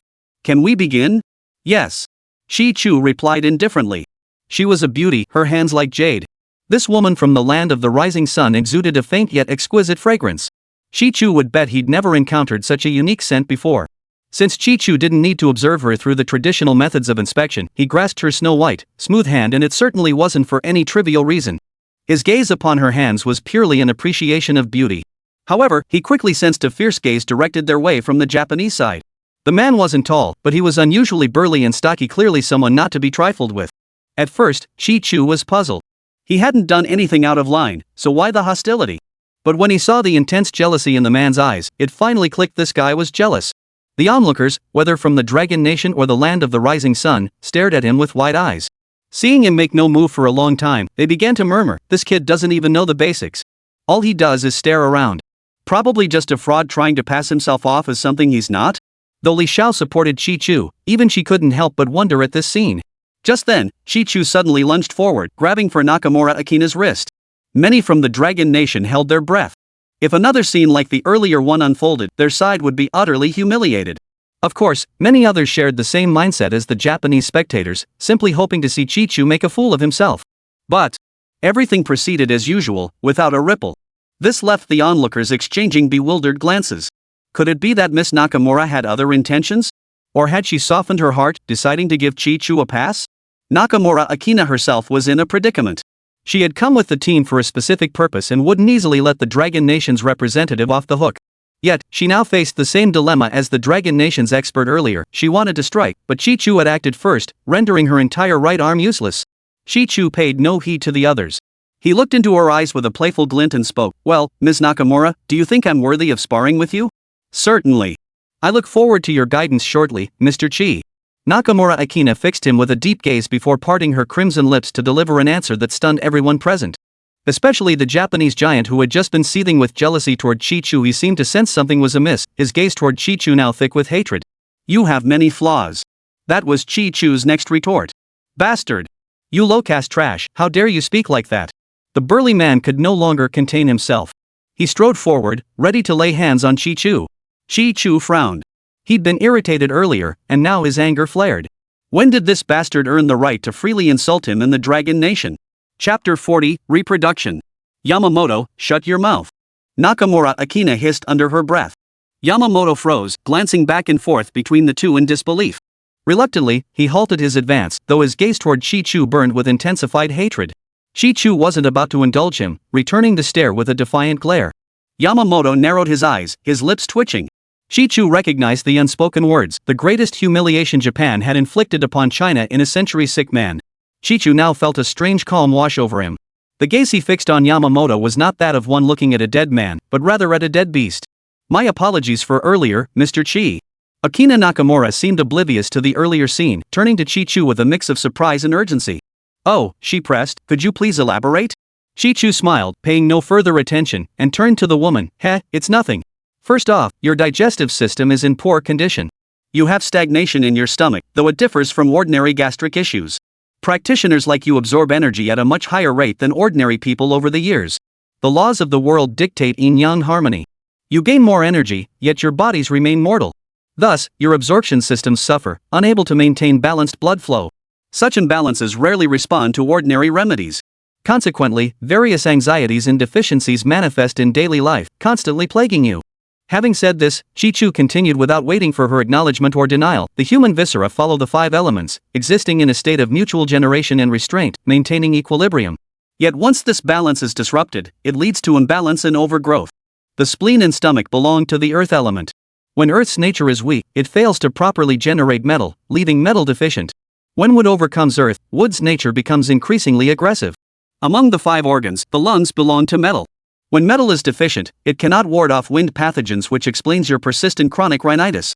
The liver belongs to wood. When wood is excessive, liver chi becomes overactive. The liver opens to the eyes, so liver fire manifests as redness in your eyes. With intense liver fire, one tends to have a fiery temper, yet you deliberately suppress it, correct? Chi-Chuan spoke calmly, yet the once aloof and haughty Sunrise Queen's expression shifted. Her lips parted slightly as she stared at Chi-Chu in astonishment, seemingly unable to believe he could understand and know so much. "Additionally, Miss Nakamura, you have some other issues, but I shan't elaborate in this setting." With that final remark, Chi-Chu concluded his eloquent discourse. Her words left the entire audience stunned. The conference room fell into an eerie silence. While the truth remained uncertain, Nakamura Akina's demeanor hinted at a growing sense of belief. "Wait a moment." Akina Nakamura suddenly interjected, "What's so unspeakable about a hidden illness? Just say it out loud." "Are you sure?" Chi-Chu glanced at the surrounding crowd, then looked back at this woman and found himself genuinely astonished. She was truly a formidable woman. "You know, this was just meant to be a friendly sparring session, a test." Nakamura Akina nodded with a faint smile. That's true enough. Then I'll be blunt. Miss Nakamura, there's an issue with your reproductive system." Chi-Chu stated it with a calm expression. The moment the words left his mouth, murmurs began to ripple through the crowd. "No way, reproductive issues? Can you even tell from the outside?" "Maybe, but this kid's so young he must be a fraud, right?" Nakamura Akina's expression grew grave. She narrowed her eyes and stared at Chi-Chu without a word. No one could fathom her thoughts. Chi-Chu met her gaze, his expression serene, his mind equally unruffled. Such an opportunity to observe her exotic allure up close and personal was truly splendid. After a moment of silence, Nakamura Akina suddenly smiled and said, "You're quite impressive to possess such insight that sees through everything. I greatly enjoy interacting with individuals of your caliber. Later, I will share my contact information with you. Please also provide yours, so that Akina may have future opportunities to engage with masters like yourself to seek answers and resolve doubts." Chi-Chu didn't respond immediately. Instead, he glanced at Yamamoto, who was now seething with rage, and smiled faintly. Of course. In truth, a woman like Miss Nakamura, who possesses both formidable skill and beauty, is precisely the kind of person she would be delighted to engage with. Pause. If murder were legal, Yamamoto-kan would have already killed this insolent lowlife countless times over. But such a setting was certainly not the place for violence, even if his family held considerable influence in the land of the rising sun. However, just as his rage boiled over with nowhere to vent, his eyes fell upon the schedule in his hand. His eyes lit up when he saw the performance section. After his thoughts crystallized, his gaze shifted toward Chi-Chu. His expression was sinister, yet brimming with satisfaction. It turned out that upon seeing the schedule, Yamamoto-kan had already devised a plan. It was simple: use the performance as an excuse to enlist Chi-Chu as his supporting act. This presented an opportunity to convey peace and friendship between the two nations. He doubted the Dragon Nation would refuse. Under the guise of a friendly sparring performance, the two would face off. With his formidable martial arts training, the blows would land after all. Fists and feet have no eyes. By then, the Dragon Nation and Chi-Chu would be utterly helpless. Not only would this settle his personal grudge from earlier and show his beloved who the true champion was, it would also strike a blow to the Dragon Nation's reputation in future media coverage, making the trip worthwhile. The more Yamamoto-kan pondered it, the more brilliant his plan seemed, a stroke of genius, unlike anything those lowly commoners could conceive. Chi-Chu's skill had redeemed Yunhai in the match, bringing honor to Jo Song-hong. Though Luo Chang and the others eyed him with envy, they insisted he stay for the evening banquet. The performances on stage vividly showcased the cultural distinctiveness of both nations, including collaborative acts that were truly spectacular. Chi-Chu paid little attention, however, as he was focused on eating. Since inheriting the legendary system, perhaps due to the changes in his physical strength, his daily energy expenditure had significantly increased. As he neared the end of his meal, his gaze inadvertently met Yamamoto-kan's, who was observing him from across the room. Well. I was just thinking about settling the score with you, and here you come. The only thing Chi-Chu couldn't quite grasp was the triumphant look in Yamamoto-kan's eyes. He couldn't fathom what exactly he had to be so pleased about today. Thank you to Miss Zhang and Mr. Zhou for their duet performance. Next, please welcome Mr. Ken Yamamoto from the land of the rising sun for our martial arts demonstration. A beautiful hostess stepped onto the stage, and Yamamoto-kan then leapt onto the platform with great enthusiasm. Good evening, everyone. I'm Yamamoto-kan from the land of the rising sun. It's an honor to perform today on this stage representing the friendship between our two nations. I don't possess many other talents since childhood. I've only mastered the martial arts passed down in my family. On this joyous occasion, I hope to add a touch of merriment to your celebration. Yamamoto-kan salutes the audience with a fist bump in the style of the Dragon Nation. Chapter 41, The Performance. Ganbaru. Long live Yamamoto-san. Though Yamamoto-kan was notoriously arrogant in daily life, his illustrious family background meant many Japanese representatives cheered him on. Yamamoto-kan felt quite pleased with himself at this sight. Then, with a deliberate glance in Chi-Chu's direction before looking away, he casually performed a few martial arts moves and declared, I know you've seen countless martial arts performances monotonous and utterly tedious. I wouldn't want to subject you to such things, nor would I wish to. But just now, an idea struck me. To truly embody tonight's theme, Japan-Dragon friendship, how about this? Why not invite someone from your side to perform alongside me? What a grand gesture. Friendship between nations. Upon hearing Yamamoto-kan's suggestion, the Dragon Nation attendees began murmuring among themselves. Given the Japanese delegation's reputation and Yamamoto-kan's intimidating demeanor, friendly or not, fists don't see getting hit by that guy would be unbearable. Yet beneath that grand title, no one dared speak up in opposition. After all, no one could afford the blame for undermining unity. Seeing no one step forward, Jo Song-hong felt a surge of anxiety. He understood their hesitation, but if no one volunteered, the Sunrise Nation might exploit this incident to stir up trouble. Regardless of his own reputation, embarrassing his superiors would surely invite their wrath. Why did no one have the confidence to step forward? Oof. I always thought the Dragon Nation was brimming with talent. Yamamoto-kan flashed a smug grin, casting another glance toward Chi-Chu. Now Chi-Chu understood. Earlier, when he'd stood up for Yunhai City and tangled with his beloved Nakamura Akina, this bastard was now using the performance as a pretext to settle a personal grudge. He knew this guy wouldn't let it go easily.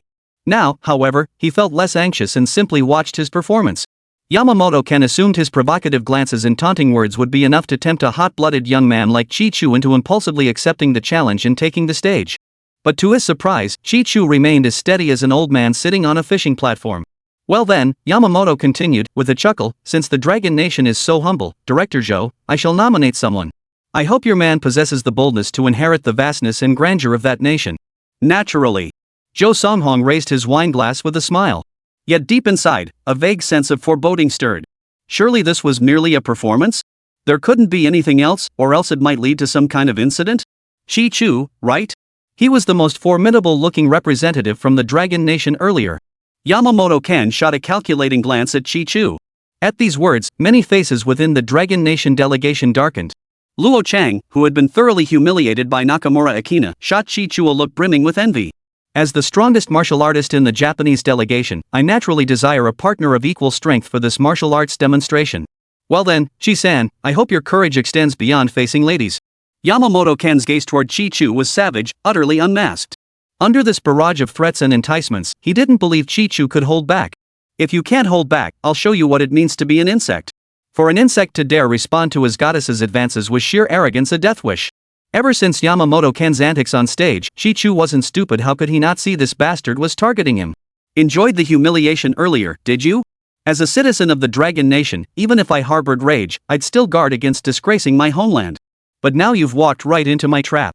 I'll show you what it means to invite your own humiliation. What's this about legitimate retaliation?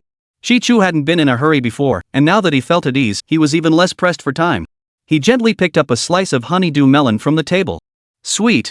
Yamamoto-kan, convinced Chi Chu feared his superior strength, wore a sneer as he said, Mr. Chi, if you like honeydew melon, after today I can deliver a truckload to you for free, haha.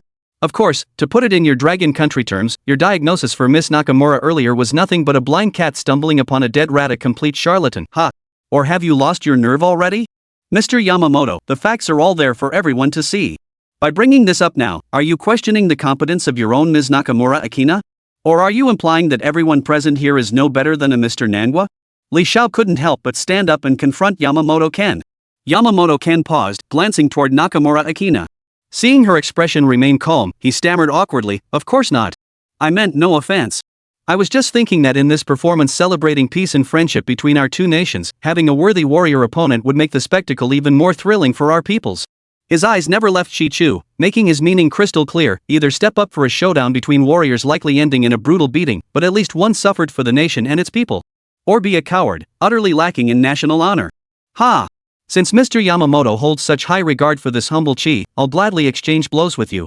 Chi Chu finished the last slice of melon in his hand and slowly rose to his feet. Hold on. Li Xiao grabbed Chi Chu's arm and whispered urgently, Chi Chu, I know you have to go this time. But if you go, don't be too earnest. I can tell Yamamoto-kan has serious hostility toward you. He's up to no good. If we can't win, we can't win. Don't let his words provoke you. Cut your losses in time. In this world, everything is fleeting. Only your own life matters most. From what she knew about Chi Chu, he was a master of medical arts. Little did she realize he was now like a Taoist priest in a legendary game, grinding monsters to level up. If Chi Chu were ranked in a game system, he might not be very high, perhaps beginner level? But in reality, he could slice through most people like cutting through butter. After all, in games, other players can grind monsters to level up, but he possesses abilities far beyond their reach. In reality, he possessed cultivation and skills passed down through systems. Alright, director, rest assured. Face isn't something I particularly care about sometimes. Chi Chu nodded with a smile. A warm feeling filled his heart. This woman, with whom he had little connection, showed such concern for him. She was truly kind. He made up his mind, if this lovely woman ever needed help in the future, he would do everything in his power to fulfill her requests. In today's world, kind-hearted people are too rare. They must be protected and cherished. Chapter 42, Goading. You, still cracking jokes at a time like this? Li Xiaobai shot him a disapproving glance. Though his almond-shaped eyes weren't intentionally seductive, the allure in his gaze was undeniably captivating. Ha! Just a moment ago, I thought you were scared. Not bad, you're no coward after all. Yamamoto-kan's eyes betrayed an unmistakable sense of triumphant scheming. Being a coward isn't just about what you say, Mr. Yamamoto. Chi Chu's lips curved into a playful smile. Well then, Yamamoto, I rarely get the chance to step onto a stage or perform martial arts in certain settings. I'm not exactly familiar with the rules or anything like that. Since you invited me up to be your opponent, you should explain the rules beforehand. We don't want a friendly martial arts demonstration turning into a blind-fisted brawl by accident. That wouldn't be pretty. Chi Chu deliberately emphasized the phrase fists and feet have no eyes. Now that he had this legitimate opportunity to beat someone up, he was eager to put what he'd learned from the legendary Taoist system to practical use. He'd come to realize that no matter how much he practiced privately, the progress he made never matched what he gained from a few real confrontations. Heh, no worries. I can tell you have some martial arts foundation. As long as you're somewhat familiar with martial arts, our demonstration should go smoothly. Alright, let me make this clear beforehand, since this is your first time, don't hold back. Go ahead and strike without any rules. Of course, don't worry, as an expert in this field, I won't take advantage or injure you. How about it? Feeling better now? Ha ha. Yamamoto-ken stretched his limbs and spoke with a hint of condescension.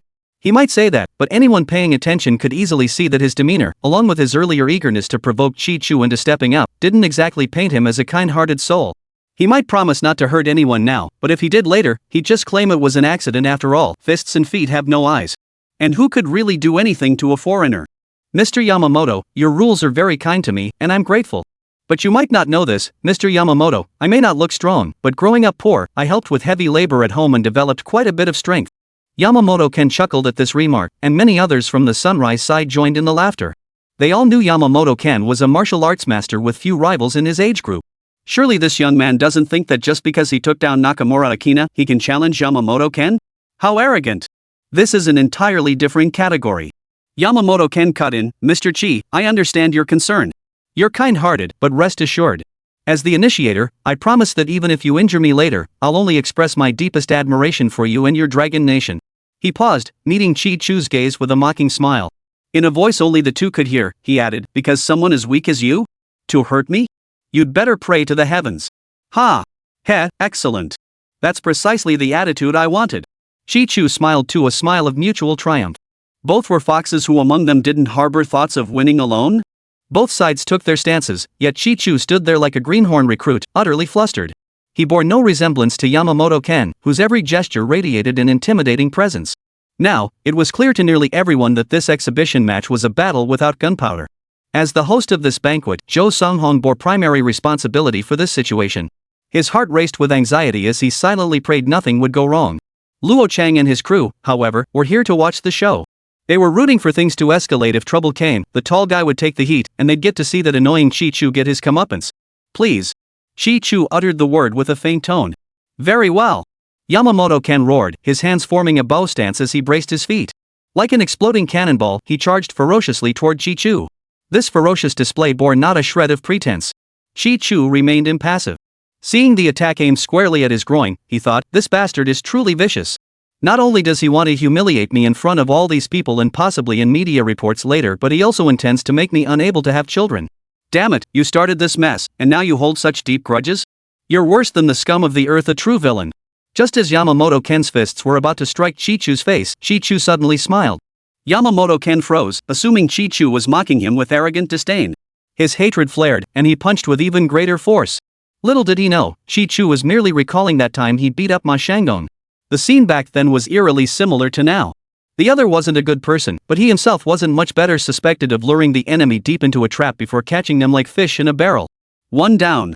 These thoughts flashed through his mind in an instant as he lowered his hand. And just like that, that seemingly 1,000-pound blow was caught effortlessly by Chi-Chu's not-so-rough right hand. Caught. Most present doubted Chi-Chu could match Yamamoto-ken. A minority, having witnessed his earlier feats, at least believed he had fighting potential.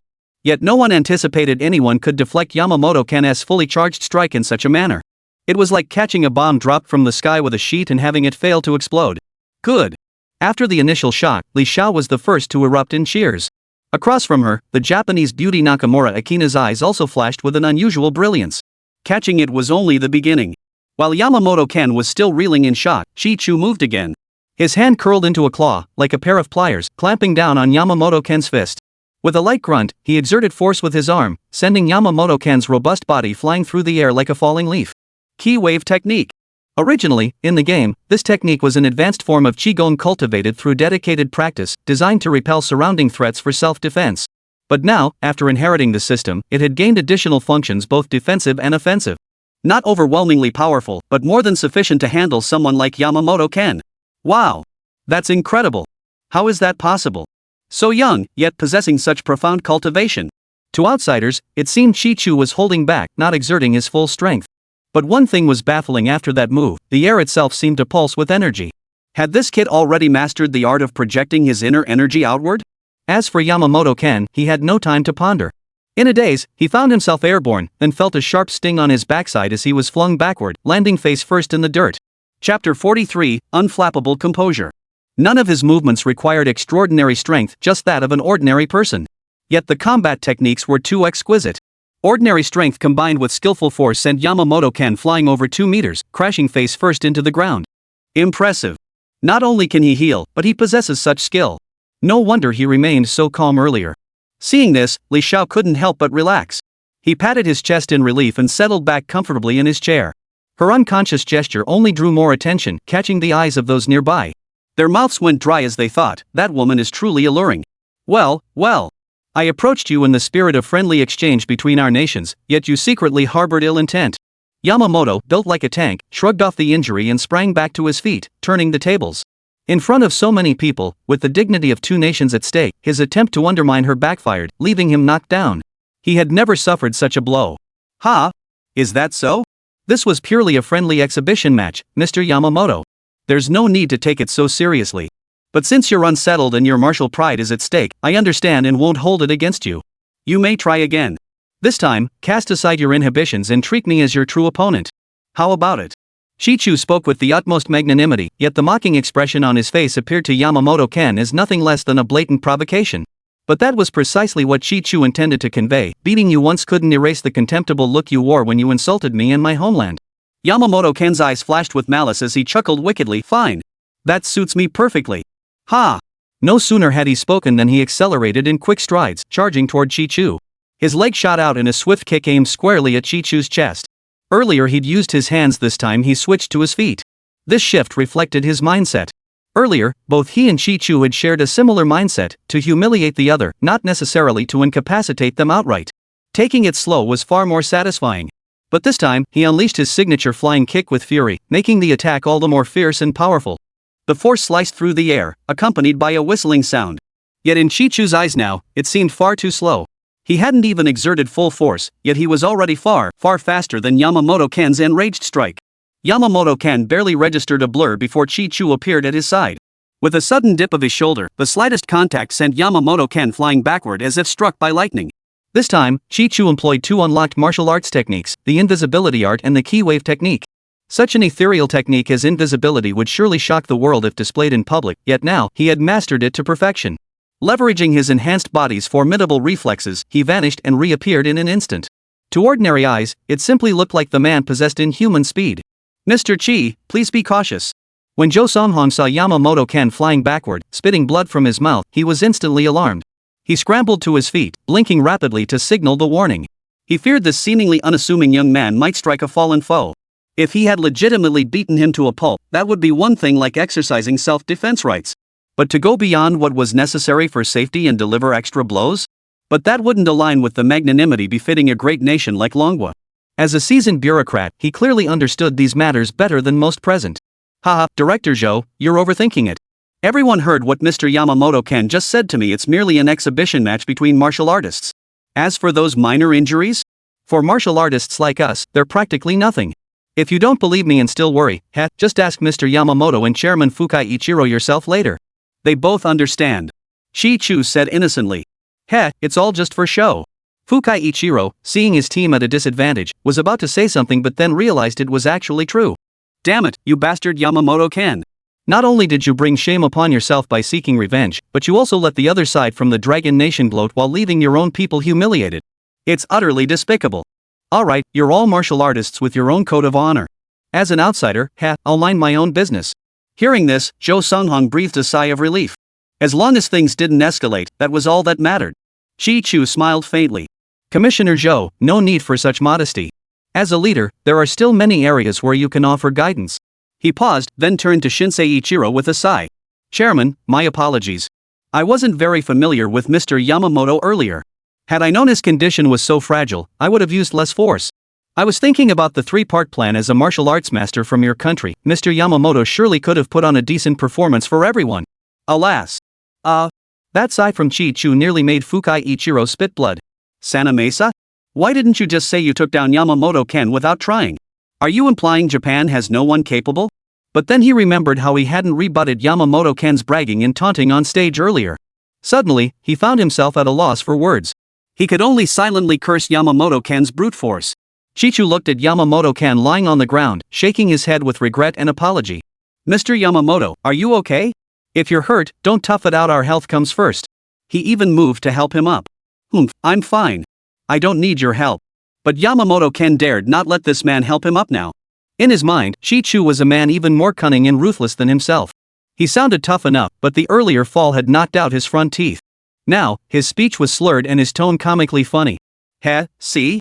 Everyone was worrying for nothing. Martial arts masters like us have robust physiques. A minor injury like this is nothing. Chi-Chu shrugged innocently at the audience below the stage, then turned to Yamamoto-ken. You're still okay, right? Humph. I'm just fine. I'm more worried you'll run out of tricks next. You won't last. Yamamoto-ken spat out a mouthful of blood, his eyes fixed on Chi-Chu with a vicious glare, like a bloodthirsty wolf. Chi-Chu smiled faintly, testing the waters. So, by your tone, you're eager to put on another show for everyone? Of course. I doubt you'd dare. Yamamoto-ken hopped up and down, flexing his muscles as he assumed a fighting stance. Yamamoto-san. Fukai Ichiro, watching from below, had witnessed the entire exchange.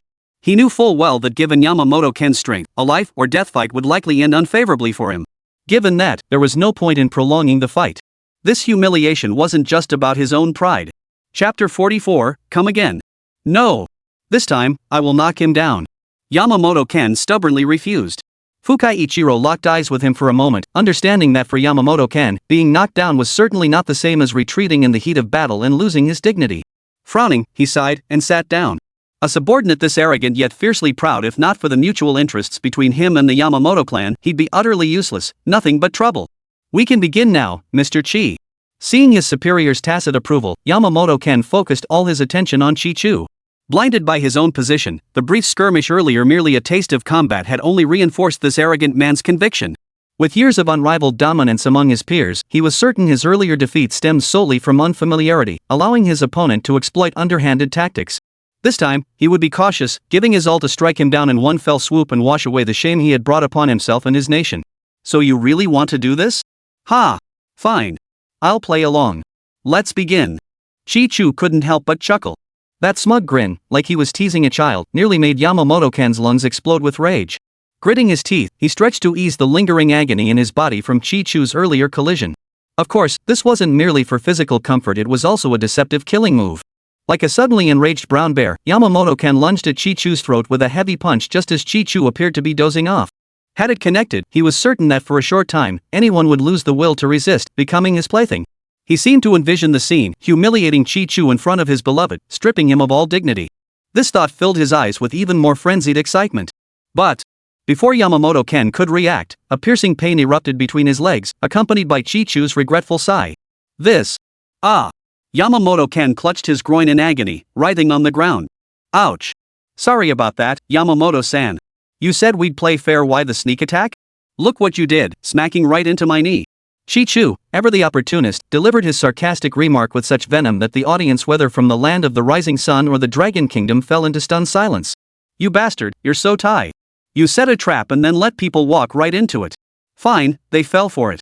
But after someone suffers such agony, you have to rub salt in the wound with your sarcastic remarks? As Chi-Chu's obnoxious mug loomed closer, Yamamoto-ken gritted his teeth against the searing pain. Cold sweat beaded on his forehead as he fixed Chi-Chu with a furious glare. His voice trembled but remained menacing. Don't get too cocky. I won't let you off the hook, you low-caste scum. Chi-Chu grinned, glanced toward the audience, then leaned close to whisper in his ear, Yamamoto, this is my gift to you, a token of friendship between our dragon and sun nations. And Yamamoto, you bastard. You. Yamamoto-ken choked on his breath again, spitting out a mouthful of congealed blood at Chi-Chu's blunt, vulgar insult.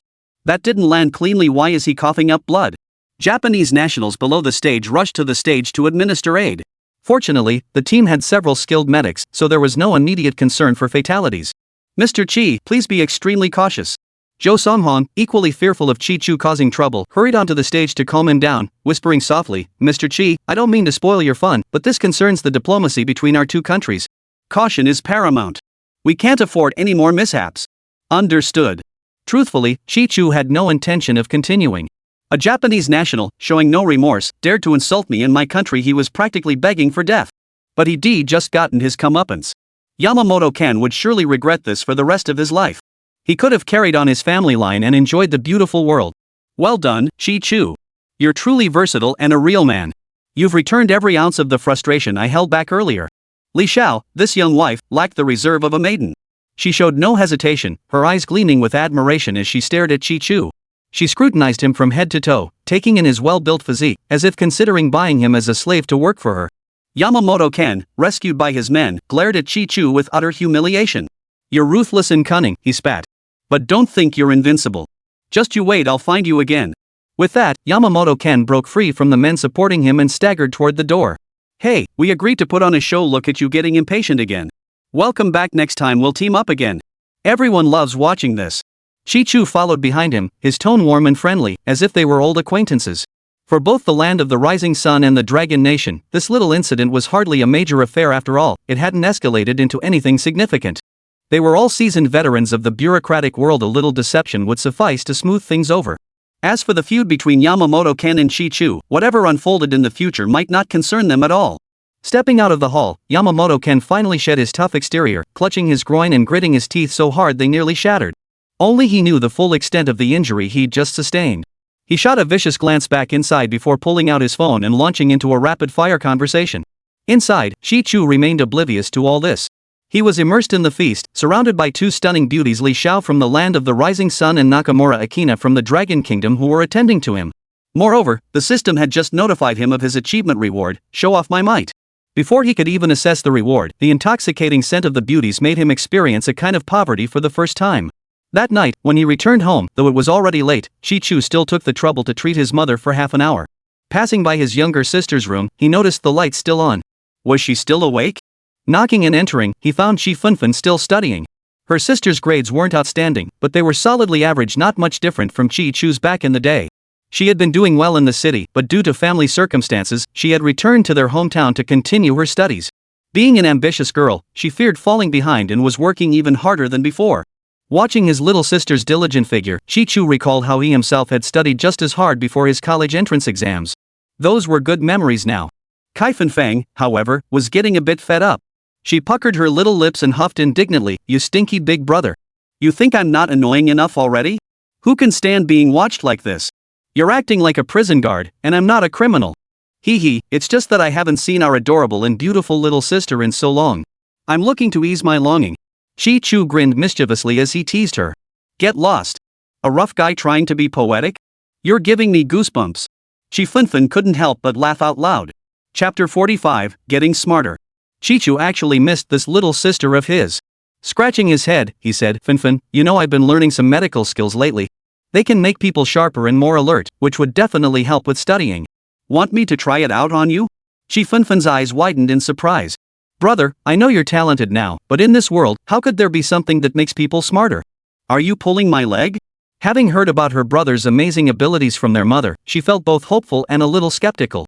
"When have I ever tricked you? Besides, if I wanted to trick you, I wouldn't need something like this. Think I'm bored out of my mind?" Chi-Chu rolled his eyes at her. "Hurry up. Do it or not. If not, your big bro's going to bed. Been busy all day. Of course I'll do it. But if it doesn't work, just you wait, I'll hold you accountable." Chi Funfun raised her little fist and waved it at him defiantly. "We'll see about that later." Chi-Chu first had her take a newly acquired pill, Soul Grass. A pill that permanently enhances mental attributes.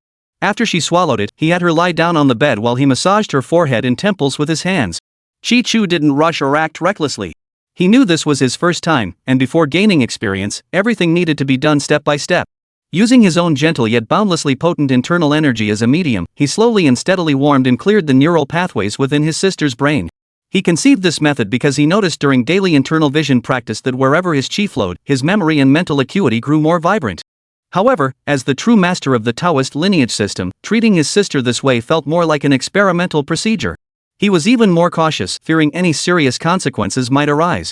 Chi-Chu had long dreamed of bringing glory to his family, and the college entrance exams seemed the perfect opportunity.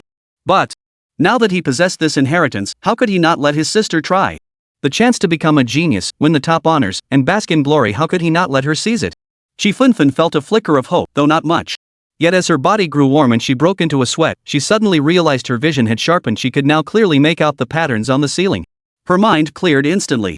Problems that had stumped her moments ago now flowed effortlessly. "Wow! My dear brother, you're truly amazing. How did you do this?" Chi Funfun waited for him to finish, then sat up abruptly, her voice brimming with delight. Chi-Chu gave a mysterious smile and said, "The secrets of heaven must not be revealed." "You're such a bad brother." Kai Fengfang rolled her eyes. "If you won't tell me, I won't ask." But if I mess up my exams and can't get into a good university, I'm going to study medicine with you and become a magical female doctor. You can if you must, but if you fail the entrance exams, the first thing you'll face is my bamboo shoot stir fry. If you can endure that, then go ahead and study under me. You cheapskate. Shi Funfun rolled her eyes again. Shi Chu chuckled and asked, seeing how you react, does it really work? Why don't we give it a try? It really works. But if you want to try it, we'll give it a shot. Shi Funfun casually grabbed a book from the desk. It was a Chinese textbook. She skimmed through 2 pages of text before handing the book to Chi Chu and began reciting the passage. Chi Chu stared at the densely packed text. Back in his school days, even half a page like this would take him a day or two to memorize. But this time, his sister, whose memory was comparable to his own, recited it with such ease, as if she were simply reading aloud. This time, not only was Chi Chu astonished by the remarkable effect, but Shi Funfun herself was stunned. I thought I'd stumble or at least take longer. This is incredible. She looked at Chi Chu. Incredulous. Then, as if to confirm it again, she leaned over the desk and frantically flipped through the difficult problems she couldn't solve before. But the result remained the same. She solved them all with ease. This forced her to believe it, and her emotions gradually settled. Chi Chu affectionately ruffled her hair, letting her process this surprise alone before quietly slipping out. Back in his own room, Chi Chu began his cultivation practice, restoring his internal energy. This was different from his sparring with Yamamoto-kan and the others. Fighting for his sister had drained him of considerable energy and spirit, demanding proper time for recovery. While Chi Chu was recharging, someone else in this city was also awake. On the other side of town, deep within the mountains, nestled in the picturesque surroundings of the Su family's ancestral home. In the study of Old Master Su, the entire Su family had gathered. Father, your health hasn't fully recovered yet. Normally, we wouldn't disturb you with such matters. But our adversaries have already begun making moves within our stronghold, Yunhai. This is a matter of great importance. Only you can make the final decision. The speaker was Su Xianrun, the eldest son of the Su family's main branch. He had just returned from handling matters abroad and joined this family meeting. Indeed, uncle. According to reliable intelligence, even the 3 major families representing local interests are showing signs of gradual infiltration. We must act immediately. Next to speak was Su Xianda, the Su family's representative in Yunhai City. Yunhai is a renowned metropolis both domestically and internationally, and it is one of the Su family's crucial spheres of influence. If the various families with intricate ties to us shift their allegiance to these newcomers, our family in Yunhai will be like a rootless duckweed, likely to be driven out by them. An elderly man seated to the right of Old Master Su spoke up. This elder was Ma Tingfei. Though not a member of the Su family, as a retainer who had served the family for decades, his words carried weight equal to those of Su Xianda and the others. Elder Su sat upright in the center of the room, eyes closed in deep thought. Though his complexion hadn't fully regained its former vigor, it was vastly improved from the near-death state he'd been in that day. Everyone chimed in with their opinions, yet all eyes were fixed on the old patriarch, awaiting his final decision. Suddenly, the old patriarch opened his slightly cloudy eyes. A sharp gleam flashed within them as he swept his gaze over the assembled crowd. Then, speaking with measured calm, he asked, "What you say all makes sense. But this matter is no trivial affair. We cannot interfere in another's internal affairs, lest we achieve the opposite of what we intend. Yet we cannot stand idly by. What do you suggest I do now?" Before the others could answer, he turned to Ma Tingfei. "Old Ma," he said, "you mentioned earlier that these major families in Yunhai might shift allegiances. Do you have any intelligence on that?" "Yes." Ma Tingfei answered with great respect. "According to our spies' reports, various signs indicate that their recent activities, especially during the period when you, Old Master, were ill, have accelerated their infiltration efforts." Chapter 46, The Su Family. Based on my incomplete intelligence, these individuals have already begun colluding with influential figures within several major families. Fortunately, with your return to command, Yunhai's major clans, whether out of respect for you or fear of our Su family's power, are at least maintaining unwavering closeness and loyalty on the surface. Yet we all know these families have their own convictions. Should our enemies one day offer them more favorable terms? He didn't continue, but everyone present understood his meaning. In this world, there is no such thing as absolute loyalty. There is only the price that hasn't been high enough. Oof. Their ambitions are far too great. They won't stop here. A flash of ruthlessness flickered in Old Master Su's cloudy eyes. Then, with a hint of doubt, he asked, "The enemy is formidable, but they have no real foothold in Yunhai. Why would they attempt such a brazen infiltration now? Don't they fear we might strike while they're still unestablished and wipe them out in one fell swoop?" Ma Tingfei shook his head. "It's like this, sir. While their infiltration leaves traces, most activities occur covertly. Their organization is deeply concealed, making it extremely difficult to eliminate them as a group. Otherwise, we'd only alert them." "Oh, I see. Heh, like ants, huh?" Old Master Su smiled faintly but chose not to elaborate further. The others could only wait. As impatience began to show on many faces, old Master Su finally opened his eyes and asked, since they're adopting this ant-like approach, they must have specific priorities. Tell me among the 3 major families, whose situation warrants our closest attention. True to his reputation, the old master immediately grasped the crux. The head of the Su family and Su Xianda exchanged glances, then Su Xianda stepped forward, the Mu family. Their clan primarily handles foreign trade, with extensive business beyond Yunhai. They interact with more outsiders, making them the most vulnerable to infiltration. I've received word that the youngest son of the 3rd branch of the Mu family has had unusually frequent transactions in his account recently. Very good. This information is quite useful. Old Master Su nodded. Taking another sip of tea, he remarked calmly, since the intelligence is confirmed, it's time for our Su family to make our move. Let's discuss how our family should appropriately intervene in this life or death battle. Ma Tingfei and several younger members of the Su family exchanged glances, as if they had already discussed this.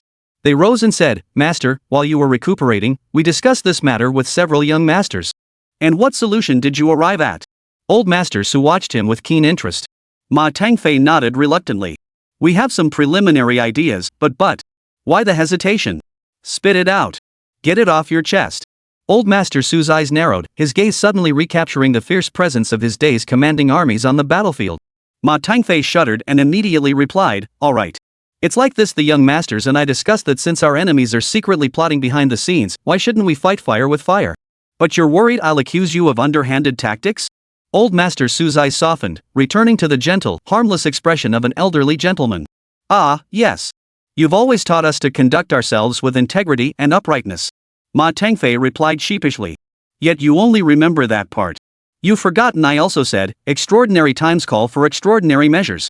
Old Master Su swept his gaze across the Su family disciples, most of whom avoided his direct eye contact with guilty expressions. Yet despite their guilt, they felt a surge of relief. If the old master implied approval, did that mean he tacitly accepted their actions? Has anyone been chosen? Old Master Su inquired again. Some of the Su family members lowered their heads again, while others looked hesitant.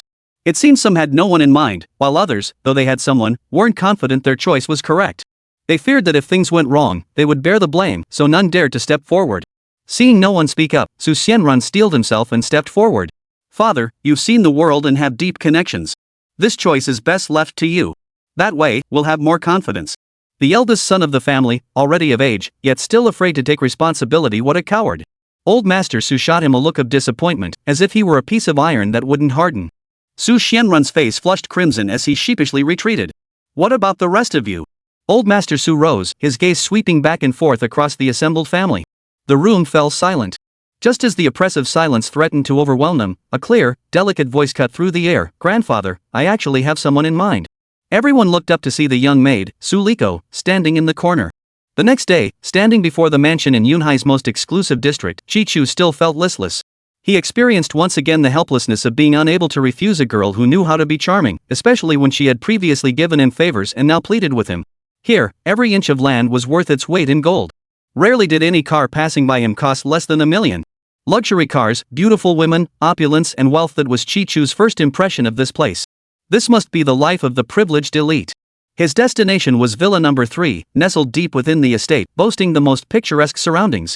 At that moment, the mansion's owner, Zhao Siyue, who resembled an exquisite doll, lay comfortably on the large sofa, her long legs casually draped over the coffee table, a far cry from her usual dignified demeanor when out in public. Not far from Zhao Siyue sat another woman, a sexy young wife quite different from her own adorable charm. This woman was named He Hao, the sister-in-law of Zhao Siyue's relatives. The two chatted idly, occasionally glancing at the television, listlessly passing the rather dull hours of the day. After all, last night, the group of friends had partied wildly until the wee hours, so their current lack of energy was only natural. Therefore, they would absolutely not tolerate any outsider disturbing them, especially a strange man. But the heavens never grant every wish. Just then, a young man abruptly appeared at the living room door. Not only did he show up, but he was dressed in coarse hemp clothes and didn't even knock? No wonder he hadn't even noticed before. So slovenly and careless, how could this guy be so rude? Yep, this rude bloke was none other than Chi Chu. He'd been dragged here at the crack of dawn, ordered to take this job, and what kind of job was it? A damn bodyguard. Even if that girl Su Kuka painted it as some glamorous gig, like being a personal bodyguard to a beauty. What the hell did that have to do with me? Frustration boiled inside him, nowhere to vent. Chapter 47, Bodyguard. At the gate, he was subjected to a thorough investigation. No matter how much he pleaded, they wouldn't let him in. Chi Chu didn't care anymore. Seizing a moment of inattention, he used his inside ability to dodge the cameras and slipped inside. His current mindset was simple: you better find fault with me and fire me. That would also shut that little Tsukiki up. That was his mindset, but suddenly, as if sensing something, his expression shifted from relaxed to serious. His gaze swept over the two beauties' graceful curves, then shifted to scrutinize the home's furnishings. The high-end televisions and precious wall paintings seemed to hold more allure than the women themselves. Finally, his gaze settled upon a portrait above the television, a Western girl with beautiful eyes. What the hell is wrong with this guy? How can he be more at ease here than in his own home? Would you like another cigarette? Hey, who the hell are you, wandering around in my house? Where's security? How did you even get in here? Zhao Siyue was furious. What kind of person was this? Her glare could have pierced Chi-Chu hundreds of times over if looks could kill. Chi-Chu seemed to notice them for the first time. Oh, sorry about that. Didn't notice you two earlier. This remark made both women seethe with rage, their bodies aching with indignation. Either she or her sister was the center of attention wherever they went, yet this guy made them sound like they were completely dispensable. It was an unforgivable offense. Hello there. I'm Chi-Chu. You've probably heard my name, right? The man seemed intent on piling insult upon injury. Who the hell are you? Why should I have heard of you? Is it because you're handsome? You're easy on the eyes, sure, but what does that have to do with me knowing your name? Of course, it doesn't matter if you don't know me now. Just remember it for later, you'll find it useful someday. Chi-Chu shrugged, acting magnanimous. You have no idea how dangerous you are. Zhao Siyue suppressed her irritation, her face stern as she asked in a feigned sweet voice, Hey! After all that, who exactly are you? What brings you here? He Hao chimed in warily from the side, You'd better answer right now. Otherwise, I'll call security, and you won't have it so easy. Seems you really are clueless. Well, I suppose I should formally reintroduce myself. I am Chi-Chu State. Before the two women could react, he continued in a serious tone, For the foreseeable future, I will be your personal bodyguard, Miss Zhao Siyue. Ha? Personal bodyguard? The two beauties exchanged glances, each seeing the same bewilderment in the other's eyes. When did this happen? How come the person involved herself knows nothing about it?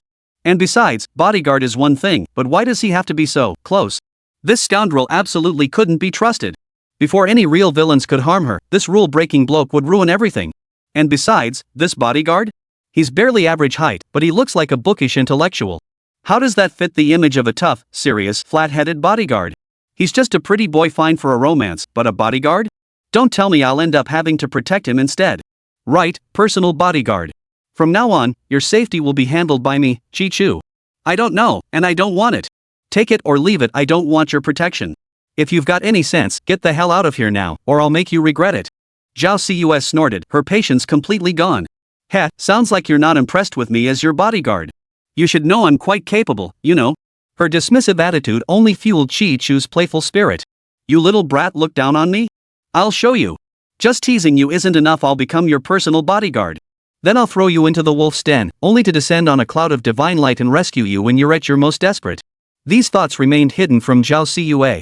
Had she known, her lungs would have burst from rage. She'd have beaten him to death without a shred of mercy, later sighing with relief that the world's worst scoundrel was finally gone. Amen. Zhao Siyue eyed him up and down, curling her lip in disdain. You've got the guts? What I see isn't exactly frail, but you don't even have the basic physique a bodyguard should have enough bulk to block a bullet. And you have the nerve to brag? Shame on you. A bitter smile flickered across Chi-Chu's face. His physique slim and clothes yet muscular underneath was apparently less impressive to this young lady than a door panel. Shaking his head, he replied, Miss Xiao, you have a point, but only partially. My physical condition isn't intimidating enough to meet your standards. I can't help that. But if you don't want me, I regret to inform you that I cannot comply. Because once I've agreed to my client's request, I must fulfill my duty until the contract expires or the client terminates it themselves. Chi-Chu pulled a contract from his pocket and placed it on the coffee table before them. If you have any further questions, he said, you may find some answers within. My sole responsibility is to ensure you remain unharmed by any threats within a 10-meter radius of me. That is my sole responsibility. You're ridiculous. Seeing Chi-Chu shift from his usual flippant demeanor to an intense seriousness, Zhao Siyue and He Hao were momentarily thrown off balance.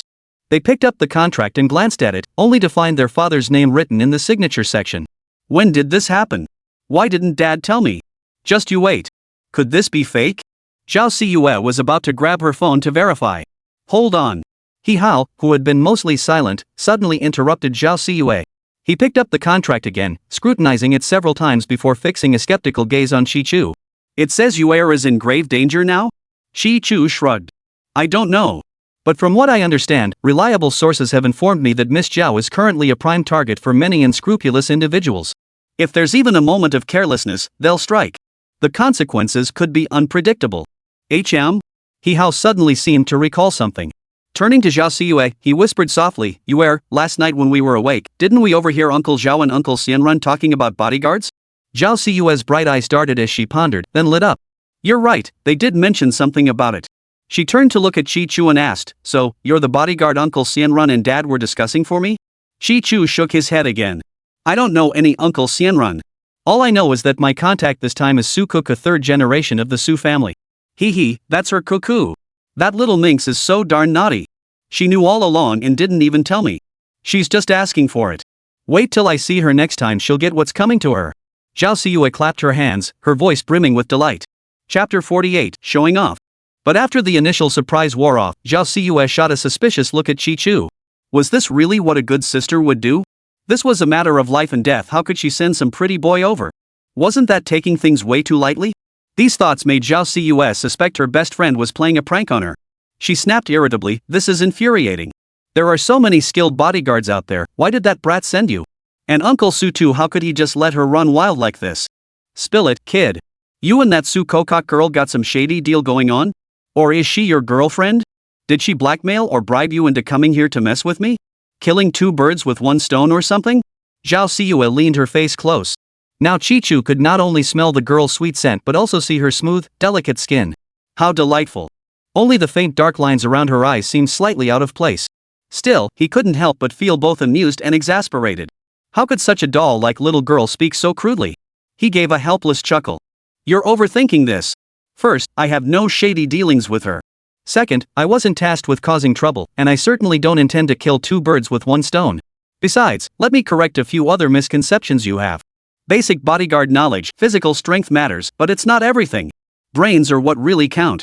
Besides, as the old saying goes, you can't judge a book by its cover. You haven't even tried me out, how do you know I'm not formidable? Humph. I'm not mistaken, and I don't need you to correct me. Anyway, you don't meet my standards right now. I don't want you protecting me. Zhao Siyue curled her lip. Besides, with the way you're bragging without any restraint, I'm seriously worried my sister might have been fooled by you. Chi Chu chuckled at her words, about to respond, when suddenly, that pensive expression returned to his face. His expression shifted instantly, a sharp gleam shooting from his eyes, fixated directly on the portrait of the young girl. Under the shocked and bewildered gazes of Zhao Siyue and He Hao, he strode down to the portrait, staring intently. What on earth is wrong with you? Stop scaring people. Otherwise, I'll have security escort you out. Zhao Siyue, unsettled by the eerie atmosphere, couldn't help but scold him in a feigned pout. Chi Chu paid her no heed, his gaze fixed solely on the painting on the wall. Zhao Siyue seemed to grasp his intent and immediately warned, I don't know what you're thinking, but if you dare damage my Alyssa, I'll make you pay. This time, Chi Chu reacted, turning to flash her a smile. Before Zhao Siyue could process that smile, she watched him leap up with the agility of a monkey, snatching her Alyssa painting from the wall. Not only that, but he casually snapped the frame in half and ripped the painting out. You bastard! Whether Coco agrees or not, I'll make you pay for this. Zhao Siyue gritted her teeth in anguish, then charged at Chi Chu like a fierce little tiger, ready to pounce and bite the disobedient rascal to death. However, Chi Chu clearly wasn't intimidated. He continued his actions methodically. As Chi Chu peeled back layer after layer of paper, an ultra-miniature camera was revealed inside. The lively eyes of the young girl in the painting had been hollowed out, with the camera peering out through the hole. Viewed this way, the camera lens became the character's eye, seamlessly merging the painting with surveillance. Zhao Siyue's gaze fixed on the camera, her face flushing with anger, tinged with a hint of unease and anxiety. The camera's placement here meant her privacy had been invaded by an outsider. But this was just the living room. While she had once picked her toes here, surely she hadn't engaged in anything else unladylike? This thought brought Zhao Siyue some relief, but her heart immediately sank again. Not long ago, when no one was home, she'd been wearing those tight yoga leggings without any undergarments underneath. She certainly didn't want to become the star of some online foot-scratching scandal or camel-toe scandal. Chi Chu then discovered several identical cameras hidden in other corners of the house. Each installation spot was incredibly discreet and unexpected. But for someone with his innate insight, these challenges weren't particularly difficult once he focused his attention. After a few moments of fiddling, Chi Chu turned back to Miss Zhao, palms open only to reveal a miniature listening device now in his grasp. Is it over? Zhao Siyue had calmed down by now, at least on the surface. Yes, at least in your room and the living room area. Chi-Chu nodded. Although I still hold my previous opinion about your character, at least you're not a complete waste of space. So, I agree you can be my bodyguard for a while. Zhao Siyue stared intently at Chi-Chu for a long moment before speaking. The Zhao family knowing when to bow to necessity is in their nature. Chi-Chu smiled faintly, the unmistakable amusement at the corners of his mouth instantly making Zhao Siyue feel like she'd fallen into a trap, herself the helpless little rabbit. Yes, that feeling was right. But now, no one could tell her. Truthfully, the moment he entered the room, Chi-Chu had spotted the hidden spot. Yet he deliberately waited until now to bring it up. He knew precisely when to act and when to hold back, leaving room for maneuver. Zhao Siyue's icy expression hardened. Feeling compelled to clarify, she added, however, during your stay at the villa, you are not to interfere in any aspect of my private life. I have no connection to you whatsoever. Focus solely on your assigned duties. I understand. Chi-Chu smiled. After all, we're both civilized people. We understand each other's needs perfectly well. Besides, I've already discussed this with Su Kiki. I believe the Su family has also consulted with your father. Occasionally, I'll have my own matters to attend to and won't devote all my time to you. But if anything arises, I'll handle it immediately. That's best. Zhao Siyue added, otherwise, it'd be annoying to have you constantly hovering around. Chi-Chu nodded. Same here. Zhao Siyue found Chi-Chu a temporary place to stay, then turned to leave. But after taking just a few steps, Chi-Chu called her back. Wait, I still have something to discuss with you. Ha? What is it? You didn't finish earlier. Zhao Siyue felt a wave of fatigue wash over her again. Lately, she'd been growing increasingly drowsy. She thought she'd go back to sleep for a while. It won't take long. Don't worry. Chi-Chu didn't seem to mind, offering a faint smile as he asked softly, have you been feeling sluggish lately? Chapter 49, Poison. How did you know? Zhao Siyue looked at him warily. She hadn't told anyone about this. Roll up your pant leg. I believe there should be a pale green snowflake-shaped mark at the bend of your knee. Chi-Chu continued. Zhao Siyue was annoyed, yet for some reason, she ended up doing as he asked, filled with doubt. Ah. Only then did Zhao Siyue notice that, somehow, a pale green snowflake mark had truly appeared on her body. Against her snow-white skin, it stood out strikingly, even carrying a hint of eerie, almost seductive strangeness. Hey, what the hell is going on here? Zhao Siyue began to feel anxious and frightened. Everything that had happened today felt unreal, leaving her deeply unsettled and insecure. However, when she met the man's calm gaze, her heart inexplicably settled. This guy really was all talk and no action. Did he actually have the skills? Chi-Chu examined her pant leg a few more times. Noticing Zhao Siyue's anxious gaze, he spoke slowly, you've been poisoned. How could this be? What are the consequences? Is it serious? Very serious. Right now, it's just the incubation period. In about 5 days, that mark on Miss Zhao's arm will turn black, eventually covering her entire arm. At this, Zhao Siyue paled visibly and blurted out, that's it? But you said the consequences were severe. How severe exactly? Ha? Chi-Chu pondered for a moment before saying, at best, your lower leg will be crippled. Zhao Siyue grew even more panicked and quickly asked, if the mild case is this severe, what about the severe one? Her eyes were filled with fear and unease. Death. And hospitals won't be able to help. Chi-Chu replied calmly. No way. You're not lying to me, are you? Zhao Siyue was completely panicked, clutching Chi-Chu's sleeve in a flustered state. Chi-Chu remained silent, only staring intently into her eyes. Zhao Siyue began to believe him. Well, since you're so skilled that you could tell, you must have a way to cure me, right? Of course.